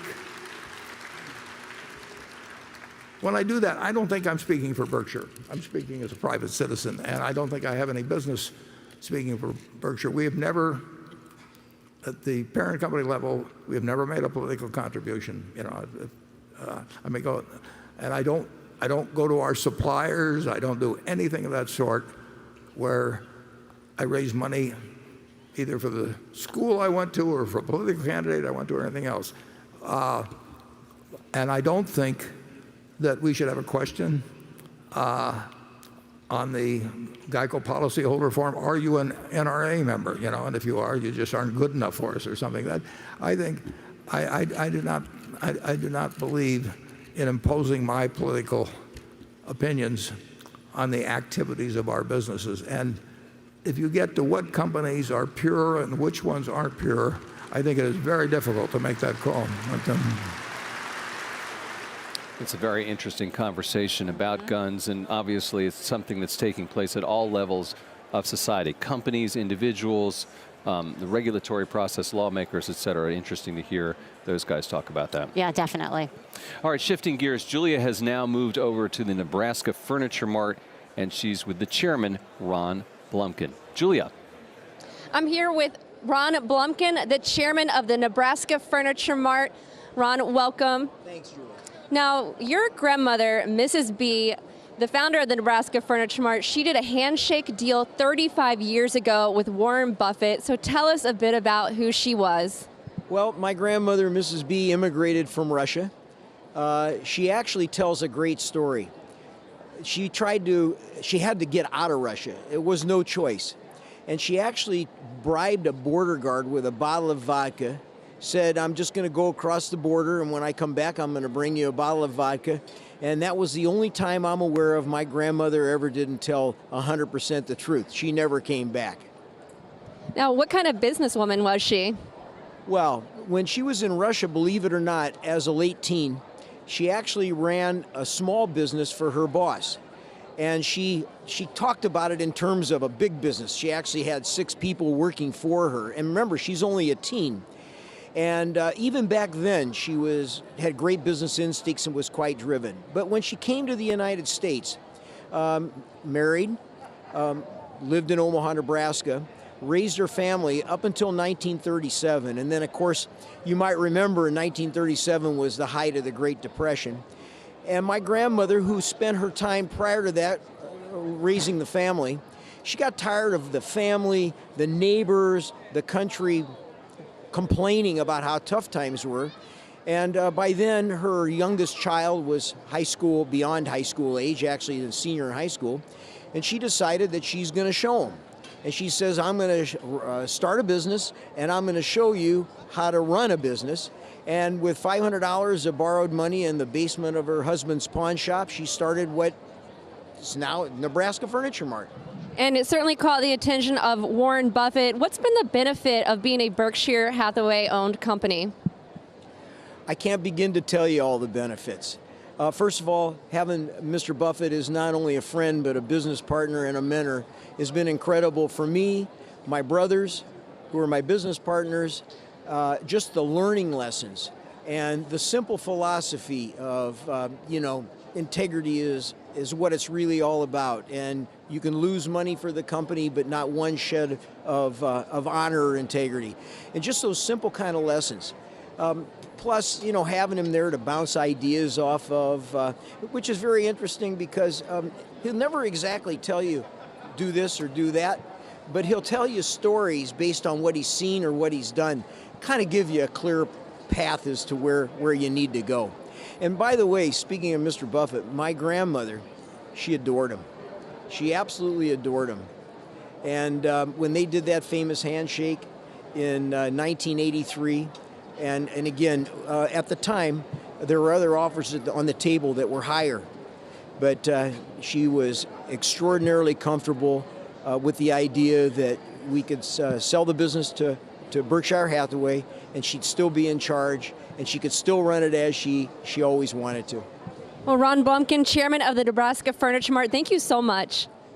May I also suggest that since it's still pretty early in the event, Nebraska Furniture Mart is offering special deals to our shareholders here in Omaha, Kansas City, Texas. Come on in. We want the business, and we love our customers. Thank you. Thank you. All right, we want the business. Says Ron Blumkin. I got a couple candles there. And some hand lotion. I'm just putting that all out. in the name of capitalism. Good stuff. All right, you never know who you're going to run into here at the Berkshire Hathaway annual meeting. Joining us now is award-winning actress and producer, Glenn Close. Glenn, great to see you. Hi, Andy. Nice to see you. I love your suit. It's a beautiful Thank you. blue is sort of the color here today, Same. right? Yep. We're all looking good like that. So, for people who don't know, you've been around here before. What brings you to Yes. Berkshire Hathaway? Love of Warren, and who has become my friend, and I just think, and Charlie, and you just want them to be here forever, and I want to be able to come here as much as I can to experience the phenomenon of those two men talking to this 40,000 people silent. Yep, everyone's paying attention. It's amazing. Yeah, I mean, It's but it's amazing. interesting to me because you've been here how many years have you been coming This here? is my third. Your third. And, Yeah. and in a way, it's sort of the same thing, but it doesn't get old. How is that? No. Because, well, the world changes, and they have very, very interesting questions. And even though I have to say I don't understand everything that they're talking about, the fact that we've learned that Warren spends probably most of his time reading and thinking. So what his answers are worth, listening to, and I just find it remarkable. And then he'll defer to Charlie, and then we'll say 3 words. Right. We'll get a joke. It's a great buddy act, isn't it? It's a great buddy act. We're hoping for, we had a guest earlier who was saying he's hoping for some more Charlie action this afternoon, Yes, we get some more zingers out of him. From this morning, is there anything that stuck with you? Any pearls of wisdom? Oh, well, I was interested in the question that he said they basically said we can't answer it. And that was about investing in public. I mean, to me, it was like infrastructure stuff, maybe. It is nice to see even they admit their mistakes and when they can't answer something. And that's part of the whole teaching and learning from somebody that has flexible thinking, I think. Well, I think the seeing Warren when he was working for Salomon Brothers and was so open and honest and inviting people to inspect every aspect of that company, and expecting. He said, I don't mind if people fail, but I do mind if they don't treat this company with respect. Well, so now you're talking about Salomon Brothers, Glenn, and then at first you said you don't really know anything about business. You sound like you follow business pretty closely, right? I mean, you're up on all this stuff. I wouldn't say I am, but I really care. I mean, the book I'm reading now is called Can Democracy Survive Global Capitalism? And I have to say to anybody who's watching, thinking that a book like that would be unreadable and boring, it is really, really interesting, and it's vital to understand why we are the way we are right now and what's pulling our democracy, what forces, especially in the financial side, are pulling our democracy. So I'm learning a lot, and I really care about it. Before we let you go, besides reading books, what are you up to these days? What do you got going on? Well, I just was checking. I'm going to do a play in the fall in New York, which I cannot announce because they're announcing it this week. And then I shall do a movie in the beginning of next year. So, and I can't say what that is either. But Oh, you can't tell us what they're about. Whether they're good or bad? No, whether they're good or bad. I'm she assuming hasn't they're done good. them yet. Right. But you can't talk about the nature of them, the title. Well, because to me, I feel like what I'm going to do in the fall, it's the kind of for theater. It's what one must do, where one must appear to be a truly hardcore New York actor. And you like to go back and forth between the stage and the screen. I do, yes. Right. And singing at Mets games. Are you going to be doing that anymore? I really enjoyed that. It is baseball season, right? I would love to. Yeah, I love it. It's again, I started it because it was so scary. And you think getting out there at Yes. Shea Stadium at that point. Yes, right? yes, it was. And because the echo was so huge that you start a sentence just say can, so you're a whole line ahead. So the meeting's going to get going again. We've got more, if you can believe it, more questions. Are you going to head back in? Yes. Yeah? I am. If you got to ask a question, what would you ask? Oh my God, that's such an unfair thing to ask me. You know what you should do is What? go as Norma Desmond. No, I know what I'd about ask that? him. When can we sing again together? Because we've sung again together, and I know he was worried Perfect. about his voice. So, we have an act. What was that tune that you sung? Do you remember? I'm trying to remember what it was. The first thing we sang together was "Gotta Laugh Together." La, Yes. da, da, da. Yes. La, da. I'm not going to start singing. It's the story. I'll But leave what that about to you. I want to ask you about Norma Desmond and Sunset Boulevard, because that's the last time we saw each other. Actually, I saw Norma Desmond. I didn't see Glenn Close. We sat down and talked. And what Norma Desmond coming here would just be Oh my God, outrageous, right? it would be fun. I mean, have you considered that? It would be fun to do some sort of event with Warren. Right. You know, she could come back and visit the boy that she. That's right. Yes. With that story, that's fantastic. The boy who was washing the windshield of her very dusty car. Right. Well, Glenn Close, we look forward to actually finding out what that play and that movie is all about. When you can tell us, please come back and let us know. Thank you for having me. Thanks for stopping by. Wonderful to see you here. Great. All right, let's go over to Julia LaRoche. That's right. I'm here with Guy Spear. He is the CEO of the Aquamarine Fund, and he also won one of those charity lunches with Warren Buffett several years ago and wrote a book about it. So, Guy, was the lunch worth it? It was absolutely worth it. It's the gift that keeps giving. It's paying dividends till today, I can tell you. And what did you take away from that lunch that was so valuable? You know, just so much. I don't think I would have chosen to move to Zurich if I kind of hadn't gotten permission from Warren Buffett to do it. But perhaps the more important thing was the realization that we all think of wealth and money as a leading indicator. It's actually a trailing indicator. What I noticed was how much Warren, even the billionaire that he was, gives to people around him. That included us at the lunch, but it also included, you know, he had this reputation of being very stingy with money, with tips and things like that. He gave the staff at the restaurant, it must have been several $100s. He's extraordinarily generous. He creates goodwill wherever he goes. All right, well, that's an important lesson. Back to you guys, Andy and Jen.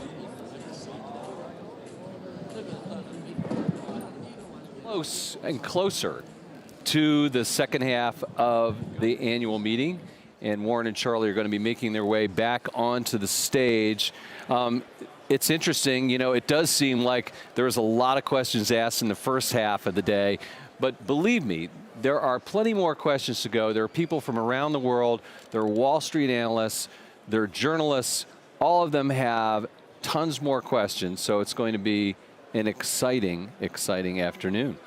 This isn't even half over, right? Because we still have the business meeting. We're going to be back as well after this next section of Q&A before the business portion gets done as well. Andy, we have healthcare's come up. We had right. Elon Musk come up. We had guns come up. Right. We've had Trump come up. GE got mentioned. Yep. I'm trying to think of the first question of the second half. Well, we talked about Apple. That hasn't really been fleshed out, and I think there's definitely going to be something there. At least I would be surprised if there wasn't. And, you know, I think people will still ask more questions about trade. I do think that's the hot topic. And we haven't really gotten, you know, the real Trump question yet. And to my mind, you know, that's something that is right sitting there front and center, which is, Warren, you don't support Donald Trump at all, yet Donald Trump is the president. How do you operate a business in an environment where you don't see eye to eye with the president? Right, when we had that young kid get up and start off asking a Trump question, I thought maybe it was going there, and then it veered off into a more substantial question. But I do think that we could possibly get some of that, and maybe people will get their Charlie Munger moment. Right, there. Exactly. But, you know, right now we have to, you know, probably wait for Glenn Close to get back into the arena. It was great to talk to her and have her stop by, and as well as all the different guests. I think it really gives you a flavor of all the different types of people, and we really could just go out into the crowd and get any number of people to come up, and they all have incredible stories. And as you can imagine, some of these people, Jen, bought shares of Berkshire Hathaway, you know, 30 years ago. You know, they put in maybe $25,000, and that has amassed into and turned into a huge fortune. And they're all manner of millionaires out there. And as we keep seeing, there's a lot of families. You know, I had said that I thought maybe the first question could be about GE, and we haven't gotten to talk about GE, but it did get mentioned, and that was in reference to 2008 and just some of the terms that they extracted from other companies during the financial crisis. And I thought it was really interesting, Warren Buffett talking about, you know, they could have gotten better terms maybe, but in the end that could have been counterproductive. And sort of like his long-term thinking really comes to bear in a lot of these questions. Right. I do think there's a lot to talk about there. And also, you know, just getting back to the audience here and where all these people are from. And, you know, do we have our map? I would love to see our map Julia again. LaRoche was talking about the map earlier, and it's starting to really fill in because more and more people are checking in. That's the United States portion. You can see there, and you've really got people all over the place. and we're going to be able to show you different parts of the world. Let's pull back and maybe swing over to Europe. And there's Europe. We have people someone from the Middle East, someone from Africa, all over Europe. We get into India, you see that. And then there's Southeast Asia. It looks like a lot of people from Indonesia and Thailand. And then, of course, China is there. Lots and lots of people from China. There are people from Japan. And you see the bottom right there? Whoop, we pull back the other way. There's Guam. It is. I asked Did specifically. you meet the people? I didn't, but I asked who was that? Is that a It was mistake? And they said, Guam? no, that's Guam. Very And that interesting. person or family may get the prize for biggest trip here because, you know, China may be farther, but you got a direct flight. Yeah. Right? Or at least a direct flight to the United States. Guam, you're definitely having Well, Guam, more you have direct flights connections. to the United States. Yeah. All right, we're going to head right back to the meeting. There, Charlie Munger and Warren Last Buffett. year, for several years, had a wonderful woman who carried this meeting off without a hitch, Carrie Sova, and she just had her third child here about a few weeks ago and decided that she decided right after the last meeting that was going to be her full-time occupation. And this year, again, we've had everything carried off without me having to do anything, without a hitch. And I would just like to have Melissa Shapiro stand up. We'll get a spotlight on her.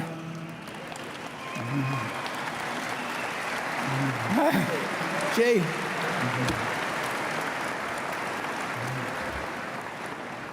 I can't believe it how she does it.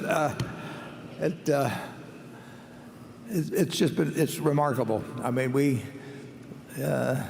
I just tell her the date, and that's all the help I am, and it goes on from there. So, Melissa, thank you. Okay, I think we next go to Station 10, and we will continue until 3:30, and we'll take a 15-minute break, and at 3:45 we'll convene the actual annual meeting. Station 10. Hi, I'm Teresa Ligozinski. I'm from Omaha, Nebraska. And I have a question about Microsoft. You have gotten into the tech world with buying Apple. You have Mr. Gates there. I'm just wondering why you've never bought Microsoft. Well, in the earlier years, it's very clear. The answer is stupidity. But since Bill has, particularly since Bill has joined the board, but even earlier than that, because of our friendship, it just would be a mistake for Berkshire to buy Microsoft, because if something happened a week later, a month later, in terms of them having better earnings than expected or making an acquisition, anything, both Bill and I would incorrectly, but would be a target of suggestions and accusations, perhaps even, that somehow he had told me something or vice versa. I try to stay away from a few things just totally, because the inference would be drawn that we might have talked.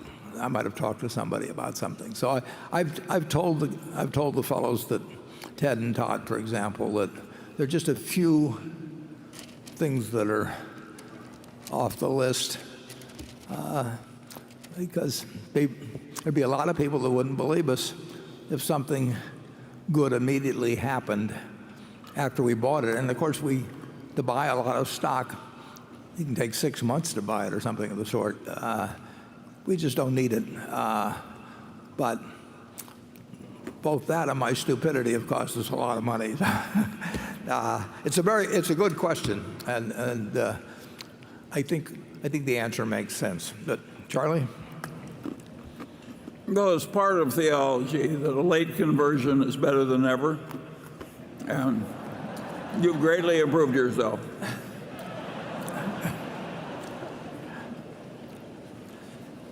Becky. All right, this question comes from Dave Shane.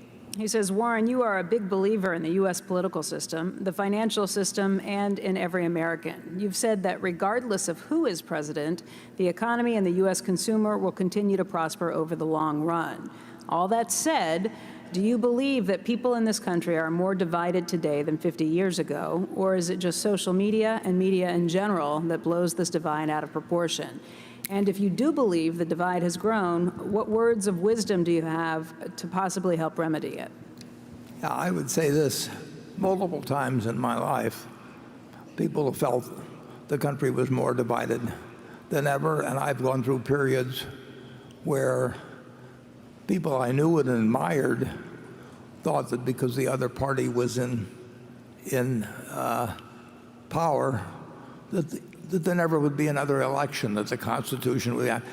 I've heard everything. Now, the interesting thing is, this paper from 1942, since then, there have been 14 American presidents. Just since my young venture into the stock market at 11, I've lived under 14 of the 44 presidents the United States has had.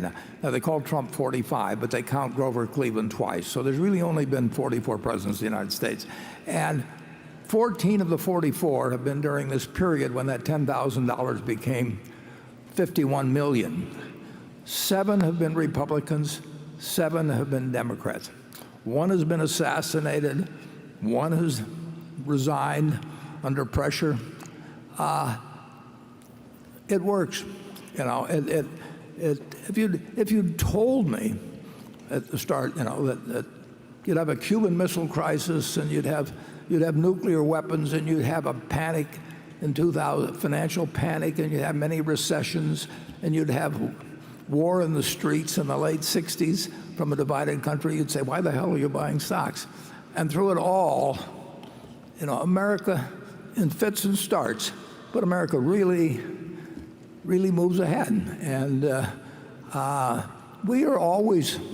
we survived a civil war. I mean, I hate to think of having to do it that way, but this country, in only less than 3 of my lifetimes, if you go back 3 of my lifetimes, you go back 263 years, I guess, and Thomas Jefferson is 12 years old, and that's just 3. And there was nothing here.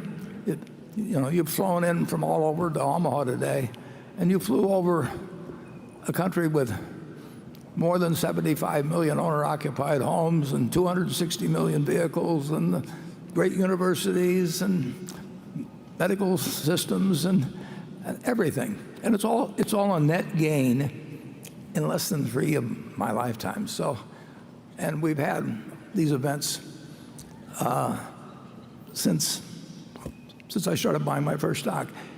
This country really, really works, and it always will have lots of disagreements. And after every election, you'll have people feeling the world is coming to an end, and you know, how could this happen? And I remember my future father-in-law in 1952. He wanted to have a talk with me before his daughter and I got married. So kind of reluctantly, I sat down with him, and he said, Warren, he said, there's just one thing I want to tell you. He said, you're going to fail. He said, you know, the Democrats are going to get in, you know, they're going to take over the country, and you're going to fail, but don't feel responsible for it because it's not your fault. I mean, he wanted to absolve me from this feeling that while his daughter was starving to death, it was my fault. And I kept buying stocks and doing a little bit better all the time. And if the Republicans were in, it was okay, and it was because of them that I was doing well. And if they were out, forget it, it was all going to disappear. So I've seen a lot of American public opinion over the years. I've seen a lot of media commentary. I've seen the headlines. And when you get all through with it, this country has 6 times the per capita GDP growth, the GDP per capita that it had when I was born. One person's lifetime, 6-for-1 change. Everybody in this room essentially is living better in multiple ways than John D. Rockefeller Sr. was, who was the richest person, in the world during my early years. And we're all living better than he could live. So this is a remarkable country, and we found something very special.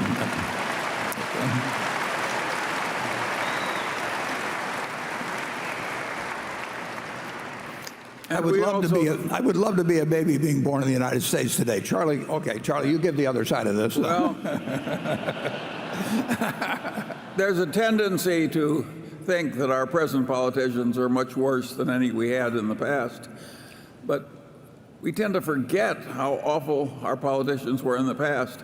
I can remember a prominent senator arguing with an absolute earnestness that mediocre people ought to have more representation on the United States Supreme Court. Yeah, he came from Nebraska, incidentally. He did. He came from Nebraska. So we're not quite as bad as that yet. Yeah. He succeeded my dad in the House of Representatives. Okay. Gary. Yes, on reinsurance. I know we've talked in the past about reinsurance not really being as attractive an industry in, say, the next 10 years as the last 10. But I don't think we've talked specifically about General Re. And I looked this morning at the 10Q, and I see General Re has grown nicely. I know there's been some changes in the management. And I wondered if you could just give us a sense of what's going on at the company to bring about some of that growth and what looks like improvement. Yeah, well, the reinsurance business, I don't think I'd say that it's tougher than it was 10 years ago, but if you go back to 40 or 50 years ago, it was not brutally competitive, I'll put it that way. And at Gen Re, Tad Montrose, who did a fantastic job for us at Gen Re, retired, and we have under Ajit, and then Kara in addition, but under Ajit, the focus of the place has changed somewhat, and it probably is more growth oriented than before. But I can assure you that anything associated with Ajit also has underwriting discipline attached to it. But there has, as you've correctly noticed, there's been some pickup, and I think actually we'll see the property casualty reinsurance business grow a fair amount, and the life business, reinsurance business, and this is really the only place we do much in life, but that has grown very substantially ever since we took it over, particularly internationally, and so that part I like, and we will have I think we'll have a somewhat larger operation at Gen Re, but we have various methods, as you know, of being in reinsurance. We do these huge bulk deals. That's why our net revenues are down this year. We did that $10 billion deal with AIG, which was the biggest deal in history last year, and we don't have a repeat of it this year. We will be in the reinsurance business 5 years from now, 10 years from now, 20 years from now, and 50 years from now, in my view, and we will have some unusual advantages that stem both from our capital position, our attitude toward the business, and the talent that we have. We have a way better than average insurance business generally. We have some real gems that nobody really knows much about, and we have a very, very good reinsurance business that will be subject to more ups and downs than something like GEICO will be, which just moves ahead every year. But it will be an important part of Berkshire. Charlie? Yeah, I would argue the part that any idiot financier can easily get into has gotten way tougher. And why wouldn't it? Charlie is my substitute for my father-in-law. That was.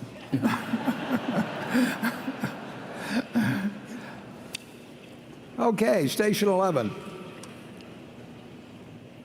Hey, Warren, Charlie. Thank you again for having us and having me. I just can't thank you guys enough and appreciate you guys enough for the body of work that you guys have delivered to us and the exemplar example that you guys have set with your principles. Thank you. Charlie, you've mentioned that if given the chance, or the same chance with a smaller capital base, you would still look for mispriced stock opportunities. Of course. And that would be determined through obviously what we call the intrinsic value of the organization or the company in question, an aggregate of the discounted future cash flows. Would you work the arithmetic using a fictional data set to illustrate the mathematical principia to determine an intrinsic value?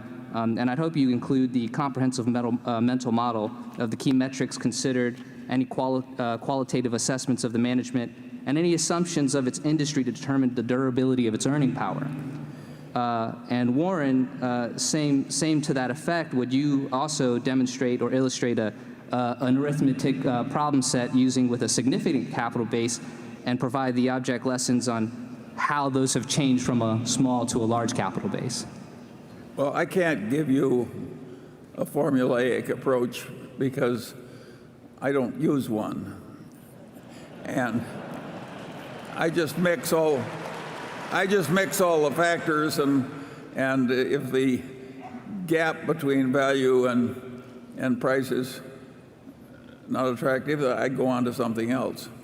And sometimes it's just quantitative. For instance, when Costco was selling at about 12 or 13 times earnings, I thought that was a ridiculously low value just because the competitive strength of the business was so great and it was so likely to keep doing better and better.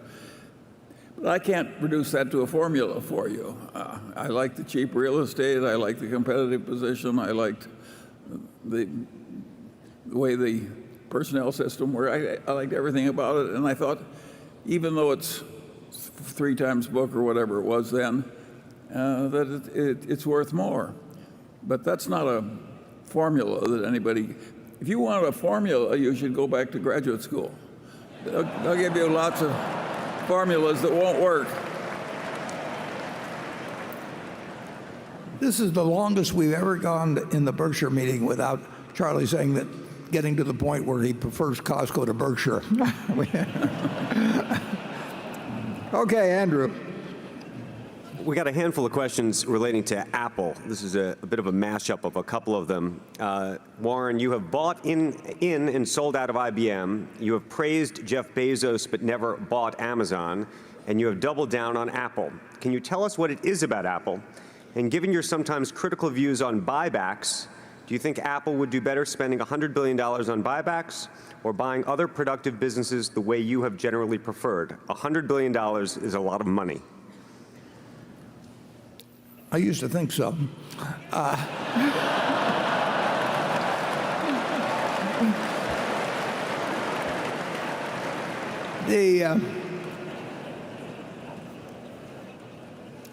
Apple has an incredible consumer product, which you understand a lot better than I do. Whether they should buy in their shares, they shouldn't buy in their shares at all unless they think that they're selling for less than they're worth.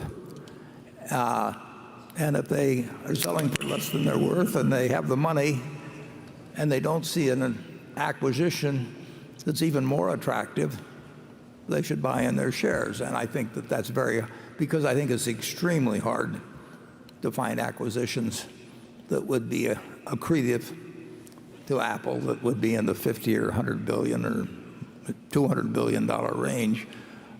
They do a lot of small acquisitions. And I'm delighted to see them repurchasing shares. Let's say we own 250 million or so shares. They have, I think, 4,923,000,000 or something like that. And mentally, you can say we own 5% of it. But I figure with the passage of a little time, we may own 6 or 7% simply because they repurchase shares. And I find it you've got an extraordinary product and ecosystem, and there's lots to be done. I love the idea of having our 5% or whatever it may be grow to 6 or 7% without us laying out a dime. I mean, it's worked for us in many other situations. But you have to have some very, very, very special product, and which has an enormously widespread ecosystem, and the product's extremely sticky and all of that sort of thing. And they're not going to find $50 or $100 billion acquisitions that they can make it remotely a sensible price that really become additive to that. And they may find it, who knows? But there certainly, as I look around the horizon, I don't see anything that would make a lot of sense for them in terms of what they'd have to pay and what they would get. Whereas I do see a business that they know everything about, and where they may or may not be able to buy it at an attractive price when they repurchase their shares. That remains to be seen. Incidentally, that's one thing that I always enjoy. People say, well, you're talking your book or something if you talk. From our standpoint, we would love to see Apple go down in price. They're going to, well, just put it this way. If Andrew and Charlie and I were partners in a business that was worth $3 million, so each of us had $1 million interest in it, if Andrew offered to sell out his 1/3 interest at $800,000 and we had the money around, we'd jump at the chance to buy him out. I mean, it's so simple. But people get all lost, and if he wanted $1 million too for it, we wouldn't pay it to him. It's very simple math, but it gets lost in all these discussions. And of course, like I say, Tim Cook can do simple math, and he'd probably do very complicated math too. So we very much approve of them repurchasing shares. Charlie? I think generally speaking in America, when companies go out hell-bent to buy other companies, they're worth less after the transaction is made than they were before. So I don't think you have a general weight of wealth for American corporations to go out and buy other corporations. Averaged out, it's a way down, not up. And I think that a great many places have nothing better to do than to buy in their own stock, and nothing as advantageous to do as as buying in their own stock. So I think we know pretty damn well what's going to happen to Apple. They'd be very lucky if there was something available at a low price that they could buy. I don't think the world's that easy. I think that the reason these companies are buying their stock is that they're smart enough to know that it's better for them than anything else. That does not mean we approve of every buyback at all, though. I mean, we've seen. No. Yeah. I think some people just buy it to keep the stock up, and that, of course, is insane and immoral. But apart from that, it's fine.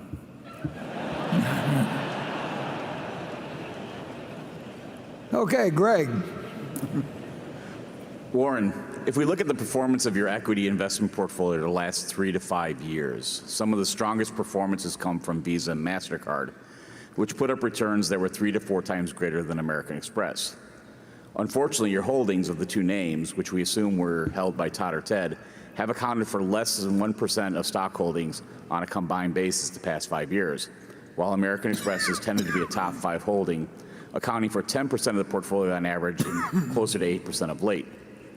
Given that all three firms benefit from powerful network effects along with valuable brands, were there any particular reasons Berkshire did not ramp up its stakes in Visa and MasterCard to more meaningful levels, especially during those years when American Express was struggling? After all, you've shown a willingness to own several stocks from the same industry, holding shares in several competing banks and buying stakes in all 4 domestic airlines in fairly equal amounts when you picked them up in late 2016. Yeah, when Ted and Todd, or either one of them, I won't get into which one of them specifically bought, or for that matter, they could both have bought Visa and MasterCard. They were significant portions of their portfolio, and there was no embargo or anything on them owning those stocks because we had a big investment in American Express, and I could have bought them as well, and looking back, I should have. On the other hand, I think American Express has done a fabulous job, and now we own 17 and a large fraction percent of a company that not that long ago we may have owned 12%. We've done it without spending time and without, it's a company that has really done a fantastic job in a very competitive field where lots of people would love to take their customers away from them, but they have more customers than ever, and they're spending more money than ever. The customers are, and the international growth has accelerated. The small business penetration is terrific. It's really quite a business, and we love the fact we own it. Like I say, it didn't preclude me from in any way from buying Master, Charger, and Visa, and if I'd been as smart as Ted and Todd, I would have. Charlie? Well, we would have been a lot better in all of our stock picking if we could do it in retrospect. But at the time, we have a big position in American Express, and there is one tiny cloud on the horizon of the payments processors, and that is the system of WeChat in China. And so it isn't as though there isn't a little cloud somewhere off in the, and I don't have the faintest idea how important that cloud is, and I don't think Warren does either. No, payments are a huge deal worldwide, and you've got all kinds of smart people working in various ways to change the payment arrangements. To destroy what we have now. Sure. And you've got some very smart people that that are building a company, and American Express made a decision a few years ago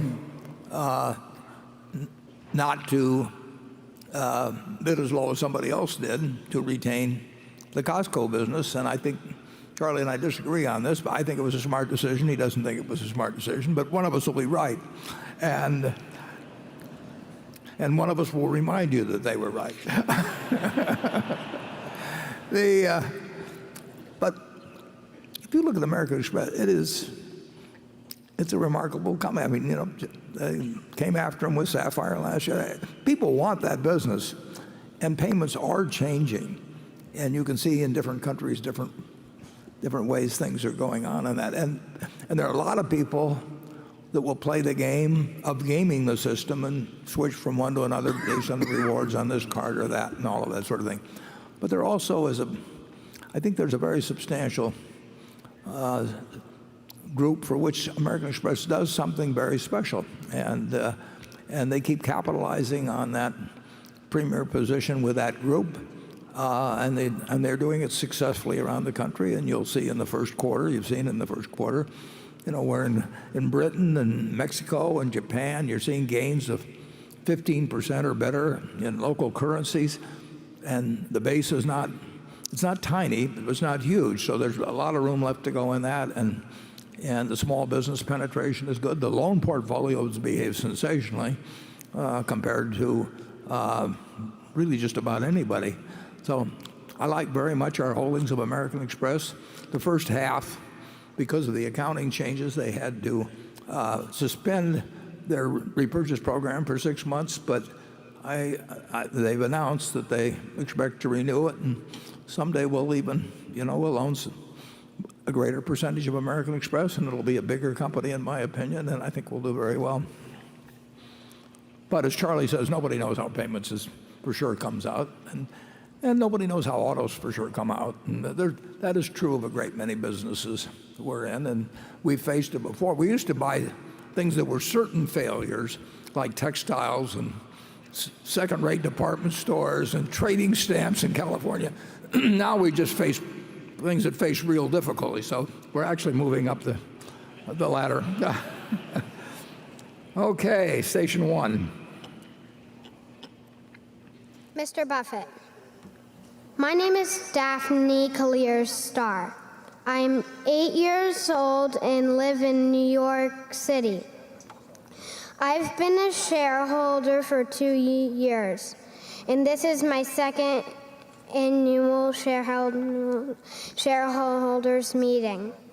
Berkshire Hathaway's best investments on which the company built its reputation have been in very capital efficient businesses, such as Coke, See's Candy, American Express, and Geico.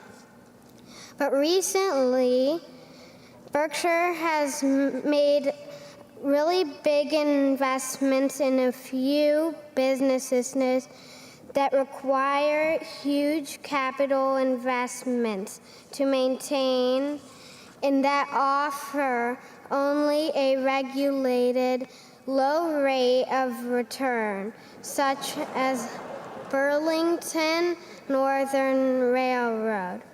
My question to you, Mr. Buffett, is could you please explain why Berkshire's largest recent investments have been departed from your old capital efficient philosophy?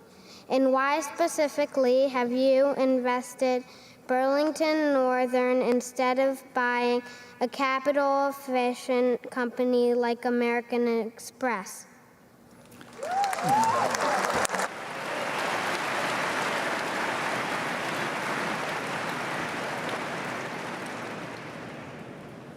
You're killing me, Daphne.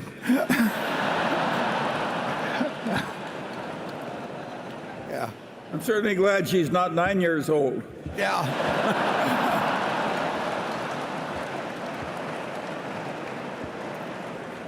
I'm just sitting here thinking which of the 6 panelists we're going to bump next year and put you in. Well, I thought I was doing well when I bought that city service at 11.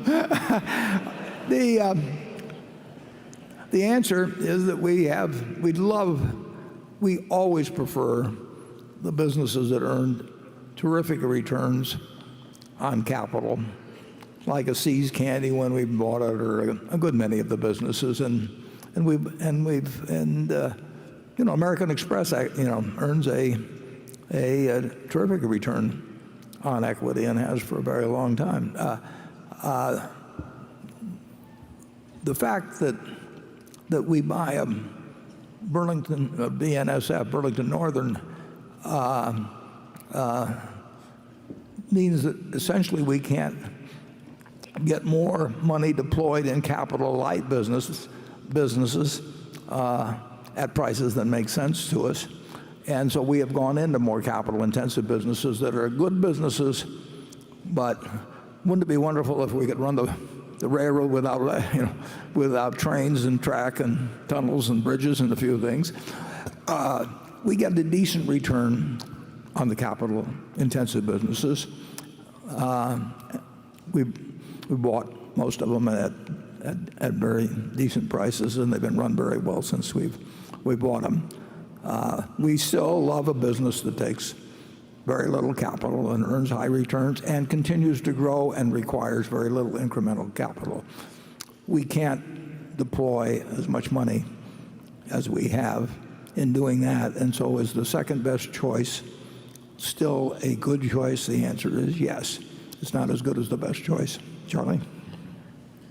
Yes, I like the aspiration of that young lady. She basically wants a royalty on the other fellow's sales. And of course, that's a very good model. And if everybody could do that, why, nobody would do anything else. The reason we're satisfied with our utility returns and our railroad returns is they're quite satisfactory. Quite satisfactory. I wish we had 2 more just like them. Don't you, Warren? Yeah, definitely. So the answer is they're good enough, and you're asking us to get perfection. If you want us to have all our money in Coke at, say, 5% of what it's now selling for. Yeah, and a business like Apple really doesn't take much capital, but it's still, you've got to spend a lot of money to buy businesses like that. Very few are for sale, and the answer is we have not foregone any opportunity to buy businesses that earn high returns, very high returns on equity capital, or when we could buy them at a sensible price, to buy these other businesses. So they haven't shoved anything else off the table. But you definitely have a job in our capital allocation department. Okay, Carol. This question is from Max Taylor of Chicago, and it concerns the newspapers that Berkshire owns. In your 2012 letter to shareholders, Mr. Buffett, you had a section devoted to Berkshire's buying 28 newspapers during the year just passed. Since then, you have not come back to the newspaper subject. But this year, at the end of the annual report, you published a list of the newspapers Berkshire owns today, along with their circulation. I compared that list with the one you published 5 years ago at the end of 2012. As you no doubt know better than anyone, the circulation of the 26 newspapers that Berkshire still owns, of the 28 originally bought, fell sharply, in many cases by big amounts, like 30% to almost 50%. I know that 5 years ago you acknowledged the risk in owning newspapers, but you still said, Charlie and I believe that papers delivering comprehensive and reliable information to tightly bound communities and having a sensible internet strategy will remain viable for a long time. Skip to today and imagine that you are writing about Berkshire's experience with newspapers. What would you be saying? Yeah, I would say that, I forget the modifying word on internet strategy, but I guess I said sensible. The problem has been about 1,300 daily newspapers in the United States. There were 1,700 not that long ago. Is that no one except the Wall Street Journal, the New York Times, and now probably the Washington Post has come up with a digital product that really, in any really significant way, will replace the revenue that is being lost as print newspapers lose both circulation and advertising. And if you look at the communities in which we operate, or the communities in which, you name it, other newspapers operate, the community could be prospering. We're in a prosperous economy presently, and all are losing daily circulation. They're losing Sunday circulation. They're using what's called street sales. They're losing home delivered, and it is I've been surprised that the rate of decline has not moderated in the last 5 years. We bought all the papers at reasonable prices, so it is not a great economic consequence to Berkshire.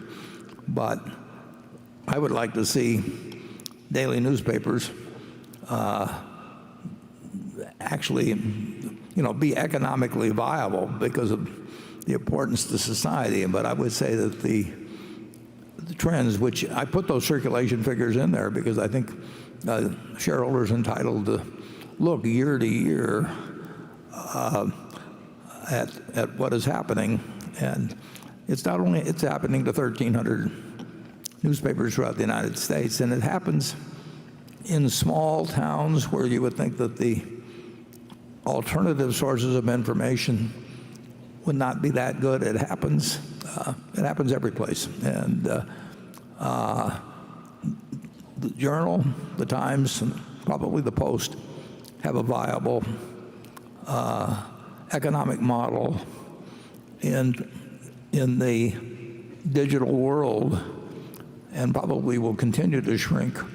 I'm almost certain will continue to shrink in the print world, but the digital world will be big enough that, and they'll be successful enough so that they have, in my view, a sustainable business model. But it is very difficult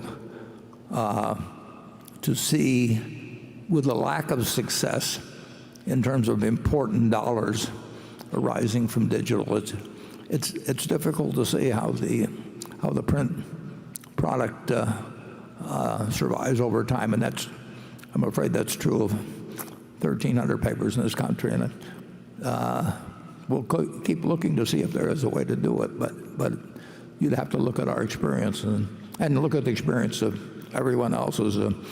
McClatchy newspapers came out the other day, and I think the newspaper, which is very good, fine cities that they operate in, and advertising revenues down something like 17 or 18% in circulation. But it isn't just them, it's everybody in the business. And I wish I had a better answer for you, but I don't. I would say that the economic significance to Berkshire is almost negligible, but the significance to the society, I think, actually is enormous. And I hope that we find something. I hope others find something, because we'll copy it. But so far, we have not succeeded in that. Charlie? Well, the decline was faster than we thought it was going to be. So it was not our finest bit of economic prediction. And I think it's even worse. I think to the extent we miscalculated, we may have done it because we both love newspapers and have considered them so important in our country. These little local newspaper monopolies tended to be owned by people who behaved well and tended to control the politicians. And we're going to miss these newspapers if they disappear. We're going to miss them terribly. And I hope to God it doesn't happen, but the figures are not good, Warren. No, they aren't. And it isn't just, it isn't some town that has a particular problem with unemployment or anything of the sort. And it isn't due to general economic conditions. It's due to the fact that in this paper, if you wanted to know the baseball results from the present day and the box scores and everything else, they told you the following morning, and it was still news to you. And the financial material that I read from there, in terms of looking at the stock prices and everything, they were news to you the following morning. And what was developing in the Pacific in terms of the war was news to you when you read about it in the morning in the New York Times. And news is what you don't know that you want to know. And those help wanted ads, segregated as they may have been, still were the place to go to look to find a job. And you can go up and down the line, and one element after another, where the daily print newspaper was primary, they're no longer primary. And the business has changed in a very material way, and we haven't been able to figure out any solutions to that, and we'll keep trying. And like I say, it's not of economic consequence, but I think it is societal consequence, and we haven't been able to solve it. Okay, Jonathan? TTI has been a nice growth story since Berkshire acquired it 11 years ago, more than doubling its pre-tax earnings to about $400 million due to fine organic growth and at least 2 successful bolt-on acquisitions. Business momentum appeared to accelerate in the first quarter. Can you please talk about the competitive landscape in the electronic components distribution industry and what TTI's advantages are? Is it just a great industry to be in, or is TTI's business model and/or management team special? Do you expect it to continue to be one of Berkshire's faster-growing non-insurance subsidiaries? TTI is run by a fellow named Paul Andrews, who's done an absolutely sensational job with us. He's a wonderful man. He's a wonderful manager. And in the last, he's quadrupled the business, basically. But in the last year, and accelerating right to this point, they distribute little electronic components. They're a many billion-dollar business, and their average item is less than a nickel that they sell. So it's kind of like being in the jelly bean business or something like that, except these things go into all kinds of fancy machines that I don't understand. And We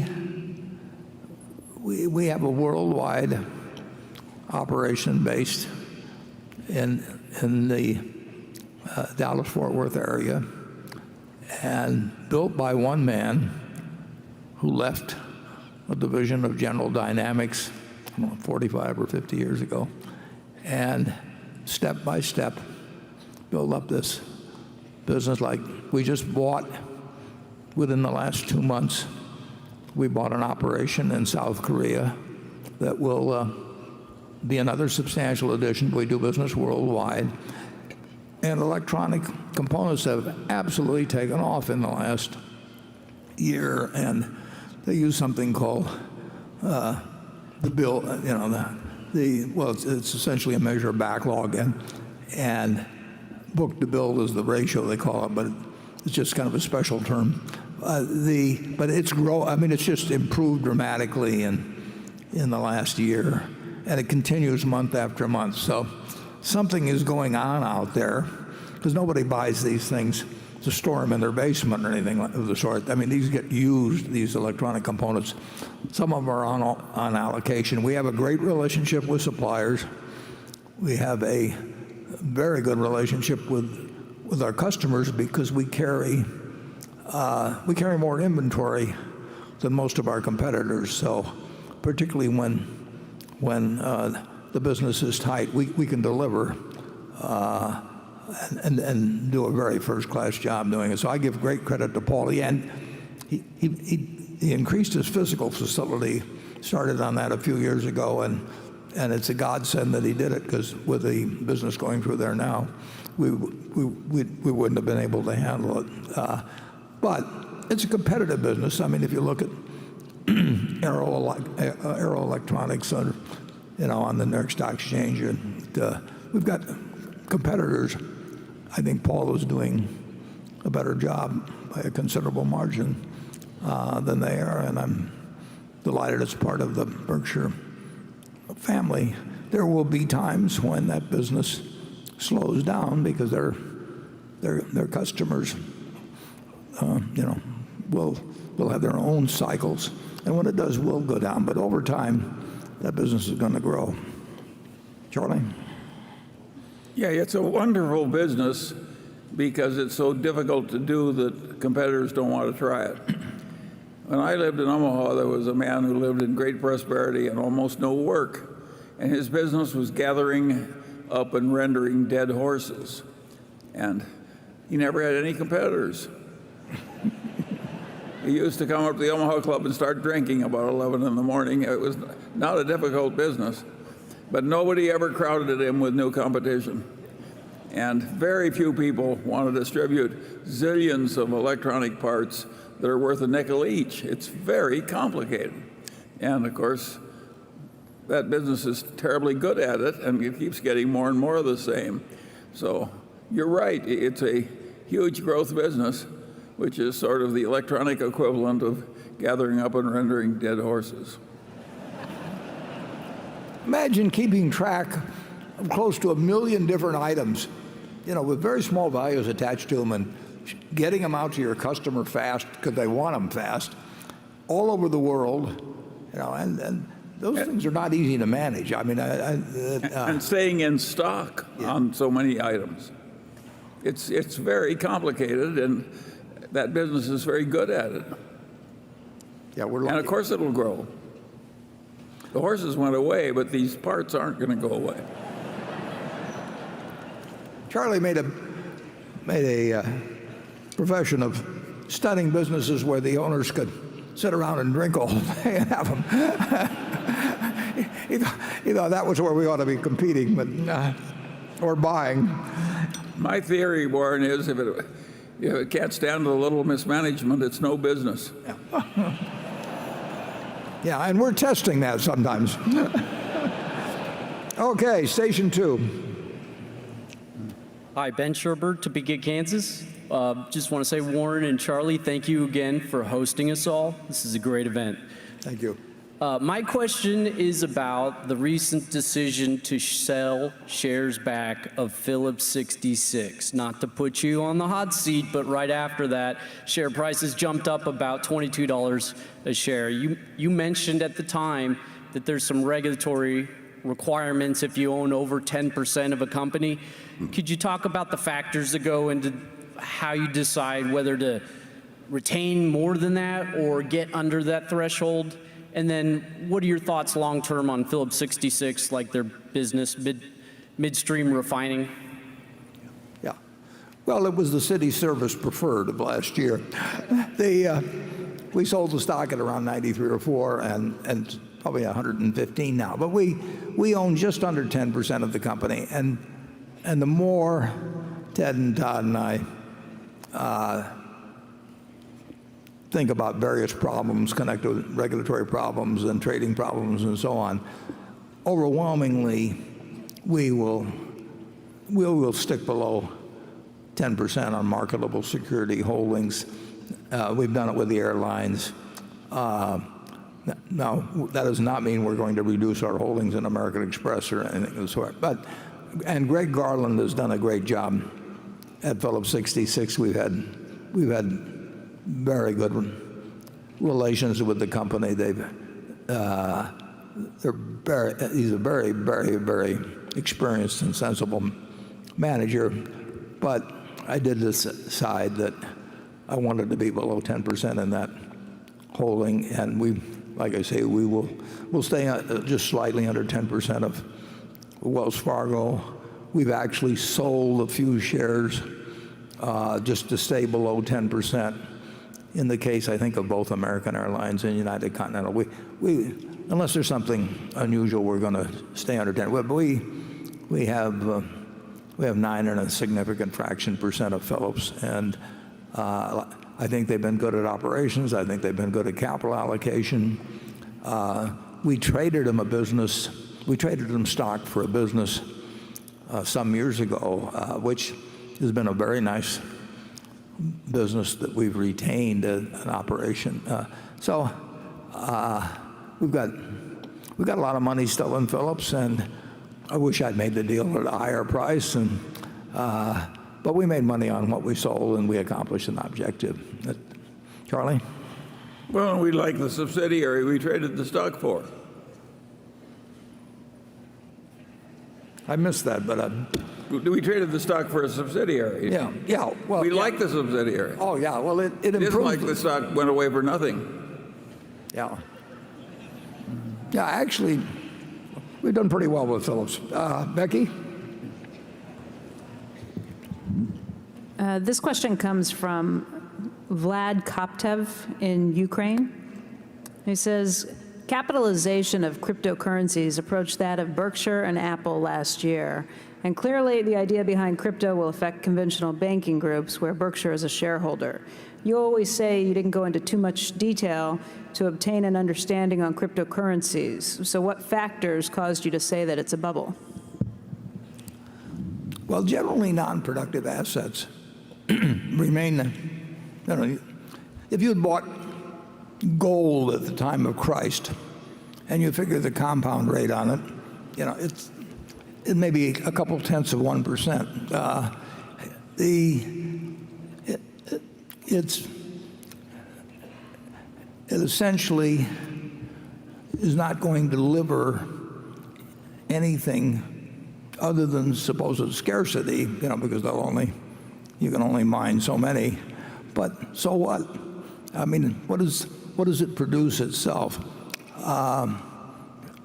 The check is a wonderful idea. Just imagine how the world would be without being able to write checks or have wire transfer of funds. But it doesn't make the check intrinsically itself worth a lot of money. And if you said you can't use something called check with a little piece of paper, you'd do something else to transfer money. I think that anytime you buy a non-productive asset, you are counting on somebody else later on to buy a non-productive asset because they think they can sell it to somebody for more money. And it's been tried with tulips, and it's been tried with various things over time, and it does come to a bad ending.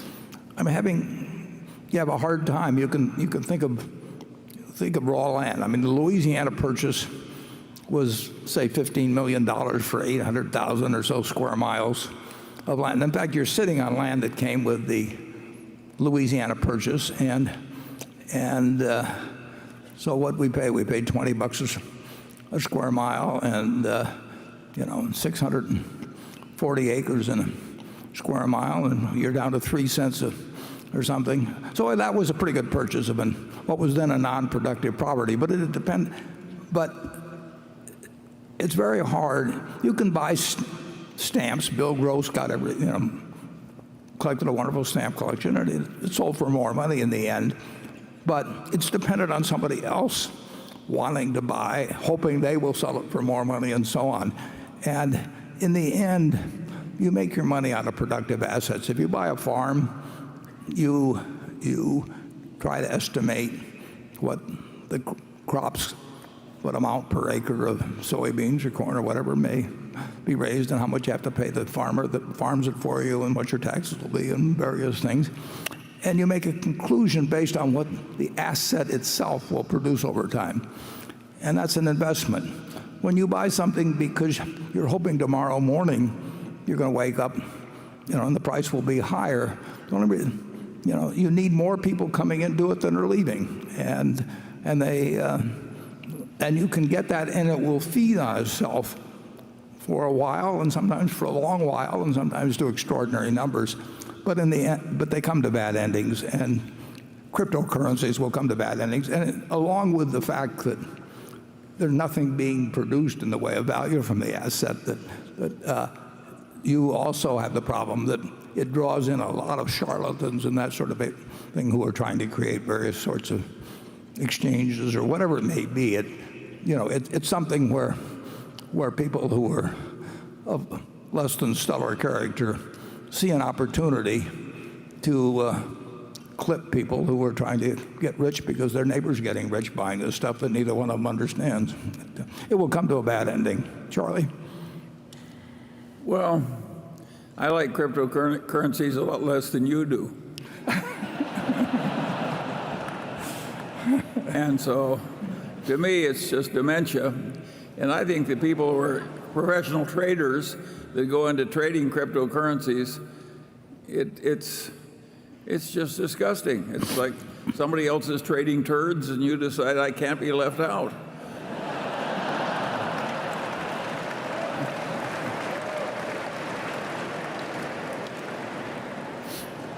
To the extent that we're being webcast around the world, I hope some of our stuff doesn't translate very well, actually. Okay, Gary. Yes, I had a question on the corporate tax rate, and we have a debate in my investment world about where the benefits of that cut fall.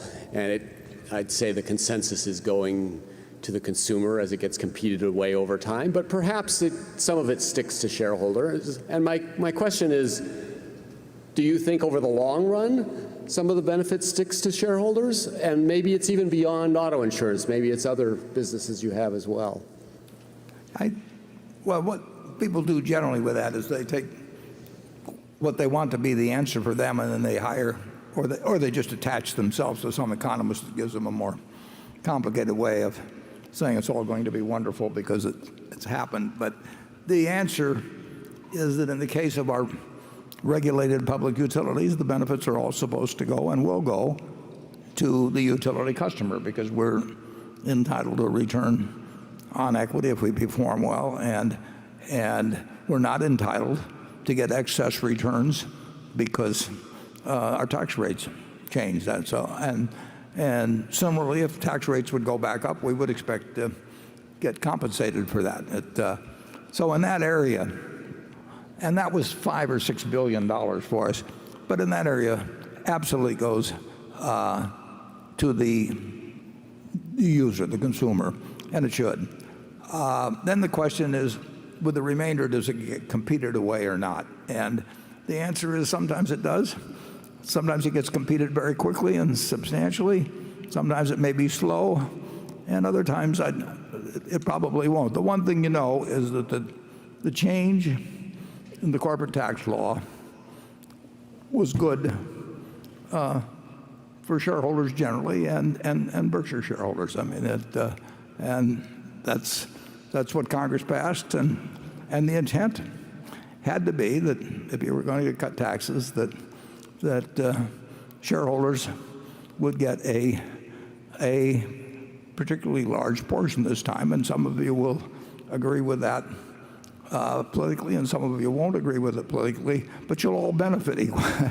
And I think it's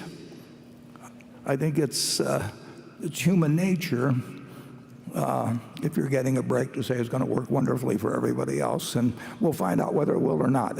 It's very, very, very difficult in economics to measure the impact of single variables. You cannot just do one thing in economics. People kind of learn that in physics and talk about butterflies in China and all that sort of thing. But every question you get in economics, or any statement, you should say, and then what? And when you get into the and then whats, you start favoring people who give an answer to that in political life that happens to usually help you in some way or another, including your pocketbook. And we've seen that with this, and it's helped the shareholders of Berkshire Hathaway. I would say that some will be competed away, some by the local utilities, and some will benefit Berkshire shareholders. Charlie? I have nothing to add. Okay. Station 3. Hi, Mr. Buffett and Mr. Munger. My name is Kevin, and I'm from Shenzhen, China, currently studying finance and philosophy at Boston College. I have a rather broad question. In this more and more globalized world, what do you think our younger generation can do to best leverage our background and experience of both China and US to create values and further benefit two countries' economy and relationship? And what do you see valuable in a person with a multicultural background? Thank you. Well, I think in answer to the last question, I think it's terrific to have a multicultural background. And if I never was any good at languages, but if I were in college today and in either country, I'd be learning the language of the other country, because I think it'll be a great advantage over time. The first part of the question,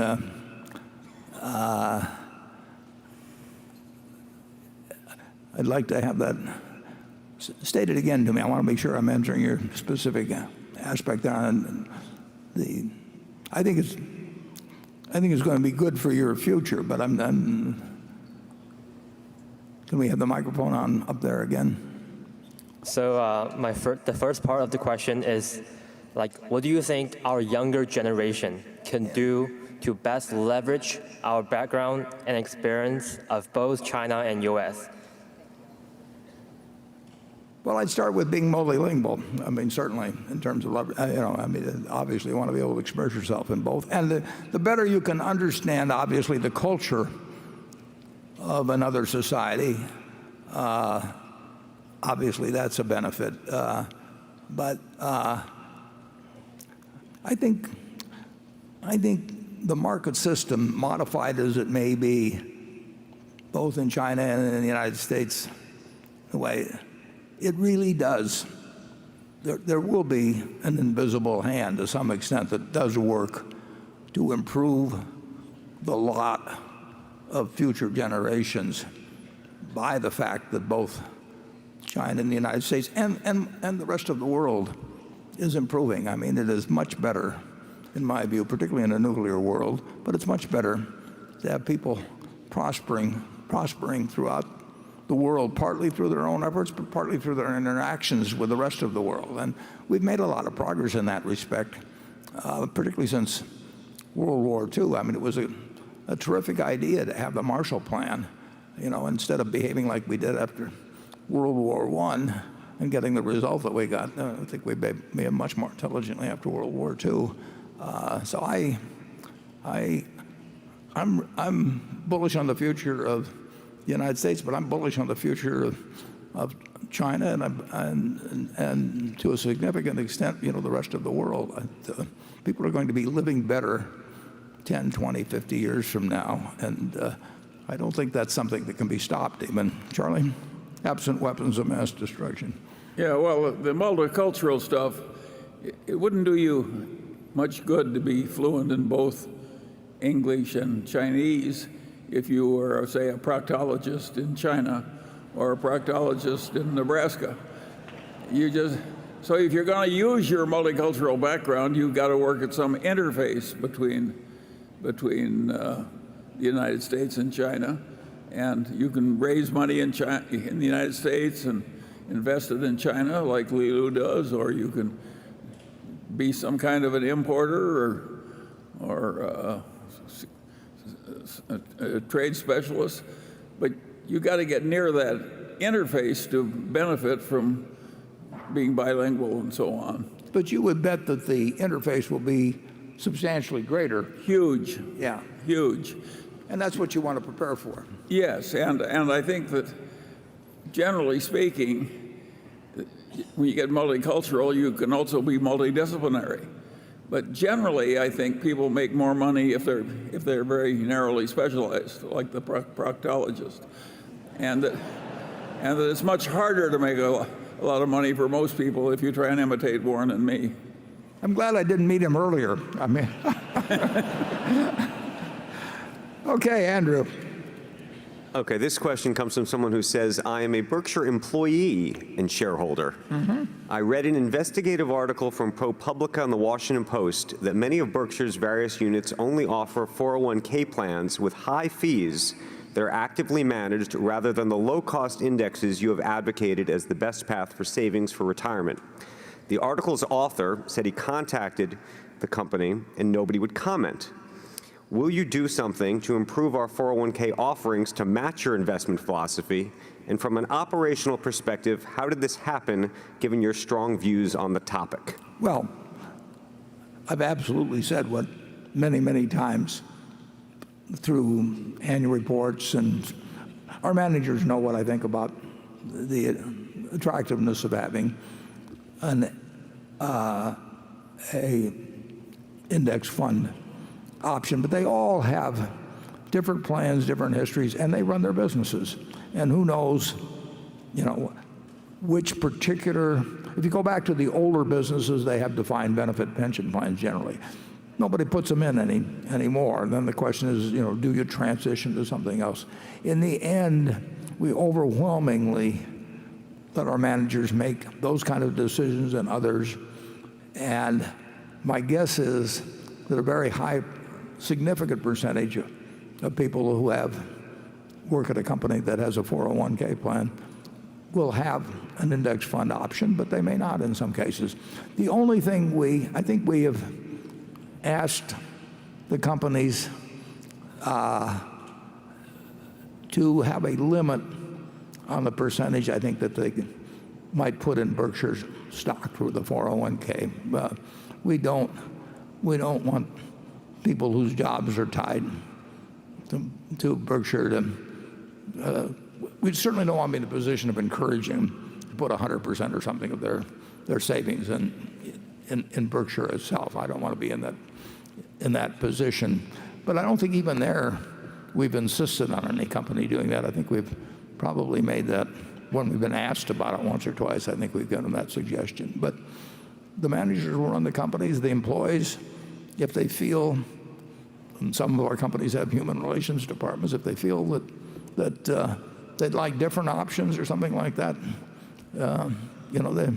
they should make those views known to the managers. And in some cases, the managers, I think, will pay attention to them, and others, they probably won't. We've got a wide variety of managers that run our businesses, and we're not going to start trying to run them from Omaha. Charlie? Well, I think you're right. That has happened, that business of the high fee choices, because we've delegated the whole subject to the managers of the subsidiaries. And so no attention at all is being given to the employee choices at headquarters. And what you're pointing out is that a lot of the employees in the subsidiaries would do better if they indexed instead of choosing what they did choose. And my guess is you're absolutely right about that. Yeah. And if there are any people, managers in the business today, I hope we'll do a little better at encouraging better choices. Yeah, although we wouldn't want them. We don't want them to interfere too much in directing what they people. It's we could take over human relations. No, it's up to the managers, but we wouldn't object to a little different viewpoint. And we have made it very clear what we think. I mean, they just some of them don't listen to us. Okay, Greg. Warren, you've noted time and again that there is a strong common culture shared across Berkshire subsidiaries, built on a commitment to honesty and integrity, a focus on the long term, and an emphasis on customer care. And that it's also critical to find cultures that mesh well with Berkshire's when acquiring operating companies. In most cases, the managers that are currently running these subsidiaries are the same individuals or members of the families that originally sold their firms to Berkshire, leaving them with a vested interest in the businesses they are running and a strong connection to the culture they tend to share in common with Berkshire.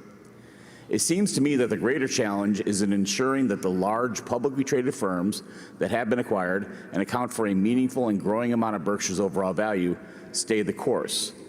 Could you comment on whether or not this is the case and what the greatest challenge is for you and Charlie when it comes to not only maintaining Berkshire's culture, but in finding firms that would fit in well with what you've built? Yeah, I think the culture is very, very strong. And I think it gets reinforced. Frankly, I think it gets reinforced by the shareholders we have. I mean, we have a different body of shareholders, and we look at those shareholders, I think, in a somewhat different way than a good many other companies do. I mean, I think there are a fair number of public companies that wish they didn't have, public shareholders. We're happy to have public shareholders. And we like having individual shareholders, and we don't favor institutions, and we're not going to, give guidance and talk especially to them on investor calls and all that sort of thing. But we want it to be directly with we want shareholders who are partners, basically.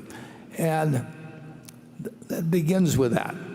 It goes to the directors. We have directors who are not, well, I've been on 19 boards, and I've never seen another board like ours, and I think it's terrific that we've got the people who represent, in many cases, lots of shares themselves. They didn't get special deals. It's a group of owner-oriented, Berkshire-conscious, business-savvy owners, and we don't have anybody on the board because they're a leading, educator or whatever it may be. We want people who basically think about how to run a business well for themselves and for their partners. And we've got managers who fit into that culture or who have chosen that culture in coming with us. And sometimes we have the second or the third or fourth generation, and say at the Nebraska Furniture Mart, that share that. Is it perfect? No, it's far from perfect. I mean, you don't get everybody thinking the same way. We have people that are very independently minded, running a lot of businesses, and some of them have different political beliefs. They see through different lenses than we do to some degree.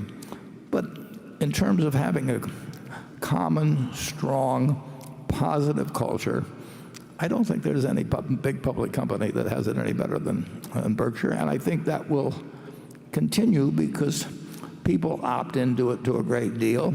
Cultures get passed along.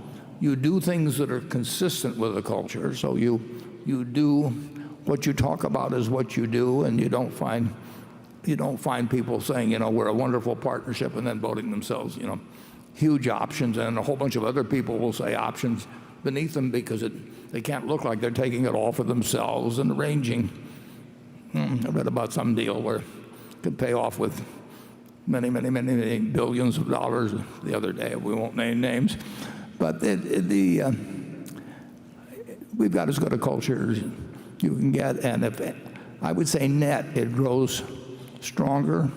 We have a few people all of the time that really don't buy into it entirely. I mean, it is not 100%, but it's as close to it. And I think it gets closer all the time as we go along, and we'll we will try to keep behaving in a way that reinforces it and doesn't dilute it. And I think that will not only work for Charlie and me, but it'll work for our successors very well. It won't be perfect. Charlie? Every time I come to one of these meetings and sit in the manager's luncheon, I feel more strongly at the end of the luncheon that the culture and values of Berkshire Hathaway will go on and on for a long time after the present management is gone. In fact, I think it'll go on after all of the present managers are gone. I think we've started something here that will work well enough that it will last. And one of the reasons it will last is it's not that damned easy to duplicate. So the one that is present is likely to just keep going and going. Think of how little direct copying of the Berkshire system there's been. But it won't produce the returns it's produced in the past either. No, I think it's going to last a long time.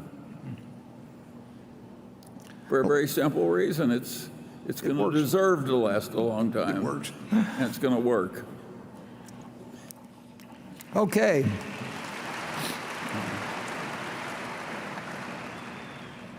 Station 4. My name is Christian Marx. I'm a proud shareholder from Cologne, Germany. It is my pleasure to be here. My question relates to the Berkshire insurance operations. When I look at the quarterly balance sheets of the last 2 decades, I noticed a pattern that I kindly ask you to discuss. The sum of cash plus fixed income always hovers around 100% of the amount of insurance float.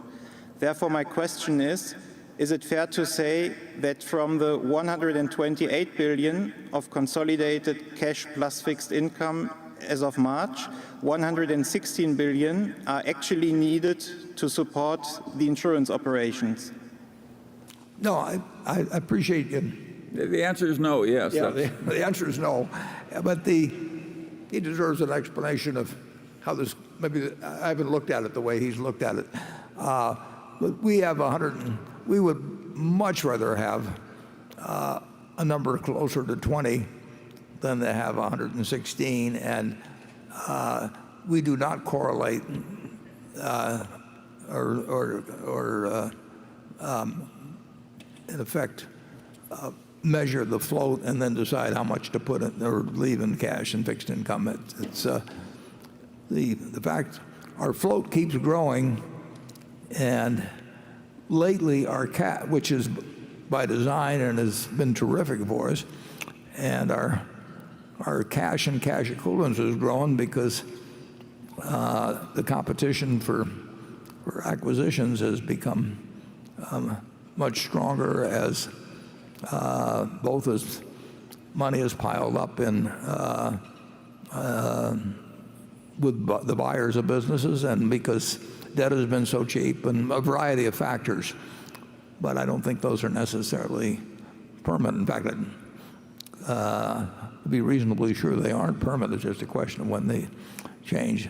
We are not tying, as Charlie said, we're not tying the cash and cash equivalents at all the float. The float has surprised me. The float went up $2 billion in the first quarter, and there is no way that float can shrink a lot in any short period. It structurally has been set up in such a way that it cannot shrink. And actually, I think it'll grow a little bit for a while. I mean, I've always been amazed by how much it has grown. We've got so much more float than any property casualty company in the world, and it's pretty amazing that it all came from that little building that Jack Ringwalt built and picked the location because it was near the tennis courts. Okay, Carol? Well, Charlie. there are encouraging recent developments. Some of the cash has gone out recently for securities we vastly prefer over the cash. And we have a lot of cash that could be remaining that could be deployed in securities we might like a lot better than Treasury notes. So stay tuned. Yeah, to make it very simple, in the first quarter we earned from operations we earned a little over $5 billion. Now we only spent about our depreciation. Normally we would spend somewhat more than that, but that's 5 and a fraction billion. $2 billion came in net from float, so that's $7 billion that basically in the first quarter that would have been added to our cash if we hadn't done something with it, and instead our cash and equivalents went down because we net invested more in equities by some margin than the 7 that came in. But we do have this position where even absent a change in float, about $400 million comes into Berkshire every week, which is very comfortable. And we want to get it so that more than $400 million is going out into productive assets, and we succeeded in doing that in the first quarter.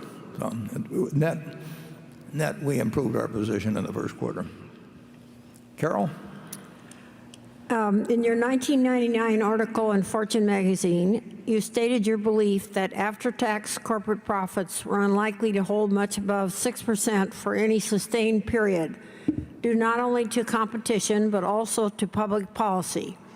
You stated in the article, if corporate investors in aggregate are going to eat an ever-growing portion of the economic pie, some other group will have to settle for a smaller portion. That would justifiably raise political problems. Since 2008, after-tax corporate profits have been 8 to 10% of GDP.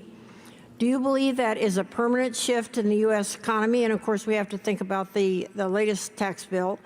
Or will corporate profits revert back to the 4% to 6% of GDP range that was normal in the 20th century? Well, it's been an interesting development during that period. It goes back a little bit before that period, but you now have the 4 largest companies by market value in the United States, a $30 trillion market. You have 4 companies that essentially don't need any net tangible assets.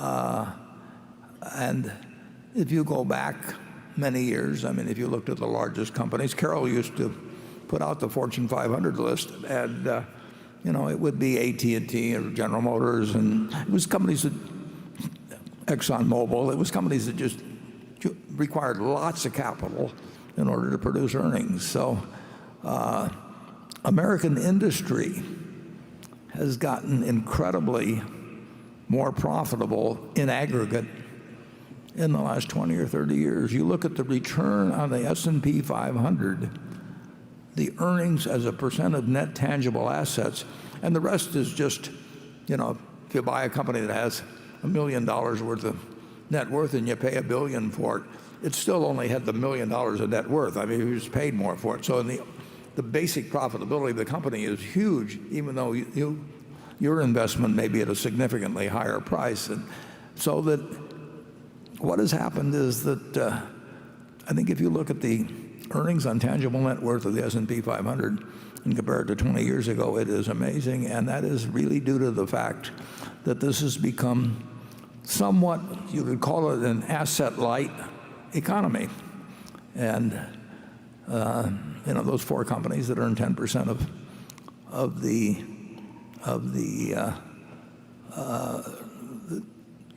they comprise close to 10% of the market value of the entire publicly traded corporate America.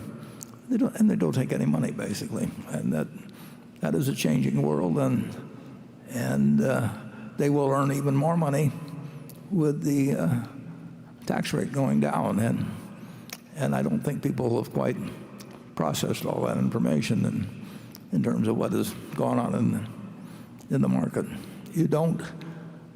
Carnegie built a steel mill and then he paid it off, or he borrowed a little money and then he built another steel mill and all of that sort of thing. But it was enormously capital intensive.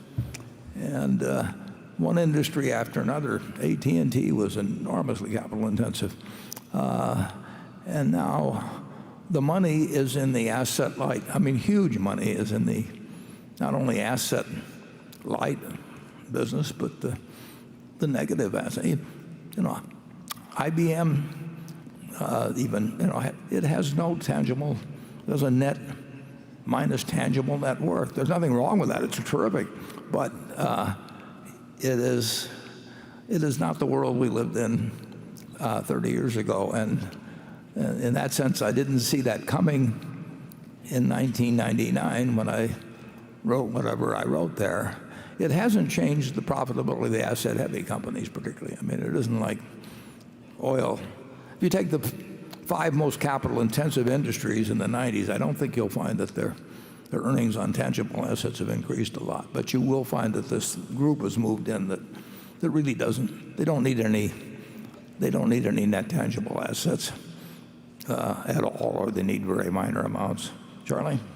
There's also a lot of financial engineering that's raised leverage, even in the capital-intense businesses.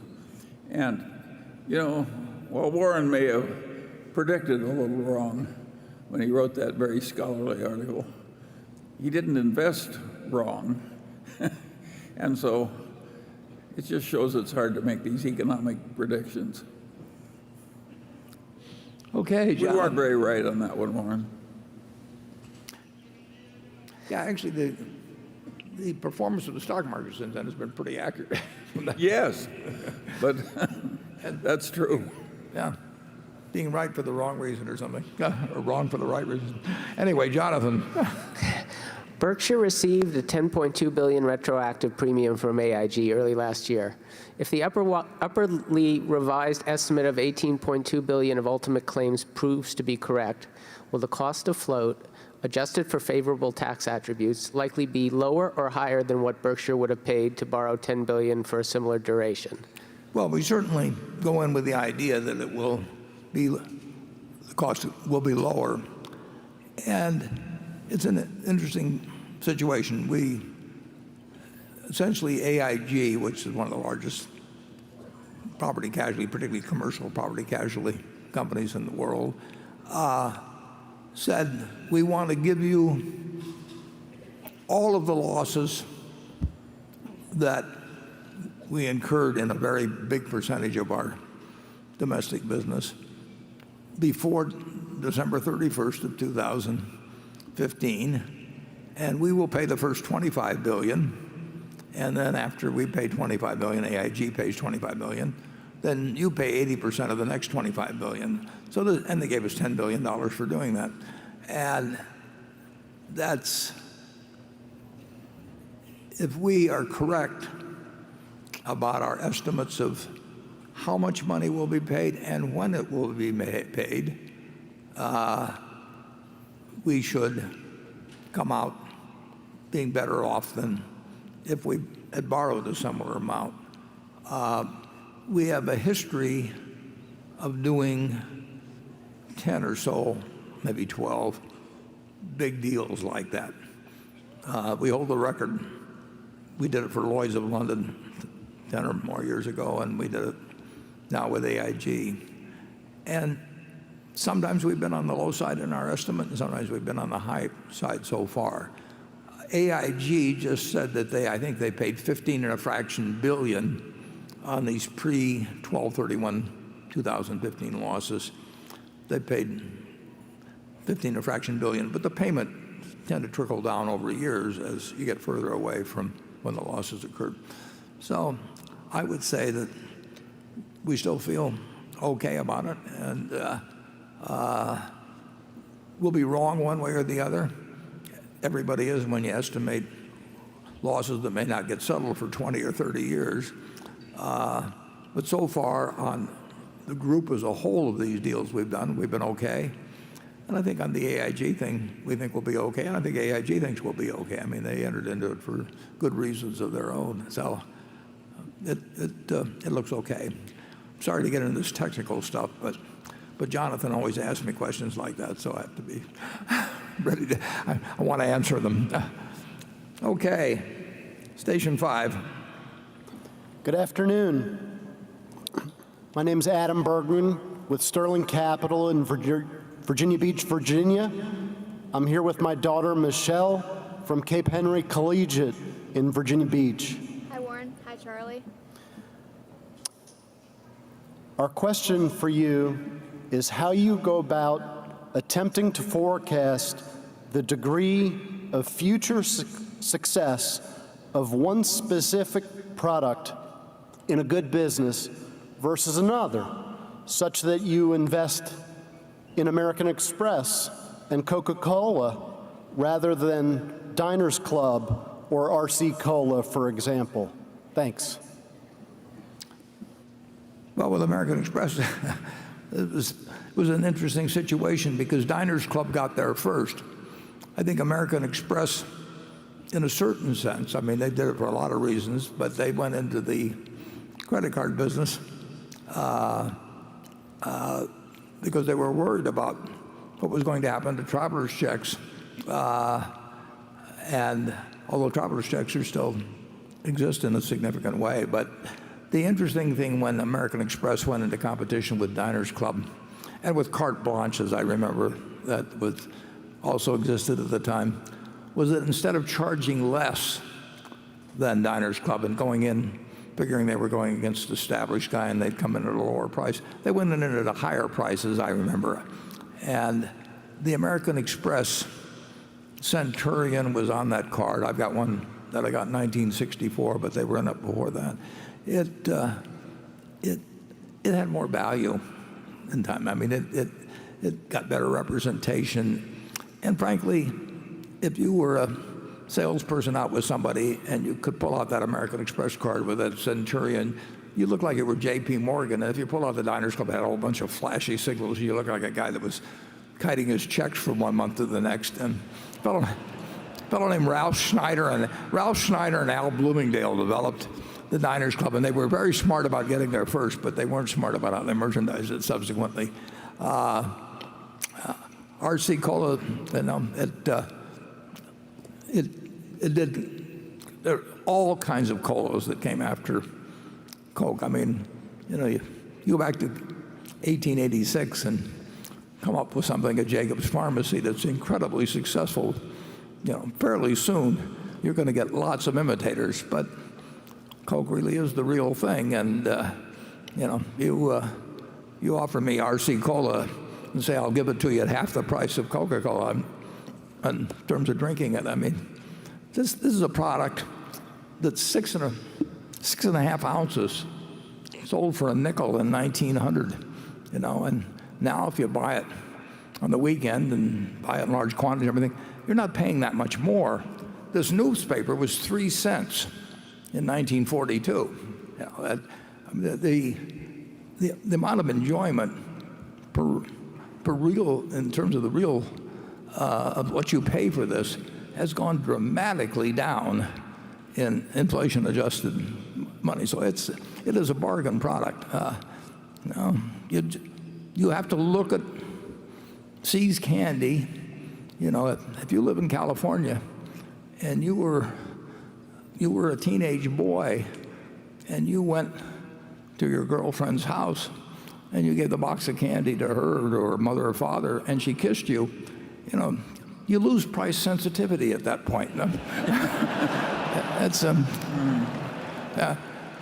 so we really want products where people feel like kissing you, you know, rather than slapping you. It's an interesting thing. I mean, you know, in effect, we're betting on the ecosystem of Apple products, but led by the iPhone, and I see characteristics in that make me think that it's extraordinary. But I may be wrong. And you know, so far, I would say we've been right on American Express and Coca-Cola. American Express had this huge salad oil scandal in 1960, happened in 63, November, right around the time Kennedy was shot. And there was really worry about whether the company would survive, but nobody quit using the card. Nobody quit using the traveler's checks. And they charged a premium price for their traveler's checks. So there are things you can see around consumer products that sometimes can give you a pretty good insight into the future, and then sometimes we make mistakes. Charlie? I got nothing to add, except that if we'd been offered a chance to go into Coca-Cola right after it was invented, we probably would have said no. Yeah. It would have looked kind of silly to us. Well, unless we drank it now, Charlie, listen. No, he's right. I mean, we don't foresee things that we haven't got a lot of evidence in on. I mean, no. We want to see a lot of, if we're talking about a consumer product, we want to see how a consumer product behaves under a lot of different circumstances. And then we want to use something, actually, there was a book by Phil Fisher written around 1960 called Common Stocks and Uncommon Profits. It's one of the great books on investing. And it talks about the scuttlebutt method of investing, which was quite a ways from what Ben Graham taught me in terms of figures. But it's a very, very good book. And you can learn a lot, just by going out and using some shoe leather. Now they call them channel checks now or something like that. But it's you can get a feel for some products, and then there are others you can't. And then sometimes you're wrong. But it is a good technique. It's an important investing technique, I would say that. And Ted and Todd do a lot of that. And they have some people that help them out on doing it too. Charlie's done it with Costco. I mean, he is, I mean, all the time he is finding new virtues in Costco, and he's right, incidentally. I mean, Costco has an enormous appeal to its constituency. They surprise and delight their customers, and there is nothing like that in business. You have delighted customers, you're a long way home. Okay, Becky. This comes from John Hegarty at Brightstar Capital Partners, who writes, Warren, you're stepping down from the Kraft Heinz board at a time when the company is looking to do a large acquisition, Unilever, for example. Do you fundamentally disagree with the combative nature of hostile bids, activist investing, and competitive proxy contests? Well, we will not make hostile tenders ourselves. I do not believe that there's anything fundamentally wrong with the idea. I mean, if you take the Fortune 500 companies, I'm sure that all 500 are not managed by the best, or in some cases even the friendliest to investor and managements in the world. So I don't think it's evil or anything to conduct a hostile offer for a company. It's just we won't do it, and we don't want to get into that. We like being liked by the managements that we join because we're counting on them to run the company, and we're not bringing in a whole bunch of people that know how to change businesses. We seldom take a position opposite to management, very seldom, on anything involving a proxy contest of sorts. But we don't rule it out. We don't think every management is entitled to be, that they don't have a lifetime hold on their business. But it's not our style at all well, we won't do it in terms of initiating it ourselves, and we'd be very, very, very unlikely to support the contest. But we have voted against a couple of propositions over 50 years that managements have had made in relation to stock options. We withheld a vote at Coca-Cola a few years ago to express our opinion. But we don't think it's evil for the shareholders, in some cases, to have different opinions about who should run the company or whether compensation is appropriate or matters of that sort. The stockholders still own the company. Charlie? I've got nothing to add to that. I don't envy these people that are in these unfriendly uproars all the time. Imagine doing that after you were already rich. It's insane. Yeah, we are definitely not looking for it. We don't. There are certainly companies that deserve challenge. I mean, and they propose things that deserve challenge occasionally. But again, it's not our main activity. And incidentally, the question was asked in reference to Kraft Heinz. The people at 3G are great managers. They've been wonderful partners. I had made a determination before we got involved there. I was going to be on no more public boards. I'd been on 19 of them, and it takes a lot of time. And they asked me if I'd go on for a while, and I did.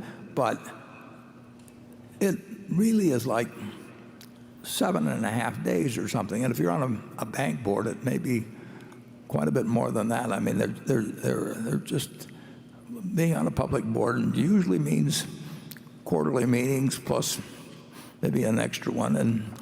And you know, at 87, I think I've now learned what happens, and it's fine. But I don't want to spend 7.5 days a year when I'm maybe I can call up people that I trust and admire who are on the board, and in 5 minutes, you know, we find out what's going on or whatever it may be, any questions that come up. And so we are their partners and delighted to be their partners.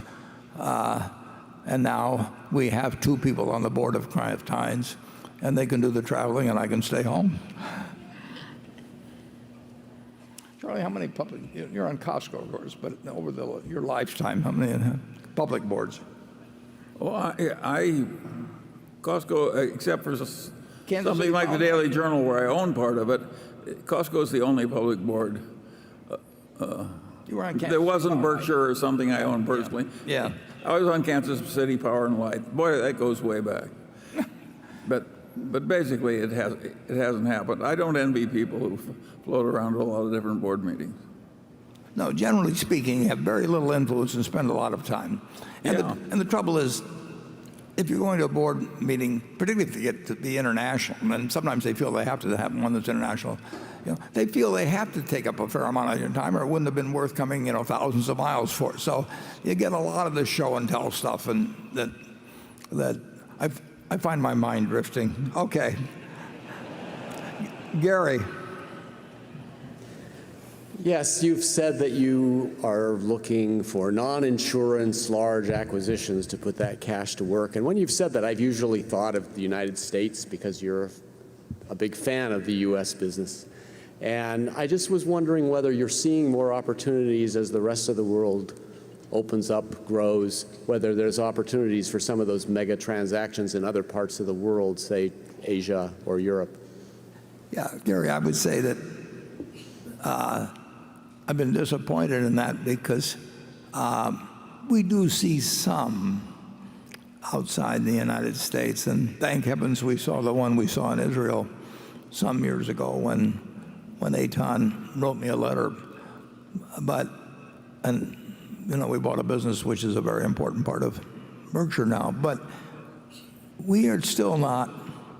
They're certainly aware of Berkshire Hathaway outside the United States, but they don't sort of pick up the phone automatically. In the United States, I think any large, particularly private company that is thinking about doing something, they at least think about Berkshire. But that in Europe or Asia, that we are not embedded in the minds the same way. They know about us. They know we got a lot of money, and they know we like to buy things. But we have really. We're on the radar screen big time in the United States, and we don't, the immediate desire to be sure that they've thought about the Berkshire option does not occur the same way outside the United States. And we've tried to encourage it a few ways, but I would say that the results have not been great at all. And but I hope tomorrow, you know, I get a call from Germany or Britain or Italy or you name it, and Australia, wherever it may be, and I hope I get a call and we get an opportunity to do it. There's a good many countries we'd be quite happy to put substantial money into it. And like I say, our experience in Israel has been just terrific. Charlie? Yeah, but the corporate acquisition game now is so driven by the leveraged buyout and the so-called, what do they call them? Strategic, yes, strategic. I usually translate that into barnyard language, and and there's so much craziness in price from our viewpoint. Of course, it's very hard for us to do it. The people in the leveraged buyout game who love massive leverage and don't mind high prices, even they are getting nosebleeds. It's hard, and it's not an environment that means that allows Berkshire just to go out and buy a whole lot of companies. Have we ever made a strategic deal we have to wait. We've made a strategic deal that you can remember? Have we ever made a deal that we would have regarded as strategic? We've never had a strategic plan unless you've hidden it from me.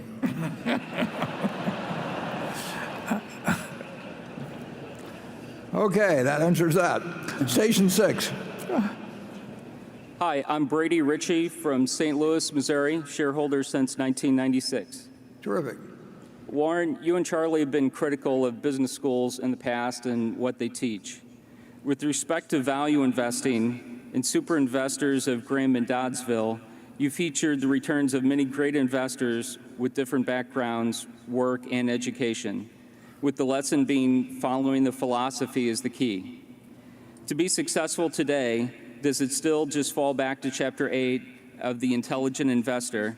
And what do you think of programs and designations such as CFA, CFP, et cetera, which purport high standards, yet rooted heavily into academia? And I'd like to challenge you to a round of bridge tomorrow. What was the last part? What do we think about? Yeah, business schools and all that. Business schools and all that. I didn't catch the last one. They're better. Oh, he's challenging me to a round of bridge. Okay. I went to 3 business schools, and at each, I found a teacher or two. I went to one specifically to get a given teacher, but each one of them I found a teacher or two that I really got a lot out of. So we're not anti-business school here at all. We do think that the priesthood, say 30 years ago, for example, in terms of, or 40 years ago, in terms of efficient market theory and everything,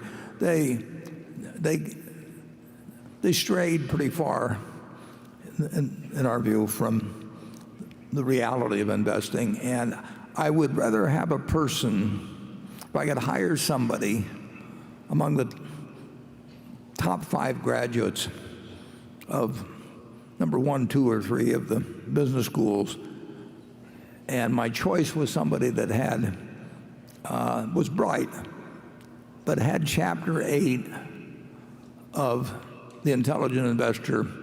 Absolutely, it just was natural to them. They had it in their bones, basically. I take the person from Chapter 8. This is not, what we do is not a complicated business. It's got to be a disciplined business, but it does not require a super high IQ or anything of the sort. There are a few fundamentals that are incredibly important, and you do have to understand accounting, and it helps to get out and talk to consumers and start thinking like a consumer in many ways in certain industries and all of that. But it just doesn't require advanced learning. And I certainly, I didn't want to go to college, so I don't know whether I would have done better or worse if I'd just quit after high school, and read the books I read and all of that. I think that if you run into a few great teachers and they really change the way you see the world to some degree, you're lucky, and you can find them in academia, and you can find them in ordinary life. And I've been extraordinarily lucky in having great teachers, including Charlie. I mean, Charlie's been a wonderful teacher, and any place you can find somebody that gives you insights into things you didn't understand before, maybe makes you a better person than you would have been before. That's very lucky, and you want to make the most of it. If you can find it in academia, make the most of it, and if you can find it in the rest of your life, make the most of it. Charlie? Well, when you found Ben Graham, he was unconventional, and he was very smart. And of course, that was very attractive to you. And then when you found out it worked and you could make a lot of money while sitting on your ass, of course, you were an instant convert. And so it still appeals to me, actually. I mean, but the world changed before he died. Ben Graham recognized that the exact way he sought undervalued companies wouldn't necessarily work for all times under all conditions, and that's certainly the way it worked for us. We gradually morphed into trying to buy the better companies when they were underpriced, instead of the lousy companies when they were underpriced. And of course that worked pretty well for us. And Ben Graham, he outlived the game that he played personally most of the time. He lived to see most of it fade away. I mean, just to find some company that's selling for 1/3 of its working capital and figure out it could easily be liquidated and distribute $3 for every dollar of market price. Lots of luck if you can find those in the present markets. And if you can find them, they're so small that Berkshire wouldn't find them of any use anyway. So we've had to learn a different game, and that's a lesson for all the young people in the room. If you're going to live a long time, you have to keep learning. Yeah. What you formerly knew is never enough. So if you don't learn to constantly revise your earlier conclusions and get better ones, why, I always use the same metaphor. You're like a one-legged man in an ass-kicking contest. Yeah. If anybody has suggestions for another metaphor, send them to me. Graham, incidentally, one important point, Graham was not scalable. I mean, you could not do with really big money. And when I worked for Graham Newman Corp., here he was, the dean of all analysts, and he was an intellect above all others around that time. But the investment fund was $6 million, and the partnership that worked in tandem with the investment company also had about $6 million in it. So we had $12 million we were working with. Now you can make adjustments for inflation, but and everything. But it was just a tiny amount. It wasn't really scalable. And the truth is, Graham didn't care because he really wasn't interested in making a lot of money for himself.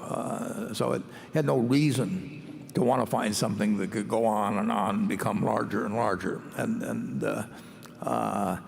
So the utility of Chapter 8 in terms of looking at stocks as a business is of enormous value.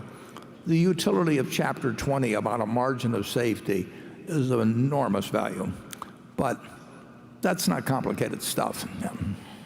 I finally figured out why the teachers of corporate finance often teach a lot of stuff that's wrong. When I had some eye troubles very early in life, I consulted a very famous eye doctor. And I realized that his place of business was doing a totally obsolete cataract operation. They were still cutting with a knife after better procedures had been invented. And I said, why are you in a great medical school performing absolute obsolete operations? He said, Charlie, it's such a wonderful operation to teach. Well, that's what happens in corporate finance. They get these formulas, and it's a fine teaching experience. You give them a formula, you present the problem, they use the formula, you get a real feeling of worthwhile activity. There's only one trouble, it's all balderdash. Yeah, whenever you hear a theory described as elegant, watch out. Right. Okay, Andrew. This question, we got a couple like this one. Comes from Lauren Taylor Wolf, she's managing partner at Impactive Capital. Warren, you've recently said that one of the things that makes you optimistic about America is women entering the workforce and the, quote, doubling of the talent that's effectively employed in that workforce. When it comes to positions of leadership, however, women make up less than 21% of boards of S&P 500 companies and an even smaller 5% of the CEOs. What can Berkshire do, and what is Berkshire specifically doing as a major investor in many of these large companies to advance gender equality both at the board level and among senior leadership? Yeah. Well, again,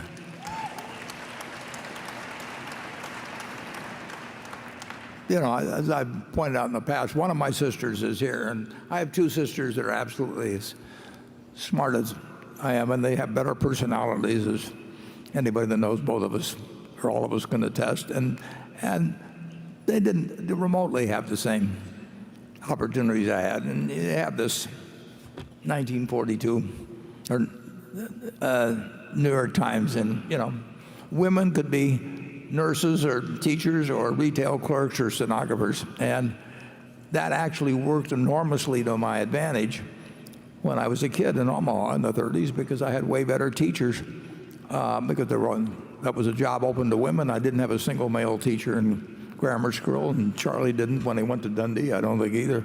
And we had this huge talent pool that was being funneled into very few opportunities, and therefore we got better than we deserved in terms of a market system producing it.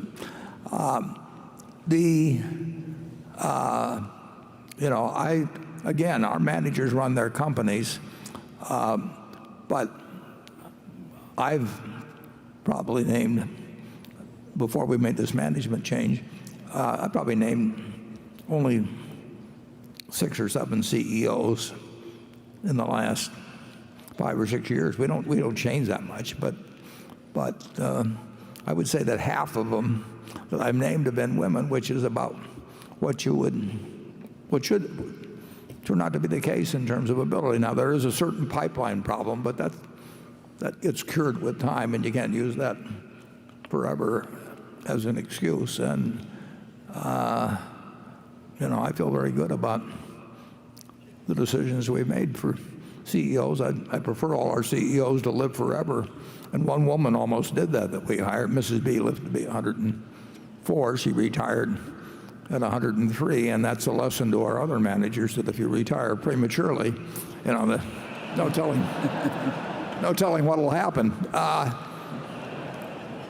But it is absolutely true. It does make me bullish. It makes me bullish on the human race, but it's certainly on our country, because if you look at what happened, before the 19th Amendment and then after the 19th Amendment for a long time,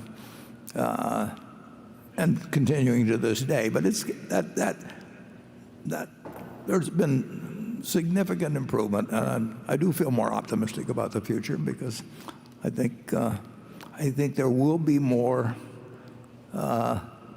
selection by merit rather than by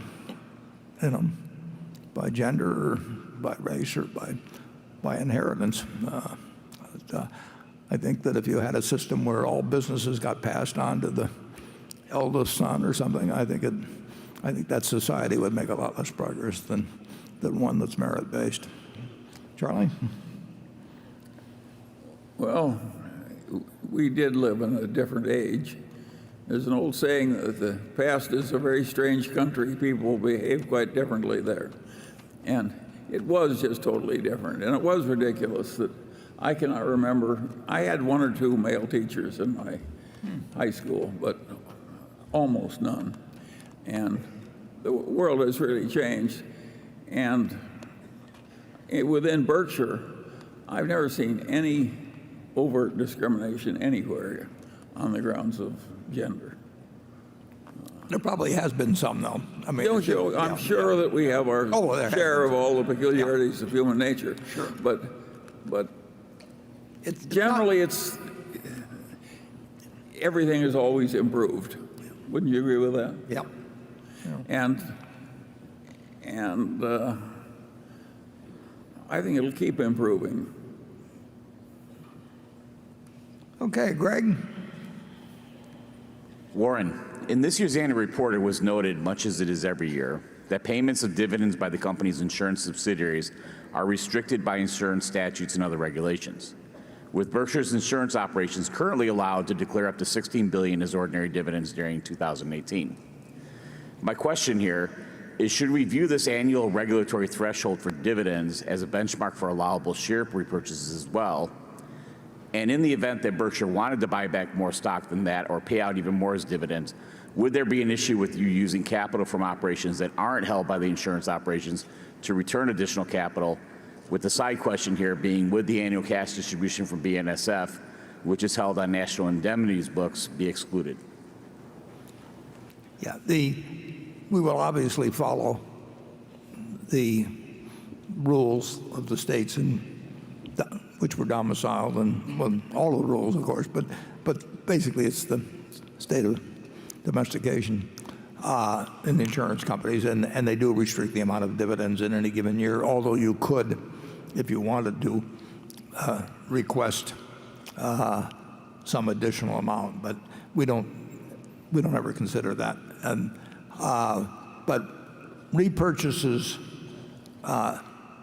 if repurchases were really attractive, we would do it in a very big way. And I wouldn't rule. There's all kinds of ways that we could arrange things to do either a very large acquisition, which is what I would, or a very large repurchase, which I don't think is probably in the cards,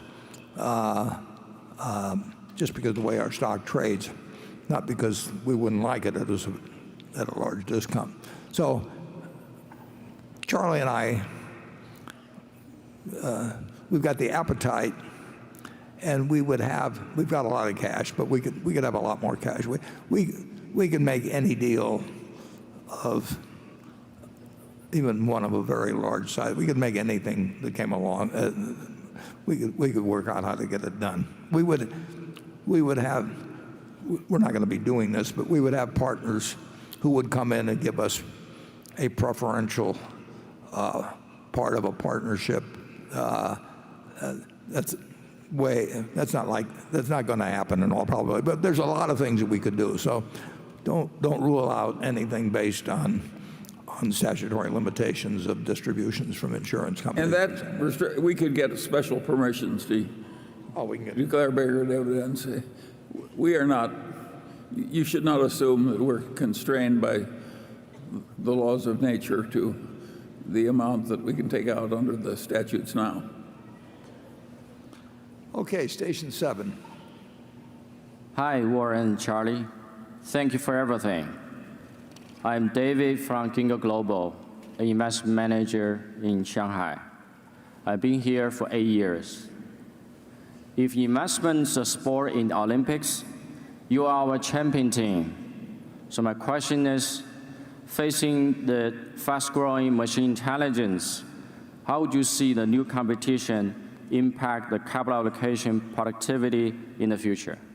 For Charlie, what is the first principle of capital allocation from general economic interest point of view? Thank you. Well, 2 questions. Machine intelligence. I'm afraid the only intelligence I have is being provided by something that's not a machine. And I don't think I'm going to learn machine intelligence. Yeah, if you ask me how to beat the game of Go with my own intelligence, I couldn't do it. And I think it's too old for me to learn computer science. Generally, I think that the machine intelligence has worked. After all, a machine now can beat the best human player of Go. But I think there's more hype in that field than there is probable achievement. Yeah, so I don't think the world is going to be changed that much by machine intelligence. Some, but not hugely. And What was the other question? Well, one was machine intelligence. I think he was getting a capital allocation. Oh, yeah. Well, that's such a general question. Generally speaking, we're always trying to get the best, to get something that's worth buying. And the human mind rejects that if you're in academia, because you could come in and make one declaratory sentence at the opening of the semester and you wouldn't have anything to do for the rest of your time. So people want to find some formula. It's what I call physics envy. These people want the world to be like physics. But the world isn't like physics outside of physics. And that false precision just does nothing but get you in trouble. So I would say you've got to master the general ideas, and you've got to work to improve your judgment slowly, the way all the rest of us had. And I don't think most individuals have much hope of individual gain from machine intelligence. No, I don't think that. I'm impressed when machines beat Go or something of the sort, or even win the chess or whatever it may be. I don't really think they bring much to the table in terms of capital allocation or investing. And then I may be missing something entirely. Maybe I'm just blind to what's out there. You're missing a lot of very remunerative fee-earning twaddle. Yeah, well, that takes care of that. So we'll go on to station 8.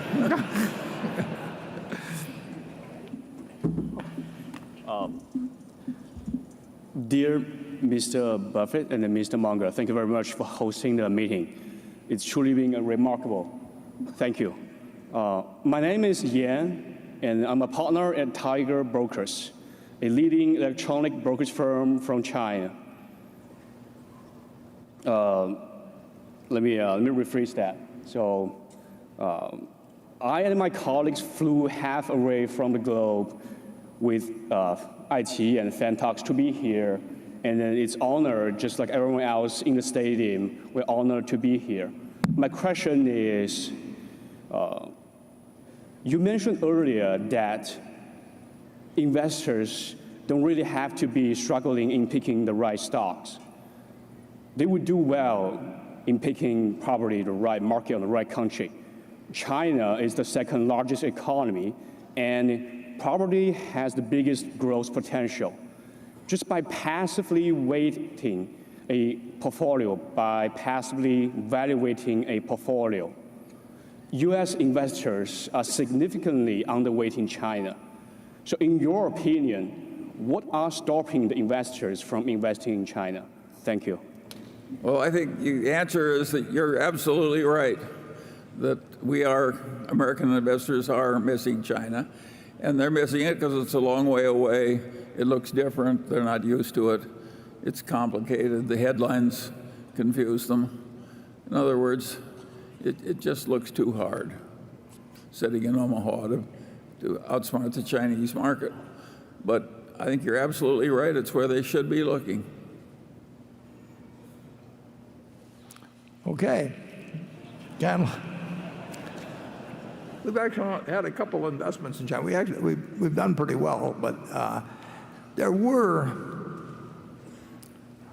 well, if you go back a number of years, one of the probably better times, in terms of getting a lot of money into something, many billions, and we have to get billions into things to move any kind of a needle. That can be tougher in markets that you're unfamiliar working in, and it's difficult under any circumstances. But accumulating a $6 or $8 or $10 billion position in investments outside the United States can be very difficult. For example, in UK and much of Europe, we have to report when we own 3% of a company. In fact, we can be asked to report if we even have less than 3%. That really gets very tough when we get a bunch of followers and a lot of publicity that probably isn't deserved in terms of what we're doing in the markets and everything. So some of the problems are just by the nature of our size. It would be a lot. It'd be a lot easier for running smaller fund. PetroChina, we managed to get a very big position, but the government owned 90% of it. So we bought 14% of what the government didn't own, but it was still only 1.4% of the company. But Charlie actually keeps pushing me to do more in China, and we've tried a couple of times actually. And there was one operation that we got involved in. Well, you did so poorly the first time you put in 200,000 and got about $2 billion. So yeah. Well, wasn't encouraging enough. Okay, station 9. My name is Dr. Sherman Silber. I'm an infertility doctor from St. Louis, and I've been a shareholder and coming to this meeting for 23 years, and I want to thank you very much for making my grandchildren very rich.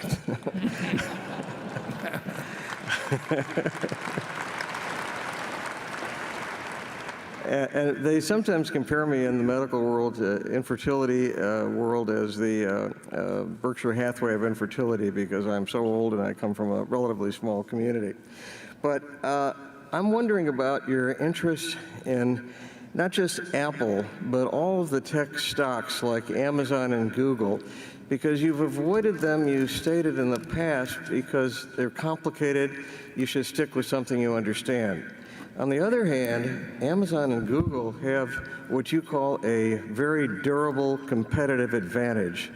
They really hardly have any competitor. And that's true in China, too, of Alibaba and Tencent. So it seems like it's a conflict, and I'm wondering if you're going to be turning the corner and going into these tech companies that seem to have no serious competition.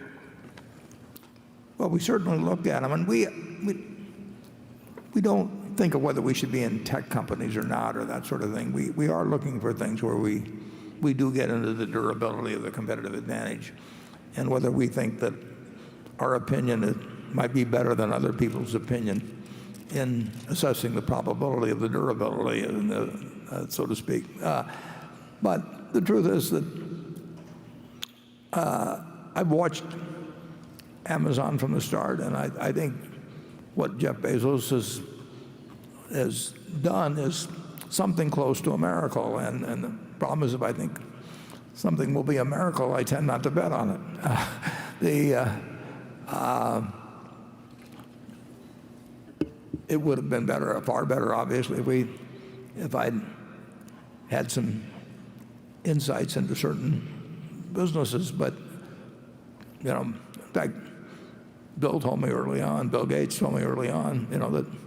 that I think I was on all of this, and he suggested I turn to Google. But the trouble is, I saw that Google was skipping past all of this, and then I wondered if anybody could skip past Google. And I saw at Geico that we were paying a lot of money for something that cost them nothing incrementally. So we've looked at it, and I made a mistake in not being able to come to a conclusion where I really felt that at the present prices that the prospects were far better than the prices indicated. And I didn't go into Apple because it was a tech stock in the least. I mean, I went into Apple because I came to certain conclusions about both the intelligence with the capital would be employed, but more important, about the value of an ecosystem and how permanent that ecosystem could be and what the threats were to it and a whole bunch of things. And I don't think that required me to take apart an iPhone or something and figure out what all the components were or anything. It's much more the nature of consumer behavior. And some things strike me as having a lot more permanence than others. But the answer is, I'll miss a lot of things that I don't feel I understand well enough.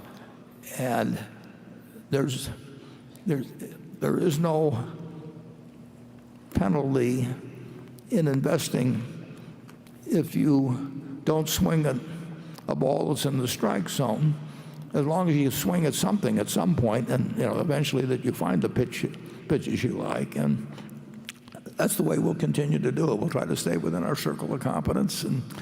And Charlie and I generally agree on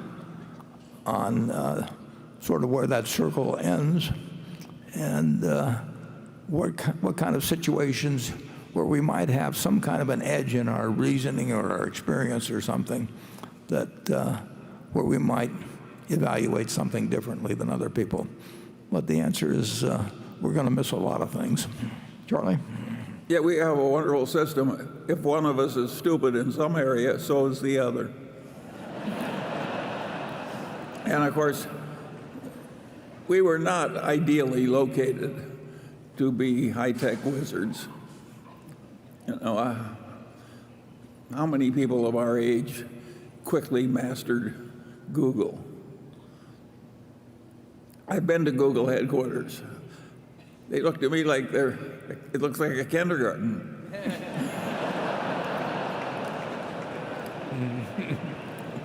A very rich kindergarten. Yes. No, it's extraordinarily impressive what they've done. And like I say, at Geico, we were paying them a lot of money at the time they went public. And all three of them, the main characters, Eric, and Larry, and Sergey, they actually came and saw me, but they were more than talking about going public and the mechanics of it and various things along that line. But it wasn't like what they were doing was a mystery to me.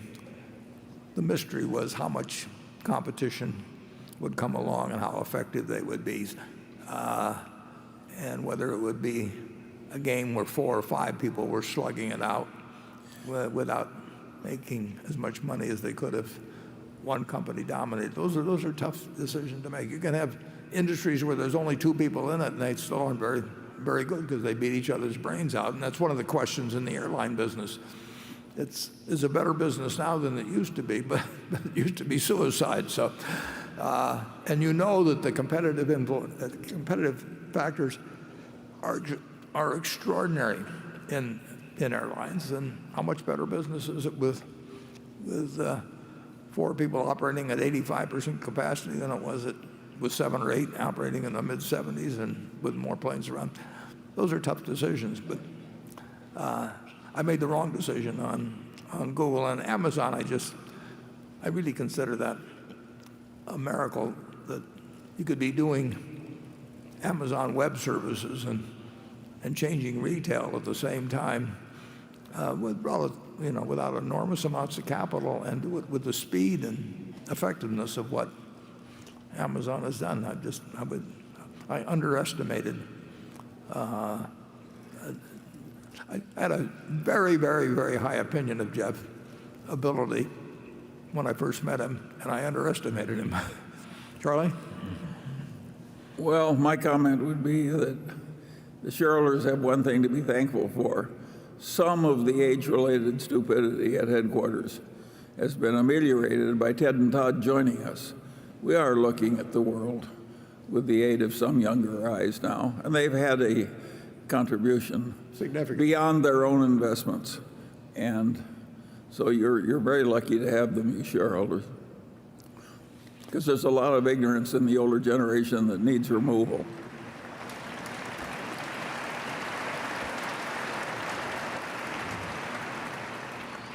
Okay, station 10. Hi, good afternoon. Good afternoon, Warren. Good afternoon, Charlie. And my name is Yu Jun. I come from China, and I work for Hengtian Caifu Family Office. And we are serving high-worth individual clients in China. And you two will be my dream customer. I know your shareholder, Bill Gates, has a family office, which helping his wealthy. So my question is, do you have a family office? And can we know what they do, anything for you? And if not, are you planning to have a family office in the future? We already have a family office. It's sitting right here. Yeah, we would be the last guys in the world to have a family office, actually. There are a lot of them around, but it's not something that fit the Munger family or the Buffett family. Charlie, you have anything? Oh, no. Okay, we'll do one more. Station 11. Hi, Warren, Charlie. My name is Adam Mead, Mead Capital Management from Derry, New Hampshire. In the past, you have touched on certain compensation arrangements with key executives. Could you please provide some specific examples of compensation arrangements within Berkshire that speak to incentivizing good behavior while not penalizing the manager for size or the relative ease or difficulty of the business or industry? Thank you. Well, that is a very, very good question and a very, very tough question because some of our... He really doesn't want to answer. Well, some of our managers... No, some of our managers are in businesses that are just much easier. I mean, we bought into a variety of businesses. People are obviously influenced by what pay arrangements are elsewhere. It wouldn't be human if they weren't. And trying to come to the right answer when you have different degrees of capital intensity, very different degrees of basic profitability, and how much you scale up based on size, because there is an incentive to grow businesses. Usually if businesses get much larger, everybody from the CEO down expects to earn more money for something where they really bring the same amount of intensity and work and ability to it. It is really a tough question. I think that if you engage compensation consultants at public companies, which they all do, they're going to recommend things that cause them to have CEOs recommend them to other companies. It's just you're working against human nature when you have an arrangement like that. I would say that we have obviously kept a very, very, very high percentage of the managers that we hope to have stay with us. In fact, just about 100%. And I think people do like to make their own decisions. They do like recognition. Most people respond. They like doing a good job, and they like the fact that we understand it, and compensation is part of that. But it's not the whole thing. I wish I could give you some precise formulas, but there aren't any. You really don't, Warren. It's an advantage at Berkshire to keep our individual deals private. There would be no advantage to just publishing them all. No, we're not going to do that. No, of course not. So what we're saying, he makes all those decisions personally. He's got every formula in the book, and he keeps them all private. That's our system. Well, we do. We publish what the directors are paid. We publish what we have to, yes. Yeah. Okay, it's 3:30 now. We're going to reconvene at 3:45. Charlie and I, we love the fact that our partners basically turn out for this. So we thank you for coming. I hope you've had a good time, both at the meeting and in Omaha, and we look forward to seeing you again next year. Thanks.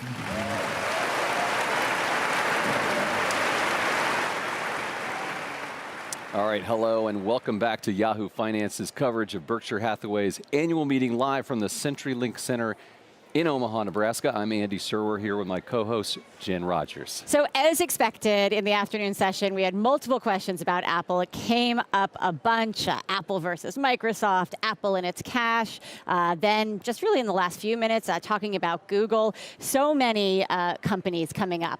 Yeah, I also thought there was a tremendous amount of conversation about China and trade and tariffs. In fact, I've never heard so much talk about that at this meeting. But you know, Glenn Close said it best. She said, it's always the same and it's always different.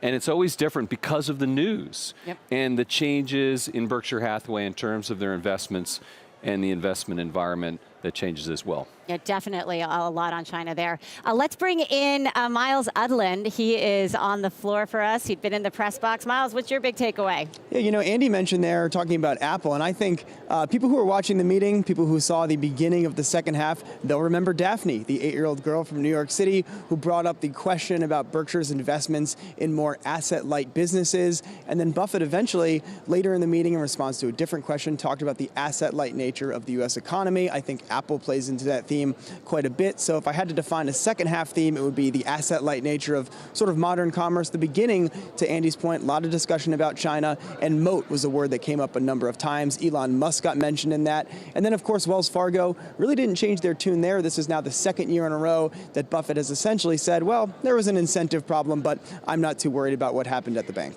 I think we need to track down Daphne. You know, we live in the same city as Daphne. Maybe we can get her to come on when we get back to New York. A lot of smart young people in New York. Definitely. Let's bring in value investor John Rogers right now, Chairman and CEO of Ariel Investments with over $13 billion under management. Welcome. It's great to be here. So why do you come every year? What keeps bringing you back? Well, one, I have so much respect for Warren Buffett. It's just great to be here and, see him answer the questions every year. But it's also kind of a value investors convention. You see great value investors everywhere. I spent a lot of time this weekend with Mario Gabelli, for example. My friend Tom Russo's here. It's just a great place to network, get great ideas, share ideas. John, you said that you founded your firm in 1986, the same year that Gabelli did. And, I think it really speaks to your ability to create a sustainable business model as an investment firm. Not easy to do. To what do you owe your success? Well, I think, for Mario and I, there were 6 of us who started our mutual funds in 1986 that are still active today. And I think part of it is that we have maybe the intestinal fortitude to deal with the inevitable dramatic ups and downs in the market, and the ability to be contrarians, to buy when others are selling and not chase the latest fad of the moment. And I think most importantly, like Warren talks about, have that long-term perspective to really keep looking out over the horizon and not get swept up in all the energy and passions of the moment. So we all cover the market on a daily basis. 2018 has really seen a return to volatility. I'm interested on your outlook for the balance of the year. Well, I'm quite optimistic. I continue to think that the tax reform has been a big deal, generating lots of cash for companies. And I think the regulatory reform sometimes is underestimated how powerful and important that's going to be to the profitability of American businesses. And then finally, with these low interest rates, valuations are not that high. And there's a lot of pessimism still out there. I'm involved with a lot of investment committees, and people keep thinking the market's going to collapse because it's had this long bull market. And when everyone's worried about a market collapse, it usually doesn't happen. So, John, you are one of the leading business lights of the city of Chicago, your town. Obviously, Chicago has some issues, and a lot of other cities do as well. Do you feel like the political environment can improve so that we can start addressing problems like infrastructure and those types of issues? I think in Chicago we are well positioned. We're getting better and better. We're getting stronger and stronger. We have experienced leaders, in place. And we have some great people who've come back actually from the Obama administration to pitch in. People like Valerie Jarrett and Arnie Duncan. Arnie's working on this extraordinary work to help young men of color get great career paths and stay away from the gang life. And it's great to have all this talent coming back to our hometown to pitch in and help keep the company, help keep the city going in the right direction. So you're sticking around tonight. As you said, it's a time to network and socialize and see people. What do you think everyone's going to be talking about from the Q&A sessions? Well, I think there's going to be a lot of conversation about China. I've already at the luncheon after the morning session, people talked about how important China is going to be, how important a country it's going to be as the world evolves over the next 30 to 40 and 50 years. And I think that's going to be the thing that people are going to talk about. This trade war that we have will be temporary.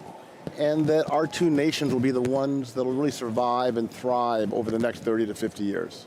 So would you agree with Charlie Munger that Americans are underweight China right now in their investment portfolios? Are we not giving it the attention that we should be? I think so. I think people have underestimated the power of the economic engine there and how they really are getting things going in the right direction. All right, John, not to harp on the longevity issue. We've both been around in this business for a while. Yeah. And my question is, so for young people starting out, I mean, you started in '86, started with your fund, I should say. Is it still the same type of business to get into? Is it still a good business for young people to get into today? I tell young people I think it is a great business. I spoke to a group of young African-American females here yesterday for lunch. Had about a dozen people, and they were concerned about their children's economic futures and how to build wealth in the African-American community. And I told them, get into the financial services world. Get your kids involved with financial services. There's going to be a lot of wealth created. And one place that I talked about that people often don't think about is go and work for your college endowment. You know, there are so many huge endowments now that are 10, 20, 30 billion dollars. They've got lots of jobs, lots of opportunities to learn about all the different sectors of this great industry. So I tell young people, think about working for your alma mater. You know, you can give back and actually do really well at the same time. And learn. And learn an awful lot. John Rogers, thanks so much for coming. I don't know, we talked about you being from Chicago. Have you gone down and filled out our little map downstairs on your way out? You can go and stop by and see Julia LaRoche, or we are going to toss it over to right now. She's been keeping track of where everybody is coming from at this meeting. We need to check in, John. Yeah, so go check in. John, thank you so much. All right, Julia, what do you got there? A family. Yes, definitely come check in. We've had 284 unique locations. Obviously, Omaha is #1 in the States, followed by San Francisco. We have Kansas City and Minneapolis up there. And then internationally, the biggest populations we're seeing are coming from Singapore and Beijing. And we are joined by the Rink family from San Francisco. We have Ray, Sarah, and their 2 kids, Kennedy and Benjamin. Now, Benjamin, what have you learned from Warren Buffett? Investing takes time. And Kennedy, what have you learned from Warren Buffett? When he dies, he wants to be known as a teacher. And see, that's what it's all about. Thousands of people come here to learn from the Oracle of Omaha and Charlie Munger, and they want to learn about him being a teacher and sharing that with the next generation. And I know that you all, this is your first time bringing your children. Why did you decide to do that? This is something my dad used to do with me over 10 years ago. He finally decided he wanted to attend online, and so I said, well, I'll pass the baton on and start having my kids attend. That's great. Well, thank you for being here, and it's back to you guys. All right, thanks a lot, Julia. Joining us now, the governor of Nebraska, Pete Ricketts. Thank you so much, Governor, for stopping by. Oh, it's my pleasure. Thanks for having me on. I appreciate it. So how big a deal is this annual meeting for the state of Nebraska? Well, this is a huge deal. Obviously, you know, they sold out a record number of tickets. We're actually going to go back. Sorry to interrupt you, Governor Ricketts, but they are starting the business meeting right now, so we are going to go back real quick. We are going to get to talk to you, but we tell a governor back to hang on. I really Buffett and Munger. Some of the board of directors of the company, and I welcome you to this 2018 annual meeting of shareholders. This morning, I introduced the Berkshire Hathaway directors that are present, and also with us today are partners in the firm of Deloitte & Touche, our auditors. Jennifer Tonnis is Assistant Secretary of Berkshire Hathaway. She will make a written record of the proceedings. Becky Hammock has been appointed Inspector of Elections at this meeting, and she will certify to the count of votes cast in the election for directors and the motion to be voted upon at the meeting. The named proxy holders for this meeting are Walter Scott and Mark Hamburg. Does the Assistant Secretary have a report of the number of Berkshire shares outstanding, entitled to vote, and represented at the meeting?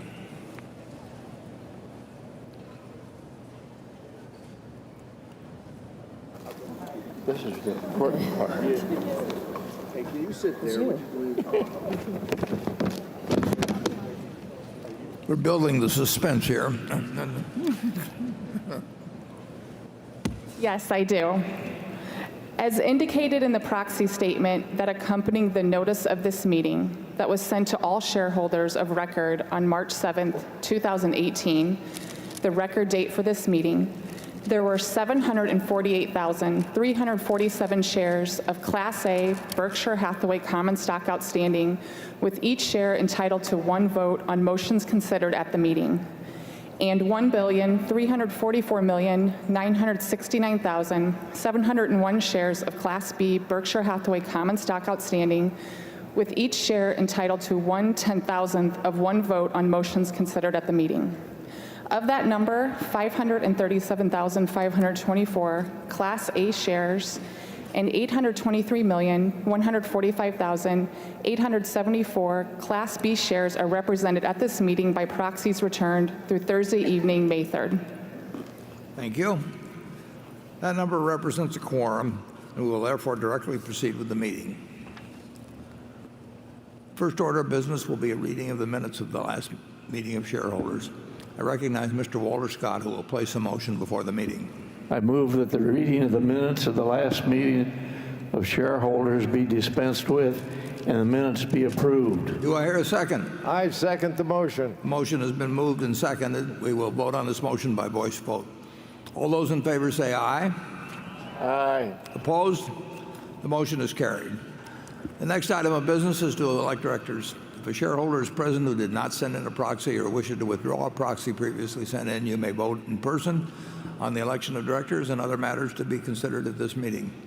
Please identify yourself to one of the meeting officials in the aisles so that you can receive a ballot. I recognize Mr. Walter Scott to place a motion before the meeting with respect to the election of directors. I move that Warren Buffett, Charles Munger, Greg Abel, Howard Buffett, Stephen Burke, Susan Decker, William Gates, David Gottesman, Charlotte Guyman, Ajit Jain, Thomas Murphy, Ron Olson, Walter Scott, and Merle Whitmer be elected as directors. Is there a second? I second the motion.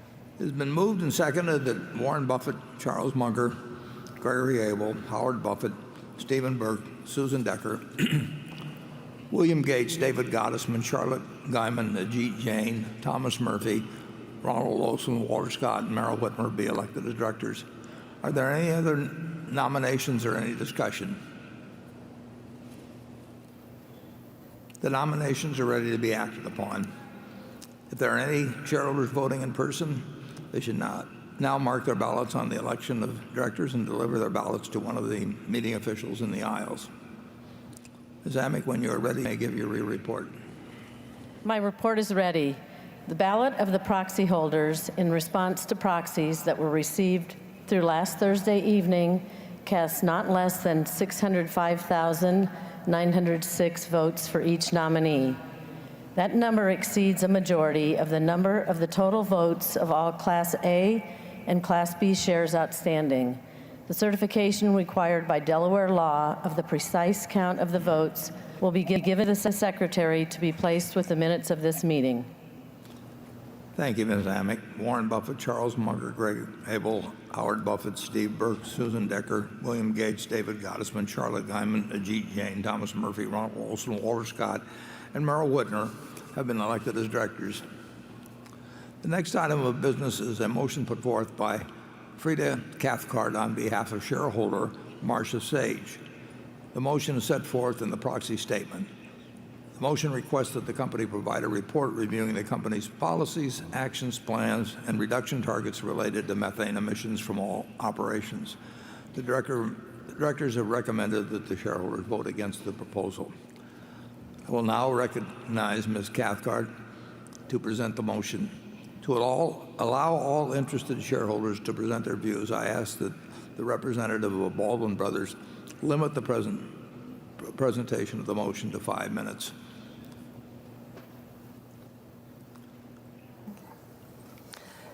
Good morning, Chairman Buffett, Mr. Munger, members of the board, and fellow shareholders.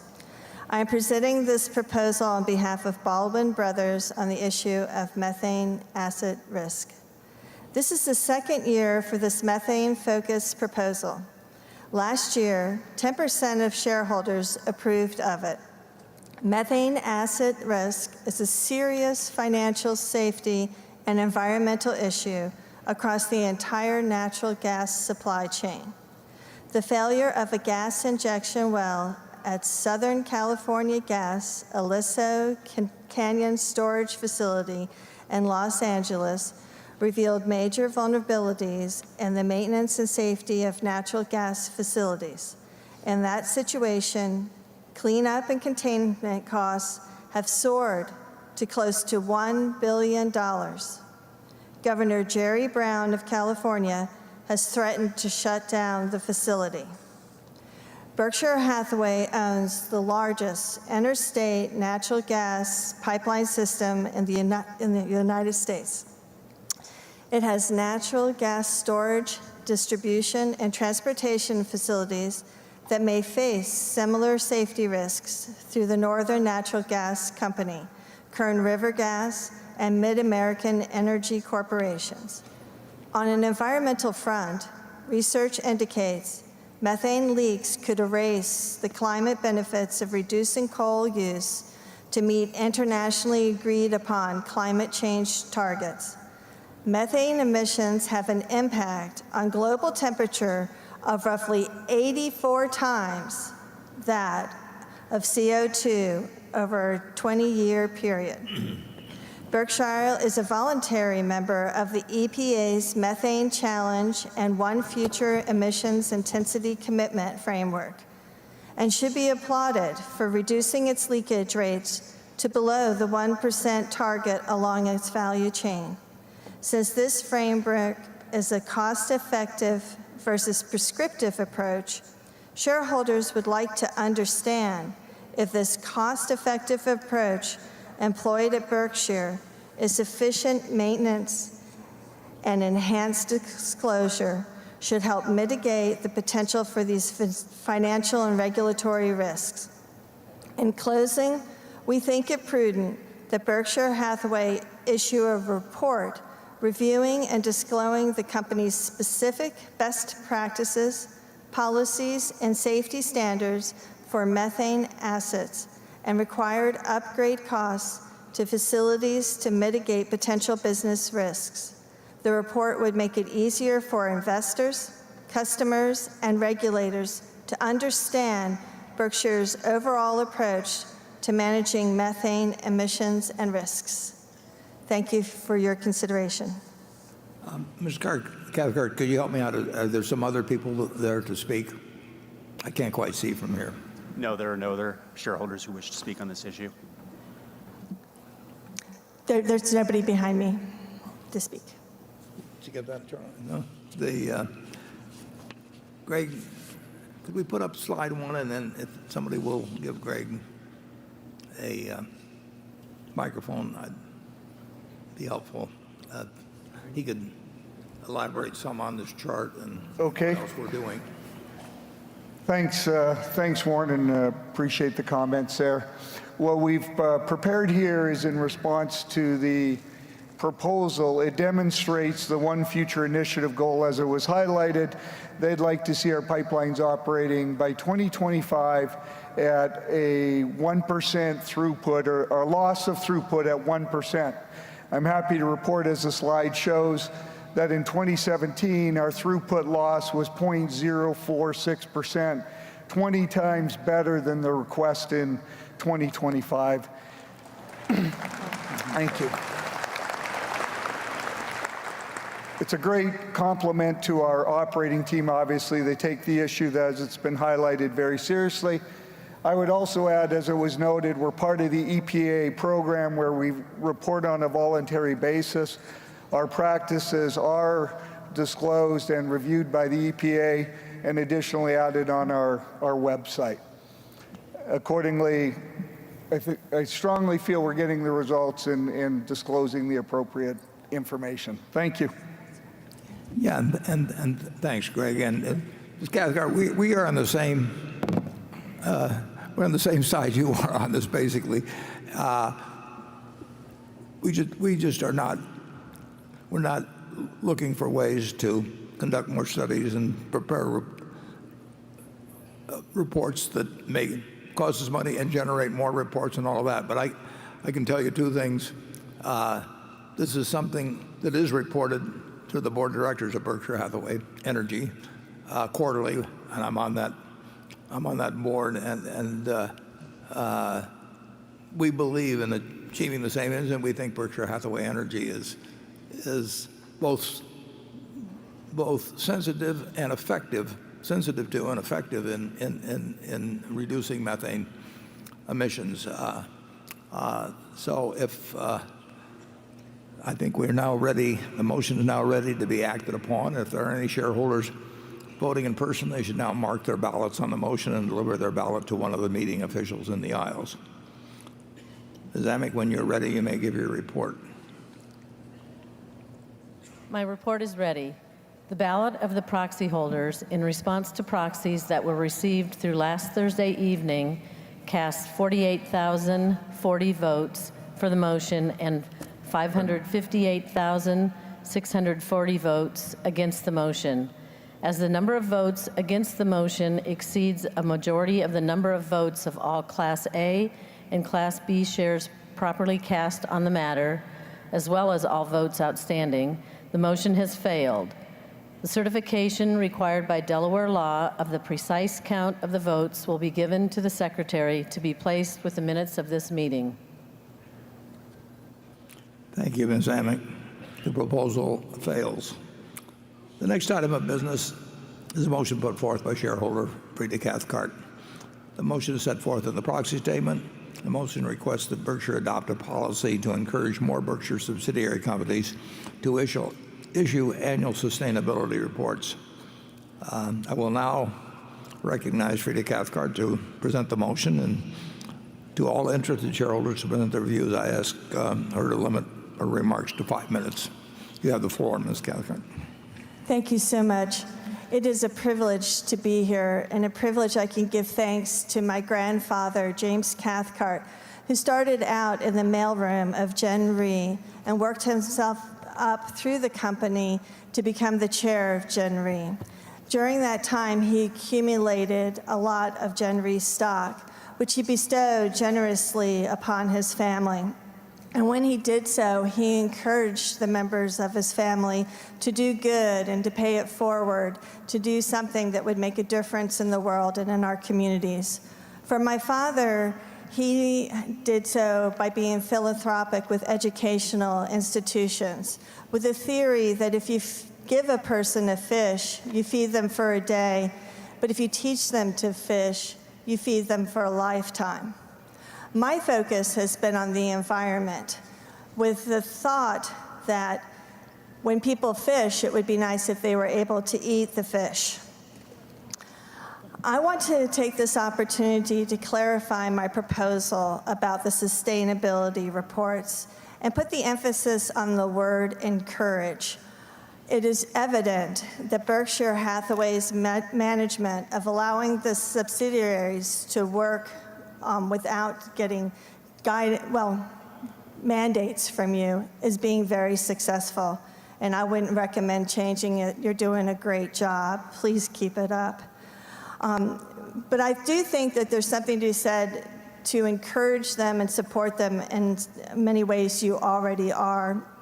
There is a high level of interest from investors and the public in corporate social responsibility. 1/5 of investments are based on socially responsible investment strategies. And back in 2012, I found an article by Planet Earth Herald where they wrote, "When Warren Buffett talks, people listen. He is now talking about the environment. He believes that companies need to have a triple bottom line, and respecting the environment is absolutely critical to a company's economic performance. In times," and this is a direct quote from you, Mr. Buffett, "in times such as these, a company must invest in the key ingredients of profitability, its people, communities, and the environment." 1/3 of Berkshire Hathaway subsidiaries already have a sustainability presence on the web. And one of them is Berkshire Energy, that has the acronym RESPECT, RESPECT, which stands for responsibility, efficiency, stewardship, performance, communication, and training. And Berkshire Hathaway provides an annual sustainability summit to help bring the subsidiaries together so they can learn how to be more sustainable, how to share tips, and how to be profitable. And that's excellent. But when I tried to find a web presence about the Sustainability Summit, I wasn't able to find it. And that's where I think that we can do a better job in Berkshire Hathaway when it comes to communication with our shareholders and with the outside world about the good work that we're doing. A simple solution to that would be to create a link on the Berkshire Hathaway website to sustainability that people could click on and go and find out about initiatives like the Sustainability Summit. And from there, perhaps, they could click on to go to the subsidiaries that have a web presence about sustainability to see what they're doing.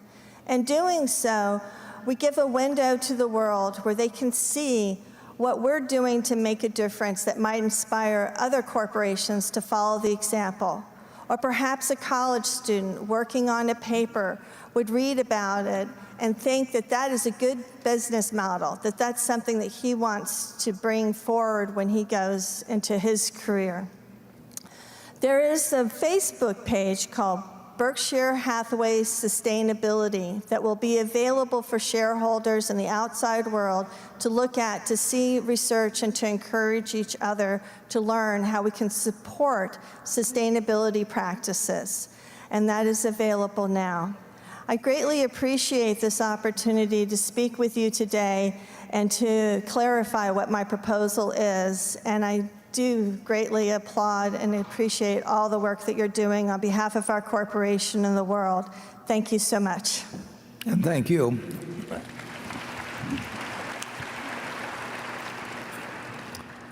Many of the managers, a great many of the managers of Berkshire are here and are listening to you. And I suspect that a very high percentage of them agree with what you're saying. What they do in terms of web pages and so on, in our view, is basically up to them. But I can tell you that one leading proponent, as you mentioned, was Greg Abel, who until recently was running Berkshire Hathaway Energy and now is vice chairman. And Greg may want to say a few words on this too. But I can assure you our managers are listening to you. Thanks, Warren. Yeah, we do everything that was touched on. I'll just maybe add a few points for our shareholders. Obviously, sustainability is a priority for Berkshire and each of our operating subsidiaries. It was highlighted that a number of them have sustainability reports, but I would go beyond that. If you go to our various companies' websites, you'll see specific actions they're taking relative to sustainability. So it may not be summarized in a specific report, but that type of information is available. I can also add that when you think of the Berkshire Hathaway Energy Corporation, we're trying to lead by example with support from Warren, Charlie, Walter Scott. I'm happy to report if you look at where our energy production is right now at the end of 2017, 50% of our energy that is produced and consumed by our customers comes from renewable energy. That's something we're strongly communicating across the US and globally as an example of what can be done in our industry. And I'm happy to report by the end of 2021, 100% of the energy utilized by our customers can be met through renewable energy in Iowa. So I understand the concept of sustainability. We're working across our organizations to share best practices, but as Warren highlighted, it really resides in each of our companies, but it will be encouraged, and you'll continue to see great results. Thank you. Thank you.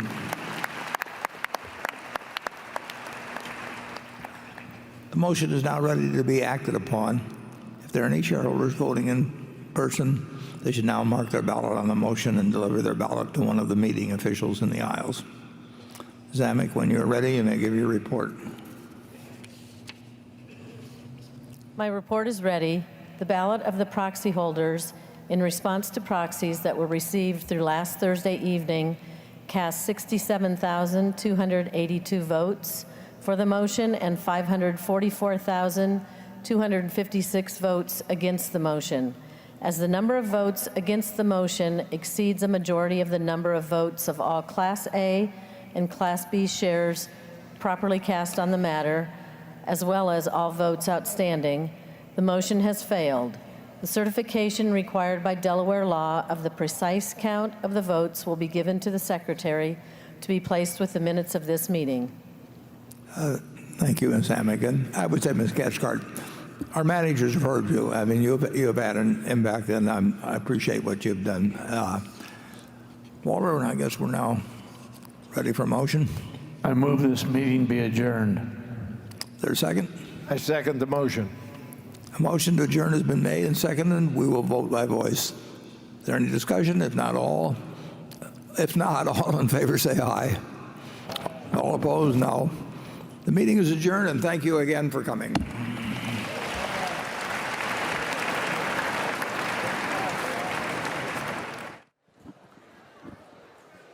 Welcome back to Yahoo Finance's live coverage of the 2018 Berkshire Hathaway Annual Shareholders Meeting.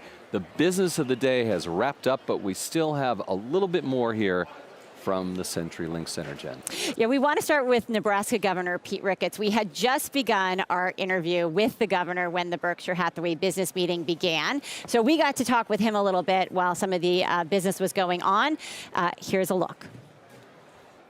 Joining us now is Nebraska Governor Pete Ricketts.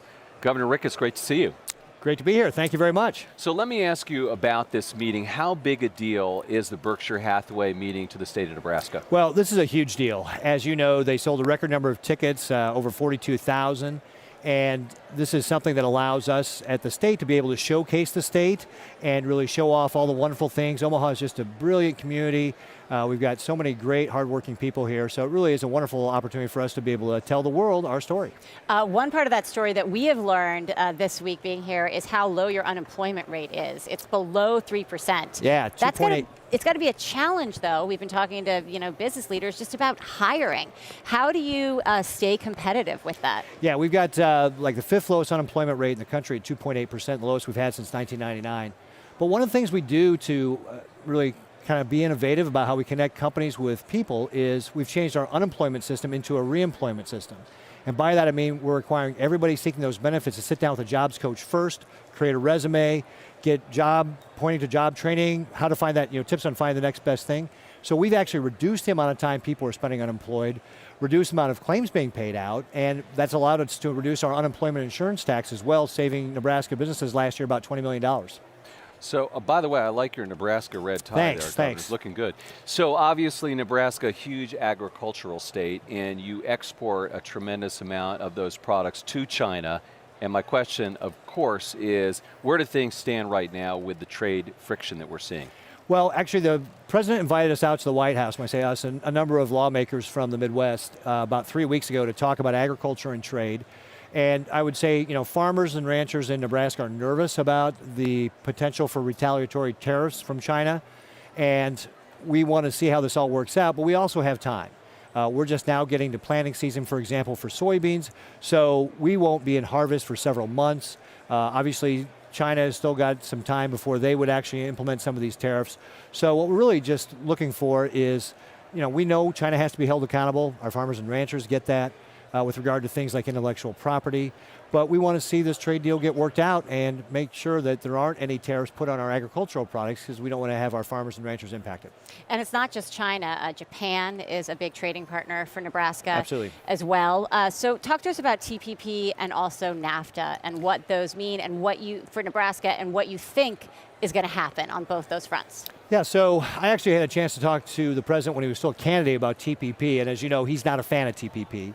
At the same meeting we had a few weeks ago, he did express an openness to taking a look at TPP, which is certainly quite different from where he's been in the past, though he was very clear he prefers bilateral trade agreements. So I don't have a big preference either as long as we get that trade agreement with Japan. So again, we just encourage him to get that trade deal done. Japan is a huge market for us for our beef, our pork. We've had just this week we had a delegation from Keidanren, which is one of the most prestigious Japanese business federations near here. The vice chairman of Toyota, Hayakawa-san, is the vice chair of Toyota, who also runs this federation. So it's a big deal. They were here because Japan is the largest foreign direct investor in Nebraska. So we've got strong relationships, and we don't want to see that trade relationship disrupted, and we don't want to see the NAFTA trade relationship disrupted either. That's been a very successful relationship, not only for Nebraska, but for Canada, Mexico, and the United States. So certainly opportunities to really make all these trade agreements better. Just we also want to remember we don't want to disrupt these very important relationships too. Talk to us about this concept of the digital prairie. Tech firms Silicon Valley, absolutely. Yeah, right, come in here. Absolutely. So one of the things that we do is we've got the Rake School, which is Jeff Rakes was a former Microsoft executive to really help train our young people. And we have seen a lot of companies, Facebook, for example, just announced they're tripling their investment in Nebraska. That'll take it up to about $1 billion for their data center. In fact, we've really got an expertise around data centers with other companies like Yahoo and Travelers and Fidelity, all having their data centers here in Nebraska. We've got inexpensive public power. We were able to promise, for example, Facebook 100% renewable energy. So for their data center, which is increasingly becoming important for our corporate partners here in the state. So we really have a great community to help grow those tech jobs. I want to ask you about guns, because you just came from the NRA convention in Texas, and Warren Buffett was actually asked about guns earlier today, and it was really interesting just going by the applause lines in the crowd. It was really divided. And I want to know what you think can be done on this issue to bring people together and make some progress on it. Well, I think that the key thing we want to look at right now is school safety.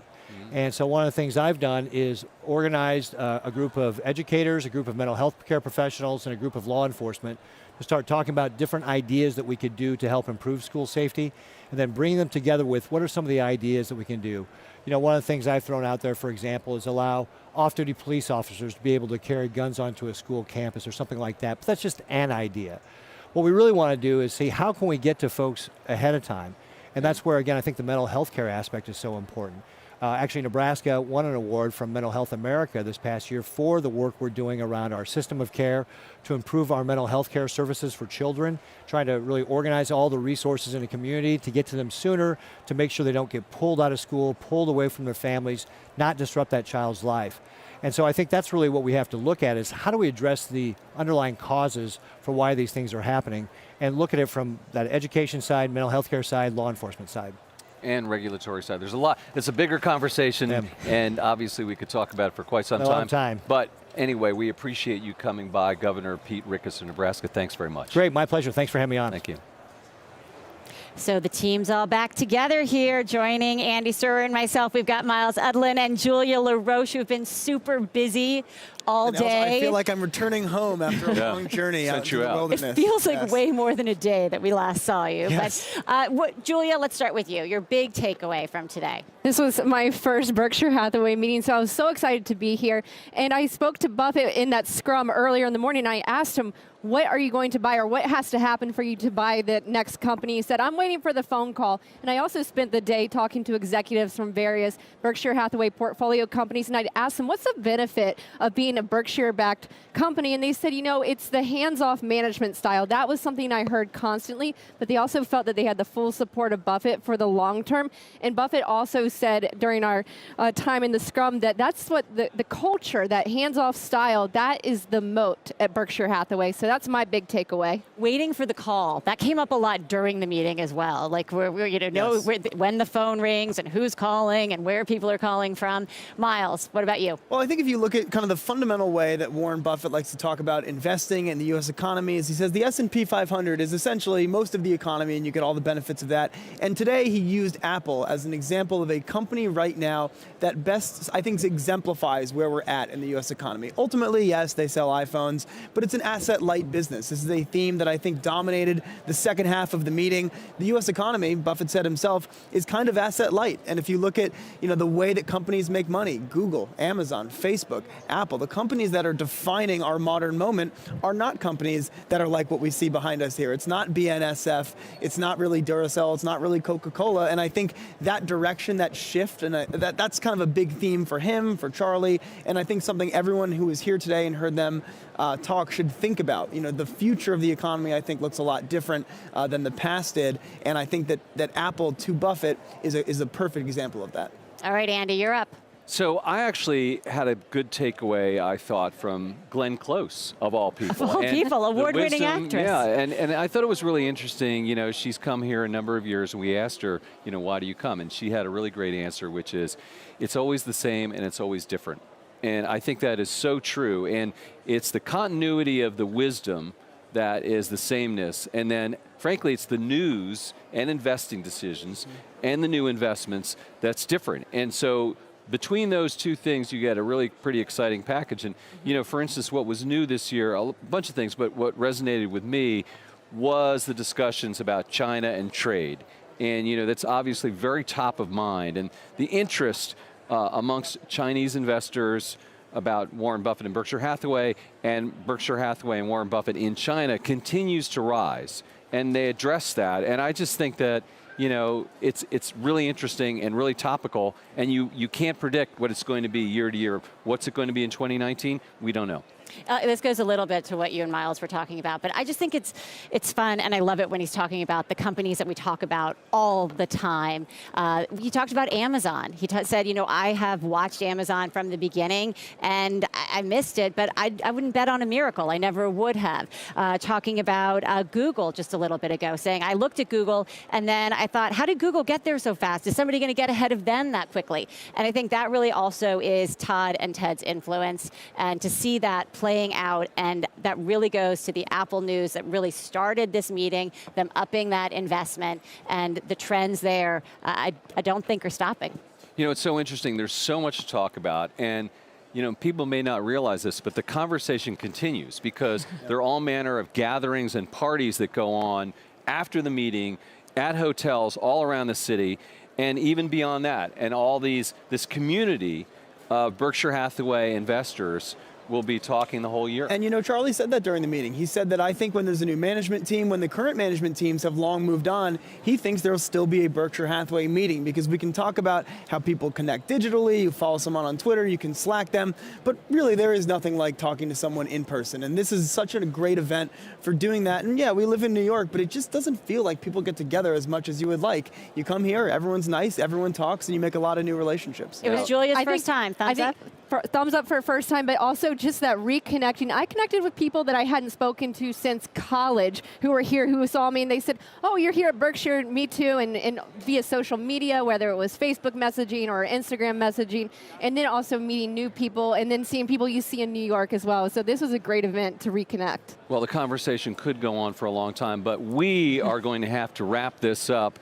It's just been a great full day of coverage here from Omaha at the Berkshire Hathaway annual meeting. Thanks to everyone around the world who watched this, and we hope you really enjoyed it. And thanks to all the people who pitched in, doing a tremendous amount of work today on the team. Yeah, a lot of people here on the ground in Omaha, people in New York.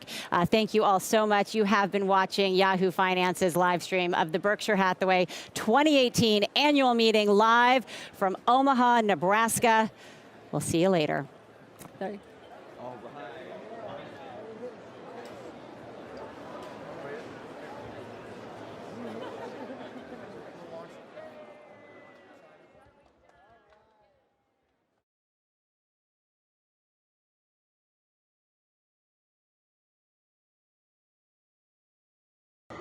If you like this show, please hit the subscribe button and the bell. Thank you. Bye-bye.